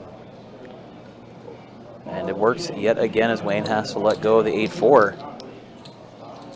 George does have over double the chips over Wayne now. Yeah, we saw that was the stance George took early on to the final table, just kind of leaning on his opponents, leaning. Anytime he got resistance, he just let him drag in a medium-sized pot and then went right back to leaning on him again. It's fared him well. I mean, he cruised all the way to heads-up play without too much trouble at all. So maybe he's just kind of finding that comfort zone, that style working again here. Well, it's not going to work on this hand. Wayne wakes up with a monster and ace-king. Yeah, heads-up action, starting things off, ace-king offsuit. So here we go. Just the old standard raise. Let's see if George wakes up with a hand at all. 6-5 suited, yeah. And he's just going to call. Yeah, wants to at least see a flop with this hand. Yeah, happy to take this one to a flop. Necessarily has to put in any sort of bluff. Ooh, wow. Bluff ain't going to work against a flopped Broadway for Wayne. Flops a straight. Yeah, monotone board too with the spades. Yeah, Wayne's going to put in the c-bet, but George, barring a pretty crazy bluff, just going to get out of here. Yeah. Wayne, that was one of those big hands you're hoping to get action with. Fortunately, it doesn't get too much. So you know, if you have the break to go to heads up, there will not be an upcoming break, okay? I'm just going to play on through. Playing on through, okay? All right, so I guess there's the announcer, Arlie. Did let the players know that because we did have the break to set up for heads up and everything, there was another break that was going to be scheduled, but we are not going to be taking that break. We're just going to keep playing. George is going to keep playing this one fast. Wow, look at this. Yeah, Ace king of his own. Suited, yeah. Just saw Wayne with it last hand. This time around, it's George's turn. But Wayne, 10-5 offsuit, may even just let it go pre, and that's what he does.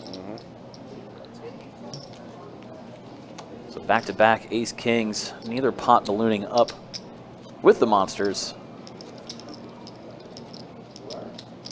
Obviously, you look down at something like that, heads up, praying to get it all in. But not going to be that easy for either of them.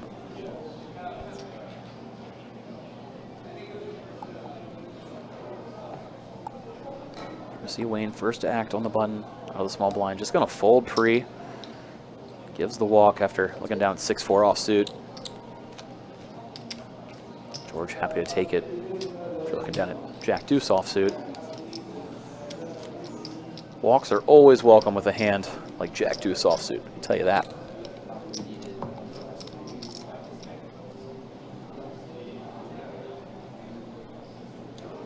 For those that may be wondering when the next tournament will be, well, I know Best Bet St. Augustine will have their Labor Day weekend tournament happening. Yeah, next weekend. So if you got the itch, actually this weekend. This weekend, Labor Day weekend. Time is flying. Yeah. Time is flying. Yeah, Labor Day weekend multi-flight event starting up on Friday? I believe it's Friday, Saturday, Sunday, right, day ones, with day 2 on Labor Day Monday. Yep. Take advantage of that holiday weekend. Not often you get to offer day ones on a Sunday, so fun to sneak it in there for, you know, some of us with the abnormal work schedules. Right. Now there's quite a few people that prefer that setup because they have Sunday off. $300 buy-in, 100K guarantee. That's going to be a fun event. Obviously being hosted down at the St. Augustine location instead of here. Won't have the live stream final table for you guys, but no. Feel free to drop in and treat it like Anthony's Rail and cheer somebody on. Yeah, absolutely. 100K guarantee too, not too bad for a Labor Day weekend tournament. No. We're also, there's going to be the Ladies International Poker Series, the Lips Tournament Series. It's going to be happening September 20th through the 22nd. That's going to be here at Best Bet Jacksonville. And then I want to say the final weekend of September is the GoPo, right? Yeah, we're going to do a one-day GoPo the last Saturday of the month. Some nice follow-up after that Lips Tour comes through here. We'll have a one-day event over there. Zigzagging all across the area. Absolutely. All right, heads up here. Speaking of zigzagging, Jack, Ace, Trey. So George flops 2 pair. And Wayne did call the pre-flop a raise. Well, George opening the door for Wayne to bluff at it. Yeah. That check back on the flop. Now, Don't hate that at all. Wheel draw now for Wayne with that turn. And George will have to put some money in the pot here. And diamond draws out there too. You gave Wayne a chance to bluff at it. He elected not to. You got to start building a pot here. And we're going to see Wayne put in the call with that wheel draw. Maybe thinks there's chances. Queen high is good as well. Now 6 of diamonds on the river. George sitting here at top 2. Going to be hard to get any value unless Wayne does some crazy check raise bluff, but don't see it happening. So we see George fire out a small bet, going for value. Instead, we saw Wayne look him up with the queen high, given how small that bet was. He was trying to pick off a bluff. Just like that, George retakes a commanding chip lead. Holy cow, George. Is he going to close it out? Start to finish? Chip lead to chip lead? Maybe. And I wonder now if George may want to pick some spots to try to play a little more aggressive now with this chip lead. Yeah, I think he really threw Wayne off with that check back on the flop. Yeah, look at that now. Yeah, 10K and chips compared to 10 mil to 3 mil. Yeah, ish. So here we go. Can George continue leaning on Wayne? Can Wayne find a way to come back?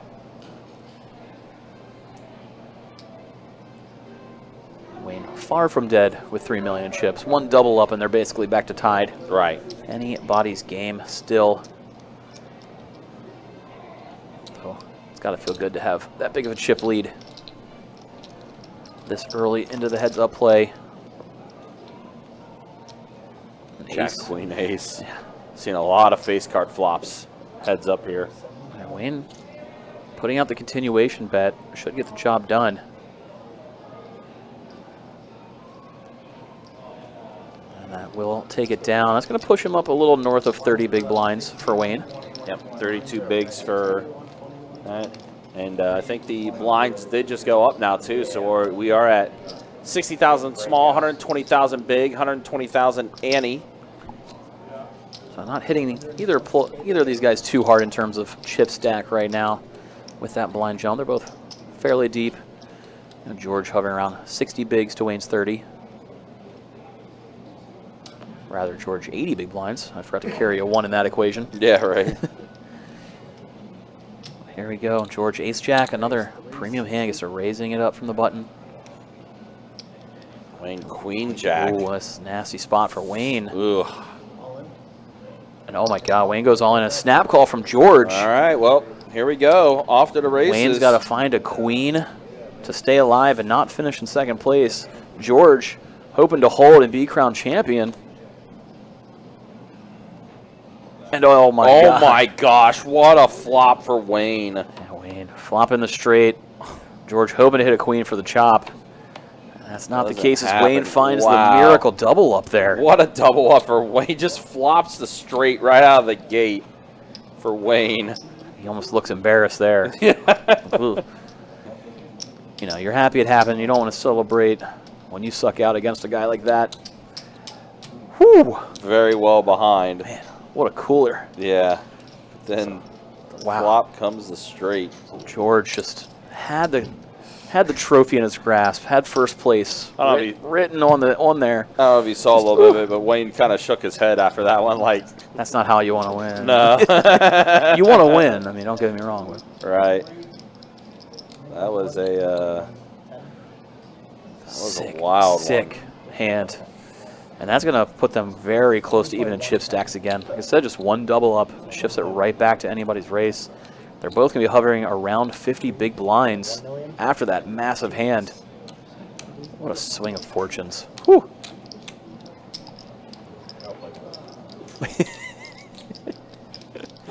You were absolutely crushed.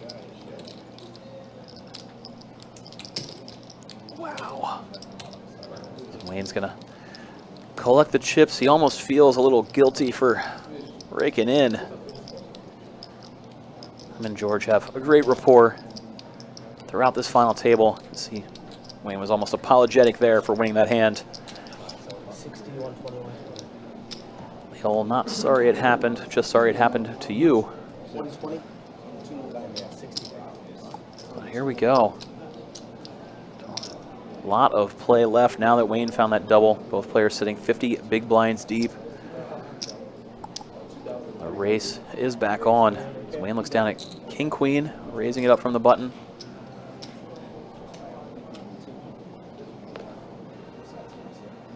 George gonna have to recollect himself a little bit. Always a big jolt to you when you get it in as a huge favorite to end the event. Well, he's gonna start getting his revenge as he flops 2 pair on 5-4 deuce. But action did go check. George continuing to slow play. Wayne checking it back again. Now after the 7 on the river, George will bet for some value. Wayne with king high. We've seen him look George up in spots like this before.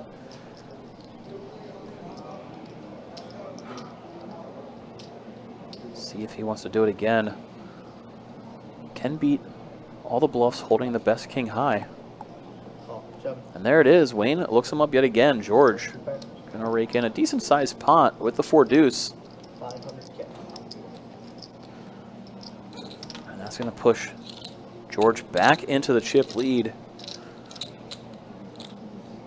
After taking that nasty hit last hand, recollects himself, gets some value.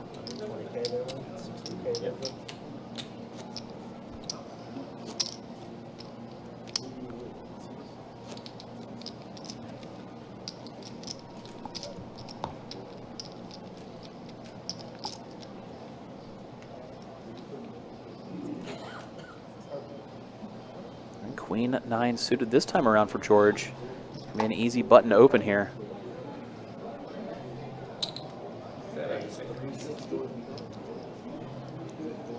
Makes it 3 big blinds on that raise. Wayne looking down at a king and king deuce. Decides to avoid some trouble, just letting it go this time. George just chipping away. Back to close to a 2-1 chip lead. George hanging around 64 big blinds to Wayne's 44 bigs.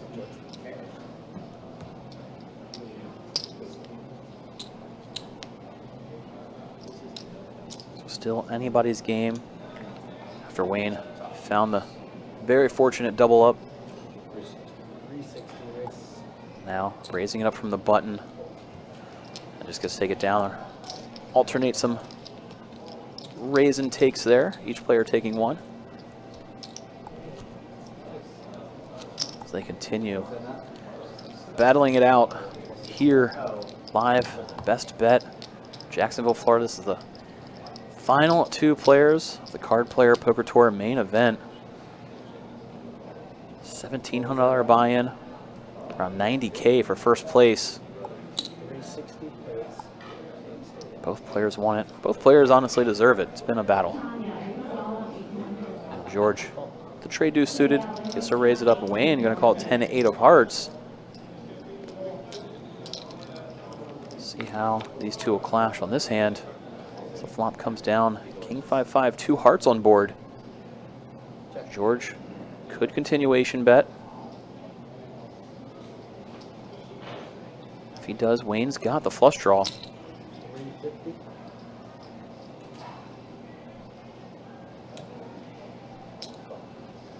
We saw the pretty quick call from Wayne, not check raising his flush draw. Off to the turn we go, which is a heart and the 4 of hearts. Does give George an open-ended straight draw.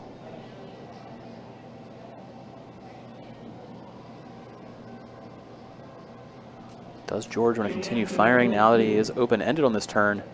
Slows down and checks it back after Wayne. And now 5 on the river, not a card Wayne wanted to see by any means. flush shrivels up with 3 of a kind on board. Now any king or 4 or pair in George's hand would beat you. After a bet, 600K, we see the pretty quick call from Wayne. Bluff catching flush there. And he catches George's hands in the cookie jar, takes a pot, brings him back close to dead even. Man, this heads-up battle is just ebbing and flowing back and forth, back and forth.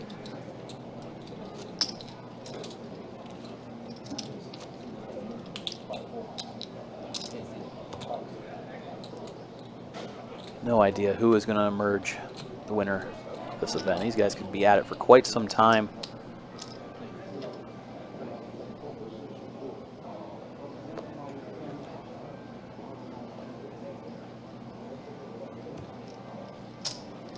Just going to let it go from the button. And wow, fortuitous timing that he did. Could have easily seen an open with 6-5. Saw George had pocket kings. So maybe avoiding some trouble there is Wayne. Momentum possibly back on his side.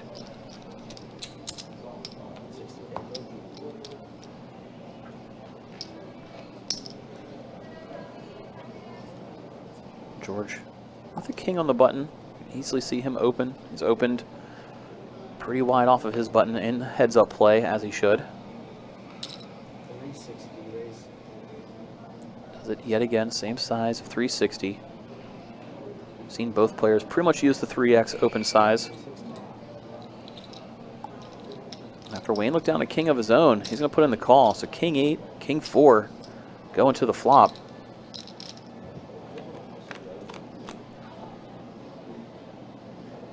Neither player connects with the board. So it comes down to Jack 10 tray, 2 diamonds. Quick check from both players. Now 4 on the turn. George hitting the card he needed. I want to see Wayne bet at it on this turn. Now that George has a pair, is he going to put in the call? Looks like he does not want to.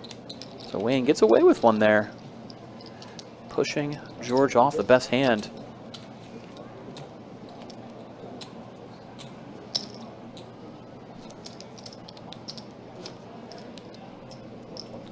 I do thank everybody that's tuning in, hanging out, sweating this heads-up matchup.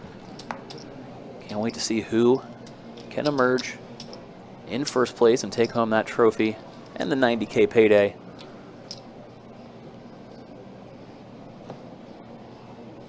See too much action on this hand. Wayne looked down to 6 deuce. Just gives George the walk.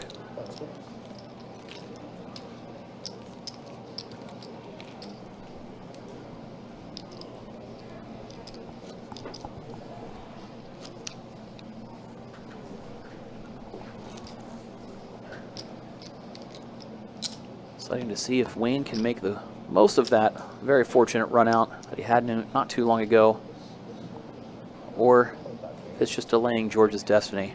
And George sitting here with Jack 10, gets to open from the button. Wayne with a king, and king 4 offsuit in the big. We saw him fold king deuce offsuit earlier to an open. This time around, going to be putting in the call.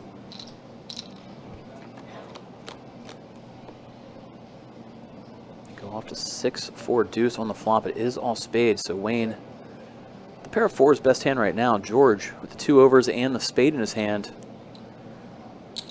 Happy to throw out a c-bet when it checks over to him. Wayne going nowhere. Can't be folding middle pair, heads up. Putting in the call.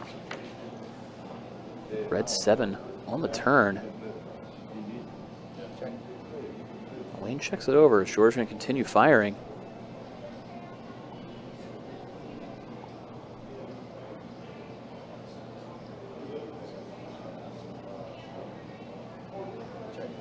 George does not, checking it back.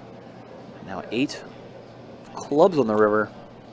So Wayne still just holding a pair of 4s. George deciding to check it back rather than emptying the clip. Maybe if he fired a bluff, he would have gotten away with it. But we also have seen Wayne look him up very light today when he thinks George is bluffing. So maybe that coming into play there. So we're going to see yet another pot get chipped Wayne's way, and he retakes the chip lead now. Just ebbing and flowing back and forth, back and forth.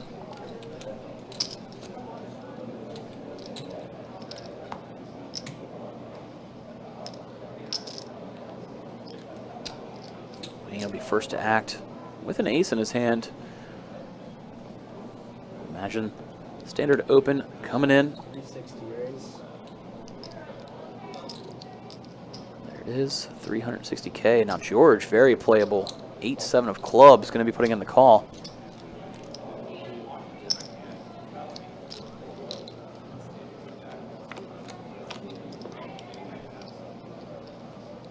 Pretty anticlimactic flop, and jack 4 deuce, 2 diamonds. Action does go check, check.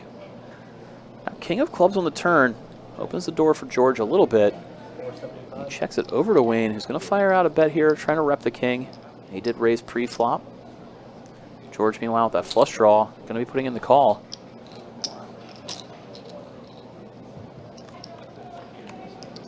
And now ace falls on the river, so Wayne has to feel as though he has the best hand now.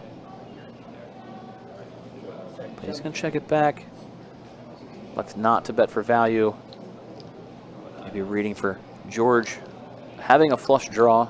Diamonds did come in. If you know your opponent was on a draw, you're not going to get value if you bet. Nonetheless, Wayne dragging it in. He's got almost a 2-to-1 chip advantage now.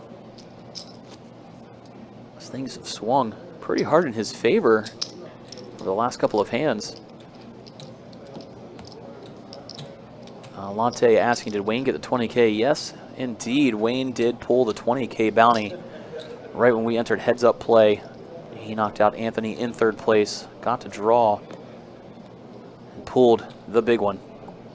The last remaining big payout, 20K mystery bounty, went Wayne's way.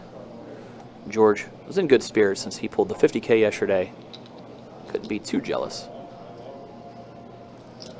Here we go. We saw a raise from George's button. Wayne's going to defend with the queen 6 of clubs. So both players holding the same suit. Flop comes down ace, ace 5. Action quickly goes check, check to a 10 on the turn. Wayne going to check it over. George now going to bet for some value, hitting that 10, and Wayne just gets out of there. So a little bit of chips going back George's way after that hand.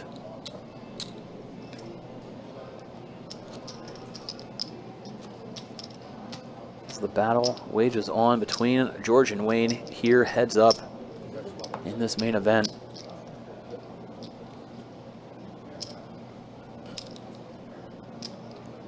Seen both of these players get to heads up in the past. Both players finished in second place in some big events.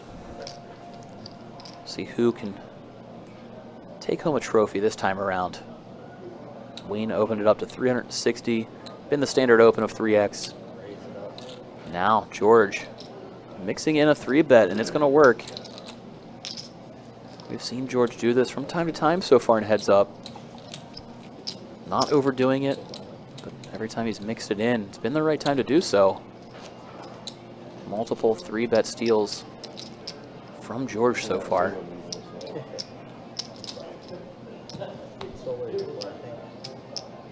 Feels like he's timing it really well, keeping the frequency of doing so low enough that it stays believable.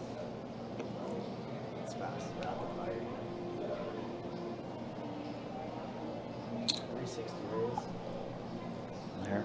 7-6 yet again. This time he's going to open it up from the button. Wayne, jack 5 off, going to let it go.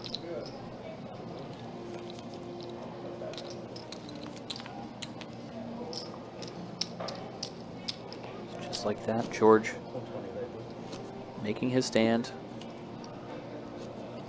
Coming back to try and narrow that chip lead that Wayne had. Bringing it back closer to even. Now Wayne, king tray off. First to act. There is 360K open. George for the third time in a row holding 7-6. This time it's going to be a call.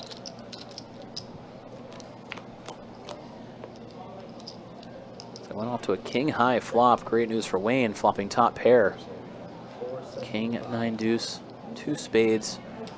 George facing this continuation bet, just gonna let go of the 7 high.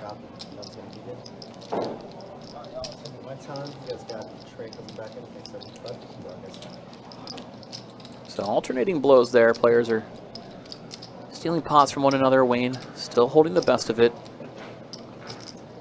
About a 65 big blind to 40 big blind lead for Wayne.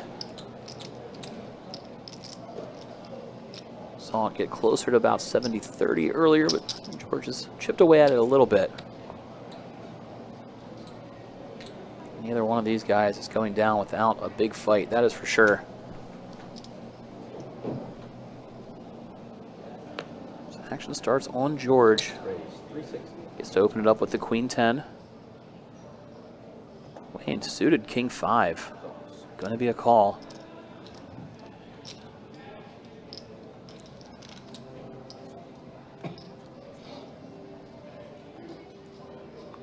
Well, 6-4-4, 1 heart on board. Wayne checks it over, and George gonna fire that C-bet. And it is gonna work. George gets to take 1 down with queen high that time around. We've seen his C-bets get through. Wayne hasn't peeled too much with some naked high cards. Deanna asking what was the highest bounty amount in this event. The big payout was 50K. And right there, George to the left, well, now right, in the white hoodie, was the recipient of it yesterday, plucking the 50K bounty. A couple other big payouts of 25K, 20K, a bunch of 10Ks, and Wayne there in the blue pullover. He just pulled the 20K not too long ago here on stream of the final table. So they both make deep runs and they both pull giant bounties.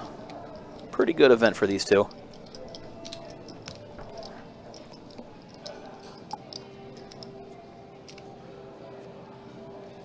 Doesn't seem to take away from the fact that both of them want the win outright.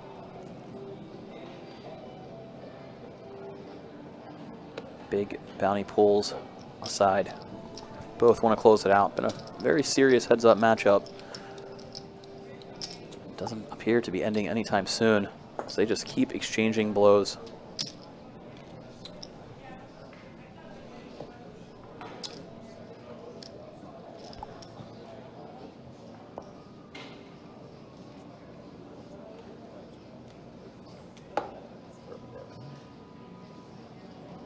All right, pocket pair for Wayne now.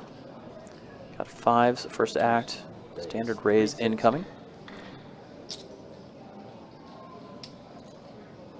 George 6-4. Well, we've seen him go to the flop with a couple of hands. This offsuit, one gapper type. He is going to make the peel. Off to the flop we're going to go. It's down Jack 8-7. So George, the gut shot, going to be looking for one of Wayne's 5s. Instead turns a 9. Persian continues to check through to a tray on the river. George may be tempted to stab at it here. Any 10 would make a straight.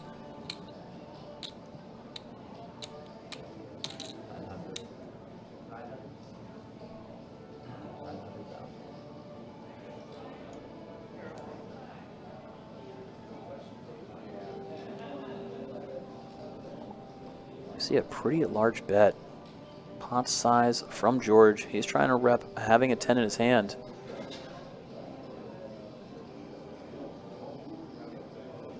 Sends Wayne into the 10. We've seen Wayne put in some light calls when he thinks George is bluffing in the past.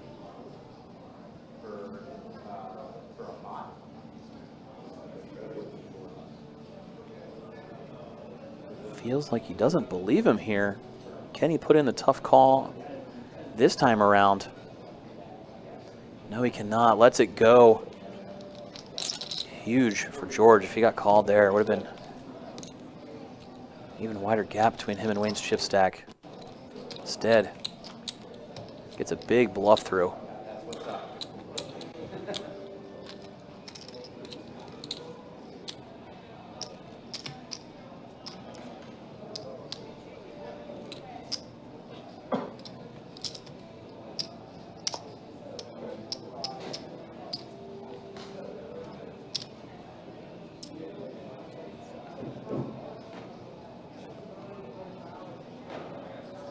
fresh off that bluff. It's George first to act with the 5 tray.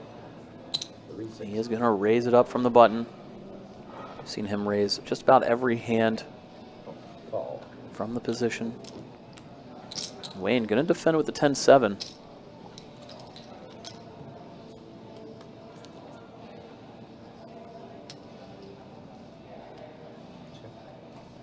They go off to 9-5-5. Great flop for George. Flopping 3 of a kind. He's going to fire out the continuation bet. And Wayne going to put in the call. Seen a lot of C-bets from George, so Wayne doesn't believe he has much of anything. It's the opposite end of the spectrum, though. Now 9 on the turn. The one card George didn't want to see. Natural went check, check, and now 6 on the river. And looks like Wayne is going to fire a bluff. George holding the 5 on a full house here. Doesn't seem to love it, but it's a mandatory call, and sure enough, he does put in the call. Wayne gets caught bluffing. Another big pot going George's way. Just like that, he's got the chip lead again.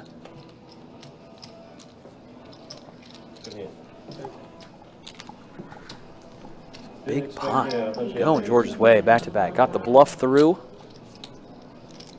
And then he gets paid with the big hand.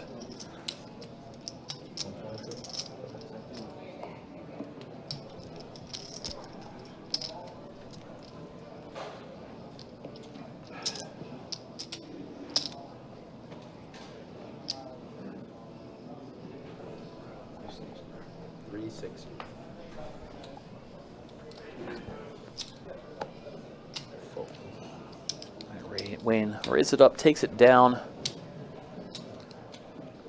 George did not want to continue with the 10-4 offsuit.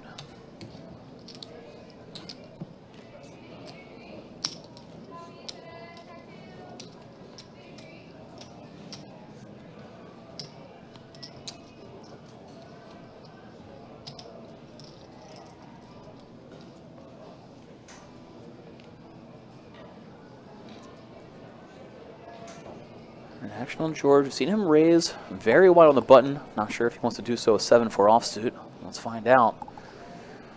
And it looks like he does. Continues with the pressure, raising it up.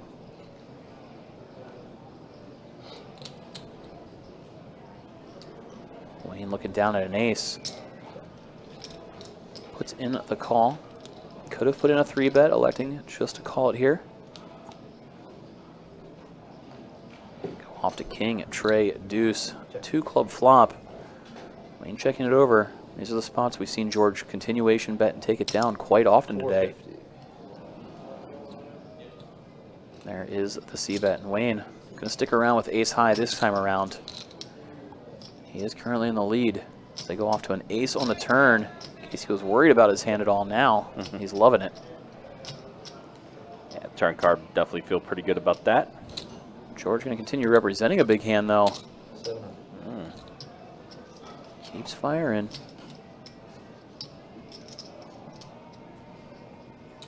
You see Wayne counting out the call. So suddenly we got 3 million in chips in the middle. This is a huge spot. Queen comes down on the river. Wayne checks it over once more. If you're George, do you wave the white flag? Give up behind, or do you go for it? And it looks like he's thinking about going for it. Go for it. I mean, this is a big spot. Big pot and a big bet from George. Wow, Wayne snapped it. And that's gonna be a massive, my gosh. Massive amount of chips going Wayne's way. Holy cow. 7 million in chips in the pot. All getting shipped over to Wayne. It's the first big blow we've seen George take all day. Wow, wow, wow. That is a huge, huge shift. They were just about even heading into that hand, and now Wayne's going to have a massive lead. I mean, the fact that he snap called that the way he did, too. Like, didn't even think twice about that. No doubt in his mind, apparently. Yeah. Oh, mystery hand, folded hand. George will take that one. Again, appreciate you guys hanging out with us. Appreciate you guys being with us. Heads up action. Again, 440 entries in our Mystery Bounty main event, the headline event of the Card Player Poker Tour, and we are now down to our final 2. Hey, George finally got a fan on the rail.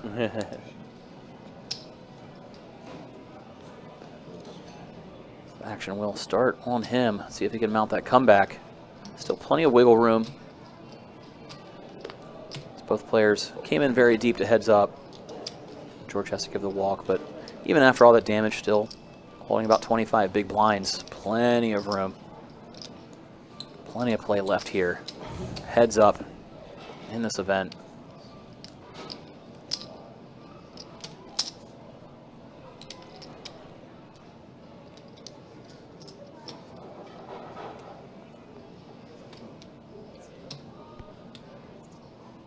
Styles here. We've seen George kind of lean on his opponents when he has a lead, raising hands like that. Wayne's been a little bit more patient and goes with his guts, and like that big bluff catch he just had, kind of sticks to reading his opponents for those big bluffs and taking advantage of it that way.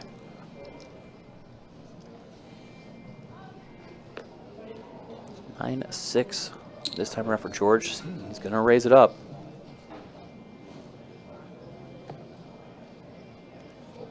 Gets to take it down. That's kind of been George's MO. A lot of small ball, a lot of raise and takes, a lot of continuation bets. Just because he took a nasty hit doesn't mean he's going to stop playing his style.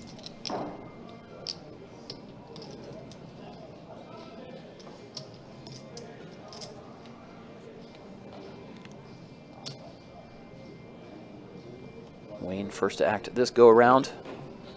Down at 6-5. He's going to mix in a limp. We haven't seen almost any button limps here since they've gotten heads up. And George immediately goes all in, and Wayne folds. George said no limping. I haven't seen many of them at all. It's been a very raise or fold from a small blind button position. It's what you will see heads up a vast majority of the time.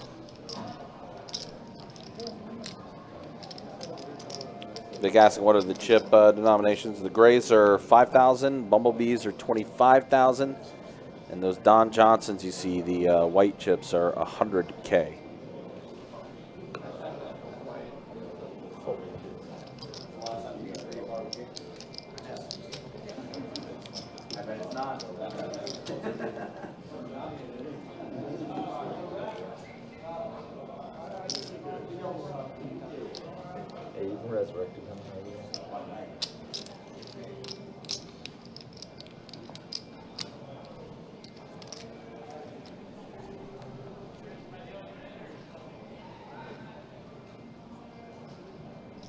Wayne with a premium hand and king queen from the button this time around.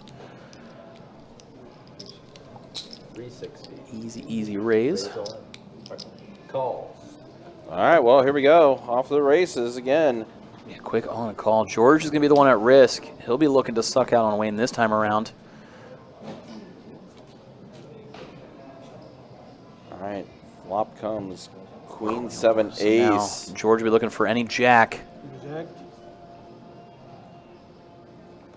And the jack does show up on the turn. So now Wayne looking for a 10 to chop this bad boy, and it's not to be. Wow. So we've seen each player suck out one time. It's fair now. Getting it all in. Wow. And just like that, we are back in the lead. Yeah. George back in the lead now. George back in the lead. They've both gotten it in bad once, and they both hit once. So it's kind of fair. Yeah. Eye for an eye. Yep, exactly. Wow. And I'm glad the chat agrees with me. It's now like you don't have that tainted victory feel, you know. Right. Yeah. Okay, everybody gets one. We tasted it, George. We both tasted it. We couldn't get our lips on it. I smell it, man. Yeah. 3,600,000. So both players have had it happen to them where they got it all in good for the tournament, and the other player got there. And that's a tough feeling to overcome, but Both got to overcome it now. So close to ending twice. It's an epic heads-up matchup. Also, just like that, we're essentially back to square one. Yeah, George is going to have a slight lead. Yeah. But not by a lot. I mean, it's... Where are we at? He's even now, man. Even now. Yeah, it really is, isn't it? I mean, like, now neither one of us can complain. Now let's just play it out and see what happens. Yeah, both players even get a chuckle out of it. Yeah. It's kind of ironic that poker gods kind of said, okay, let's get this back to where it belongs. Good. It's almost funny.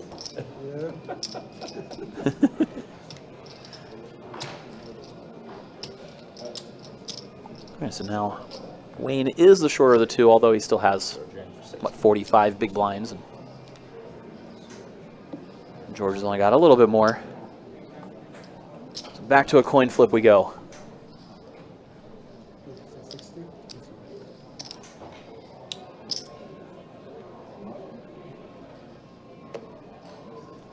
We're going to see the rarely seen fold from the button from George. We've seen him open just about every hand from the button, but not trying to tempt fate right after that big win. It takes a few hands. Like, dang it.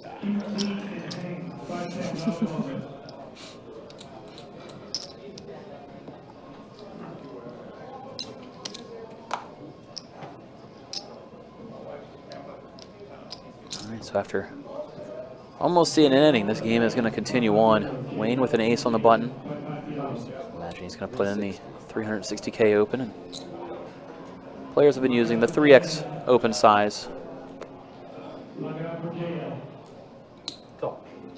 George puts in the call to king. King 6 offsuit. Really hoping to improve over Wayne's ace. And he does not improve. Wow. Wayne, Flop 2 pair for Wayne. Top 2. 475. Fires out the C bet. George, other than holding that king of diamonds, it's going to be hard to continue on here. For cheap, maybe he peels a turn to see if he gains any equity.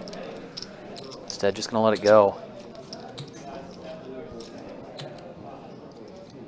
And chip stacks inch closer and closer.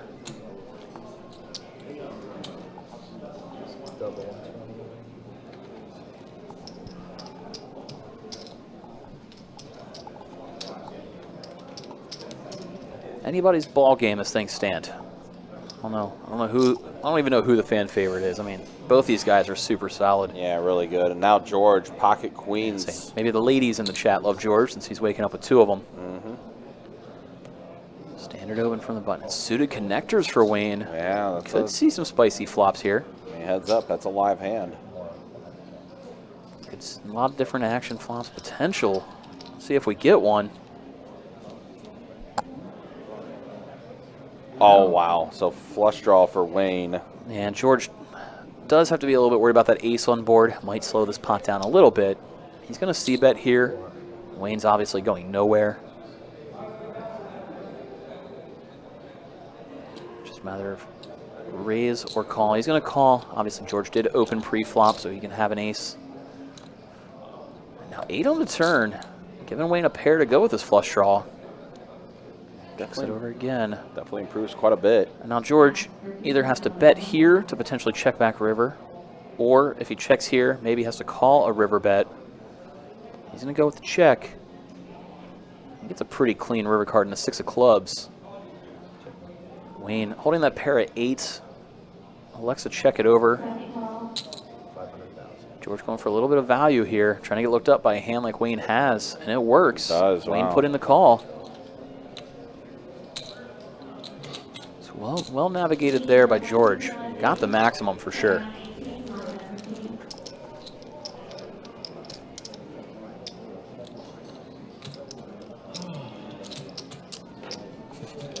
Here, Wayne let out a little sigh there. Yeah. Still probably reeling from the frustration of getting it all good, getting it all in good not too long ago, and potentially ending this thing to. Now your opponent's almost, it almost feels like it's his tournament a little bit. He just value owned you. Couldn't win your all in a little bit ago. Like just Yeah. And it's been a long couple of days. It has. I mean, this is the third day in a row for some of these guys. I mean, well, and keep in mind too. I mean, obviously George, who had the chip lead going into the day with some of the monsters he was able to get during the feature day. But I mean, we saw a few hands that Wayne was grinding out against Brian on the feature table at the end of day two. Day two, yeah. So, but he also, like, you're talking about how it was almost smooth sailing for the most part for George on the final table. I mean, Wayne had to get in there and battle a little bit. Just the mentally taxing stuff adds up, and maybe George is a little bit fresher right now. You know, under the lights for 2 days, a lot of big decisions. It all adds up over time, and just when you thought it was over, the guy got there on you. Or as what Sage said in the Facebook, just when I thought I was out, they pulled me back in. It's been the theme of this heads-up battle, that's for sure. Yeah, it's very much been a tug of war.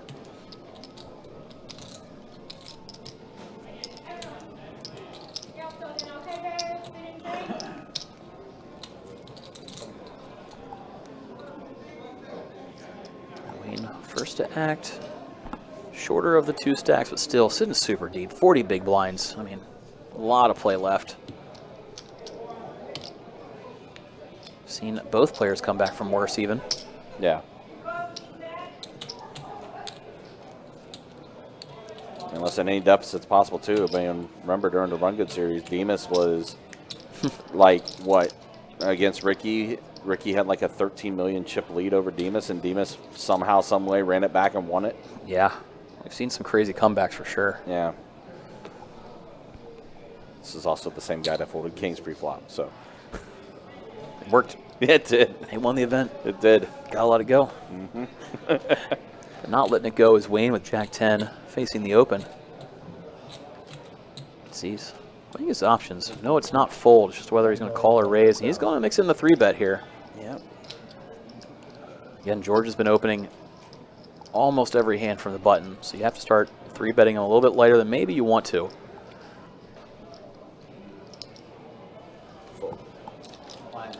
Sure enough, takes the pot down. And there is the announcement that the blinds and antes are up now. 80,000 small, 160,000 big, 160,000 ante.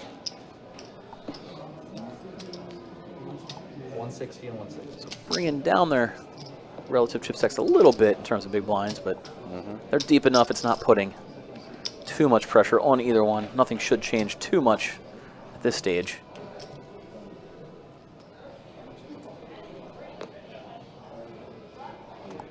Action will start on Wayne. 9-8, gonna raise it up. Continues using close to that 3x sizing, 450K to go. So that's what the players have been opening for about 3 big blinds. Not too much to be read into the pre-flop sizing since it's all standard at this point. And we're, what, an hour-ish into heads-up play, and they've both been using it with no deviations. This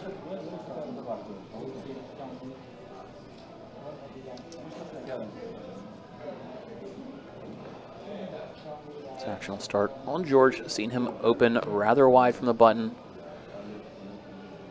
He's definitely going to be opening here. 4-8. Wayne with suited king deuce. Going to put in the call. So mystery hand versus king deuce suited. And we're going to play it from Wayne's point of view, it seems like. Yep. So they go off to 7-7-6. So if we're Wayne, we don't necessarily love that one. George assembling the continuation bet when it checks to him. Sure enough, fires out just under half pot and gets to take it down.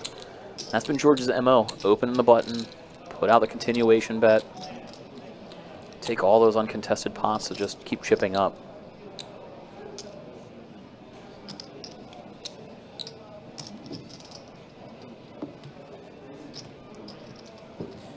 And for those just joining us again, 440 total entries into our Mystery Bounty main event, the headline event, the Card Player Poker Tour, now down to the final 2. Started up final table action today at 2 p.m. Raise 450. Now down to, again, those final 2. And 2 guys that have been to final tables before and looking to book this W. Almost had it all right.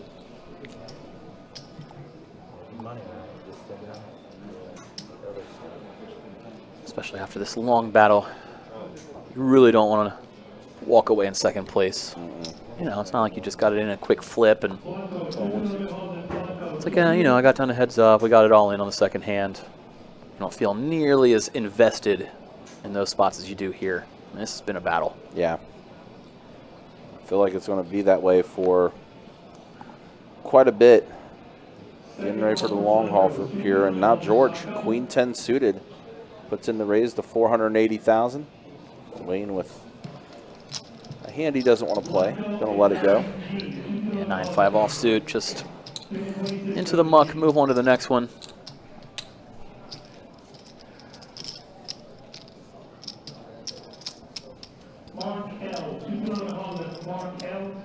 What a fun matchup it's been. Seen some back and forth. Been a very, I'd say, skilled heads-up matchup too. It's not constant all-ins. I mean, both these guys know what they're doing, but you don't often get to see. Pulls that thought as Wayne opened it up with Ace-King. George, though, with 8-tray offsuit. We're not going to see a collision here. Could have if George woke up with something, but instead, it's Wayne's turn to raise and take. Yeah, both these players clearly know what they're doing in this heads-up battle. Love to see it. You know, don't often get to watch too many heads-up matchups, so been a fun sweat. Been a fun sweat.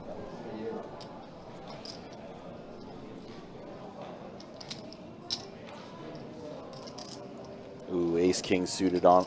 And George's George turn. here, yeah. And again, George opening just about every button. Does so the same size, the same mannerisms. Just raise it up here. Hope to get played back. Instead, another fold. That's 3 straight raise and takes. Back-to-back Ace-Kings. Too many ones.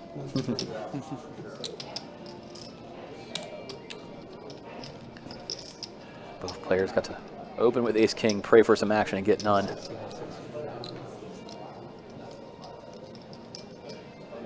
So the back and forth just continues on. All right, deuces for Wayne. Imagine he is going to open.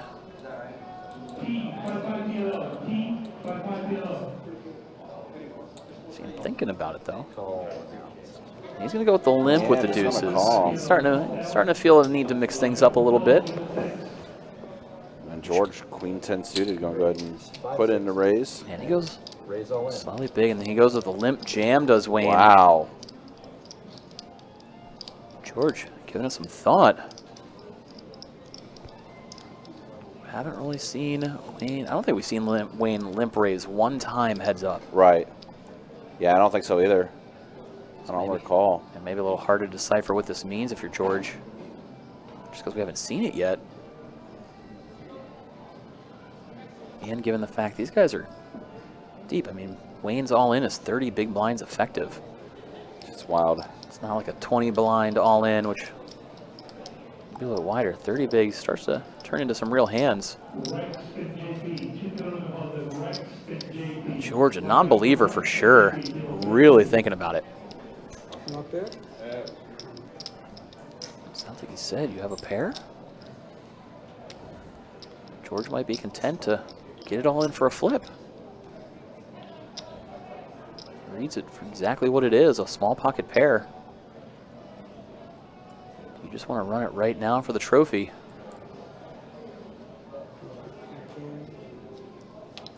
George lets it go after all the thought. Almost got to see it. Almost got to see the run out there. Yeah. I think he was very tempted and felt like he was leaning towards it, both physically and figuratively. Leaning towards the call.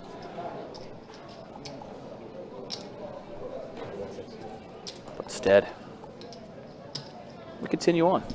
we do. The battle continues.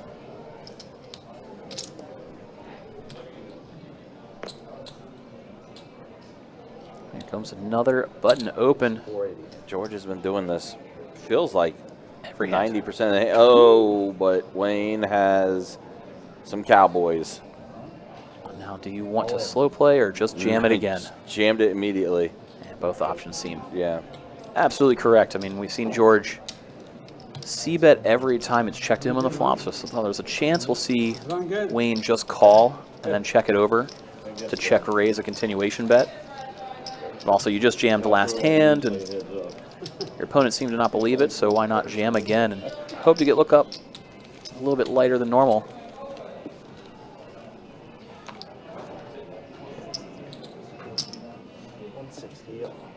So back to back. All ins from Wayne. Netted him about $1 million in chips combined.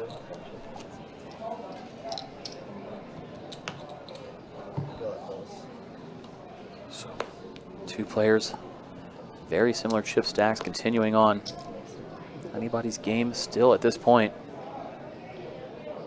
Wayne looks down at King Deuce. And he's just going to let it go. Thought we might have seen an open raise, but not to be.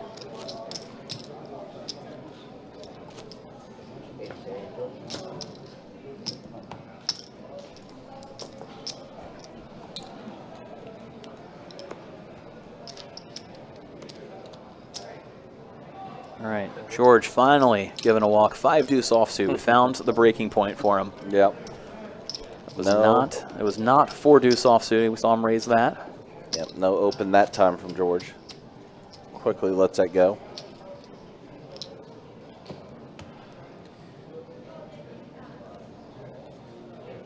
Again, as always, guys, appreciate everyone that has watched our live stream or did participate in any of the tournaments that took place during the Card Player Poker Tour. As soon as this event's done, we will be getting ready for the WPT. That'll be the next series to come through. And we talked a lot about some of the smaller events happening across all the different rooms in the next month or so. But yeah, that next big one, WPT, feels like it's right around the corner. Yep, expect details of that tournament series to come out soon. Sure, they'll be on our website the day after it's all figured out. Yep. People need to start prepping hotel reservations, vacation requests, whatever it is. We want to get you ready because that's going to be a great couple of weeks in here during the WPT. So George and Wayne are going to be heads up here. Wayne does put in the call after George does raise with his ace-deuce suited. George does have the slight chip advantage still. Yeah, we saw George open pre-flop. Oh, wow. Wayne call. We've seen this a million times. Now Wayne checks. George c-bets. Is this where Wayne decides to make a stand with a middle pair? Does put in the call.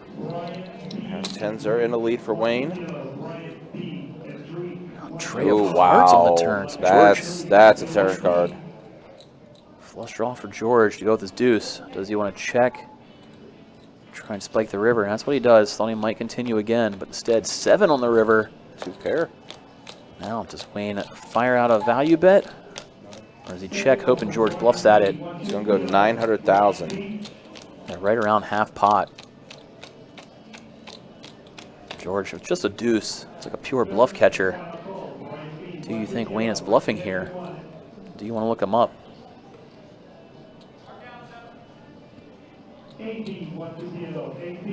George does let it go. Yeah, we've seen Wayne do a lot of the bluff catching, trying to catch George. We haven't seen George look up Wayne too light.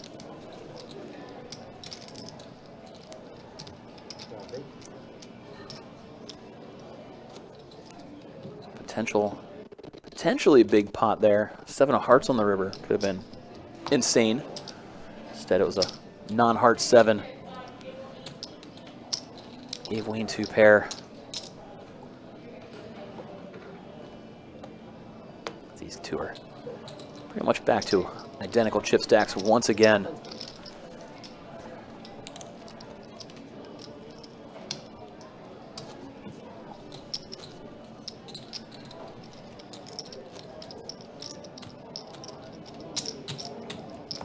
Feel like it's got to be like an absolute monster versus monster. for these? They're both, around 40 big blinds effective, so it can get in, relatively easy, especially since they're both opening pre-flop from the button pretty much every hand that goes to a flop, so it shrinks the SPR. There we go, George really trying to steal one. Look at that, 6 deuce this time. Yeah, he is. Wayne happy to put in the call, Jack 9 suited. And now interesting flop, King 8, 5, 2 diamonds. Wayne with the flush draw does check it to George. Will George fire the continuation bet like he has almost every time? Yes, he is. 550,000. Essentially half pot. Yeah, it's been the rinse repeat. George's MO, open button, C-bet half pot. And Wow. Wayne very aware of that. Now he's going to check raise in a spot that you're just holding a flush draw, but your opponent C-bets with any 2 cards. So you have a ton of fold equity, and if he ships it, you'll just get it all in. 1.7 mil. The raise from Wayne, check raise. Wayne does take this one down.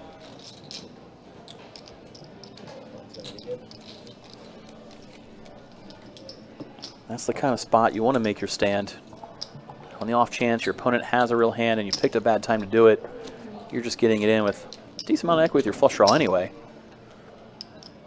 But such a good portion of the time, George has to fold.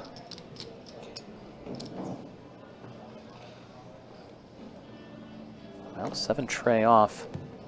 Wayne happy to go ahead and let George take a walk. George had a pretty big hand in King Queen. Probably wanted to see an open.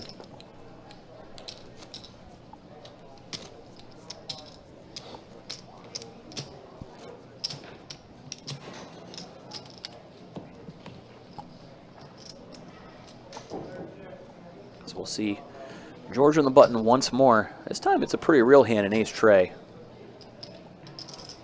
If you're going to open any 2 cards, this one is a delight to see. There is the standard 480. 3 big blinds, and Wayne wakes up with an ace. Does he want to fight back now? Does he want to call? He hasn't mixed in too many 3-bets pre-flop. Having an ace in your hand, decent spot to do so. Wow. There it is, all in. Go all in. Now George, And quick here we call. go. All right, this may be it. Ace 5 versus ace tray. Good portion of the time will be off to a chop, but if either one can connect with this board, somebody will be crowned victorious. Oh, they both hit their ace. Yeah, 4 on board. Now 5 Oh, smashes the diamond. turn. Oh, Wayne's got the hammer lock Yeah, now. he does, and that is going to be it. Assuming the chip counts are right, it Sure. looks like Wayne is the winner. They're going to double check it if our graphics are right. Yeah, obviously they were very close in chip stack. That was a heck of a heads-up matchup. Wow. My God. And it is, yep, it is accurate. Wayne does cover George, so GG's to George. Excellent heads-up battle between him and Wayne. That was an amazing watch. wow. So George taking 2nd place for 58.5K, plus his over 60,000 in bounties. Total of, what, 120K for his event? Yep. And Wayne getting to take home 1st place of 90K, And then plus his 20-something in 20,000. bounties. So over 110K he's going home with. That was awesome. Wow. That was a fun watch. Absolutely. So there you go. Congratulations to Wayne winning it all, and that is going to be the way this one wraps up. Show the final stats real quick as the payouts here.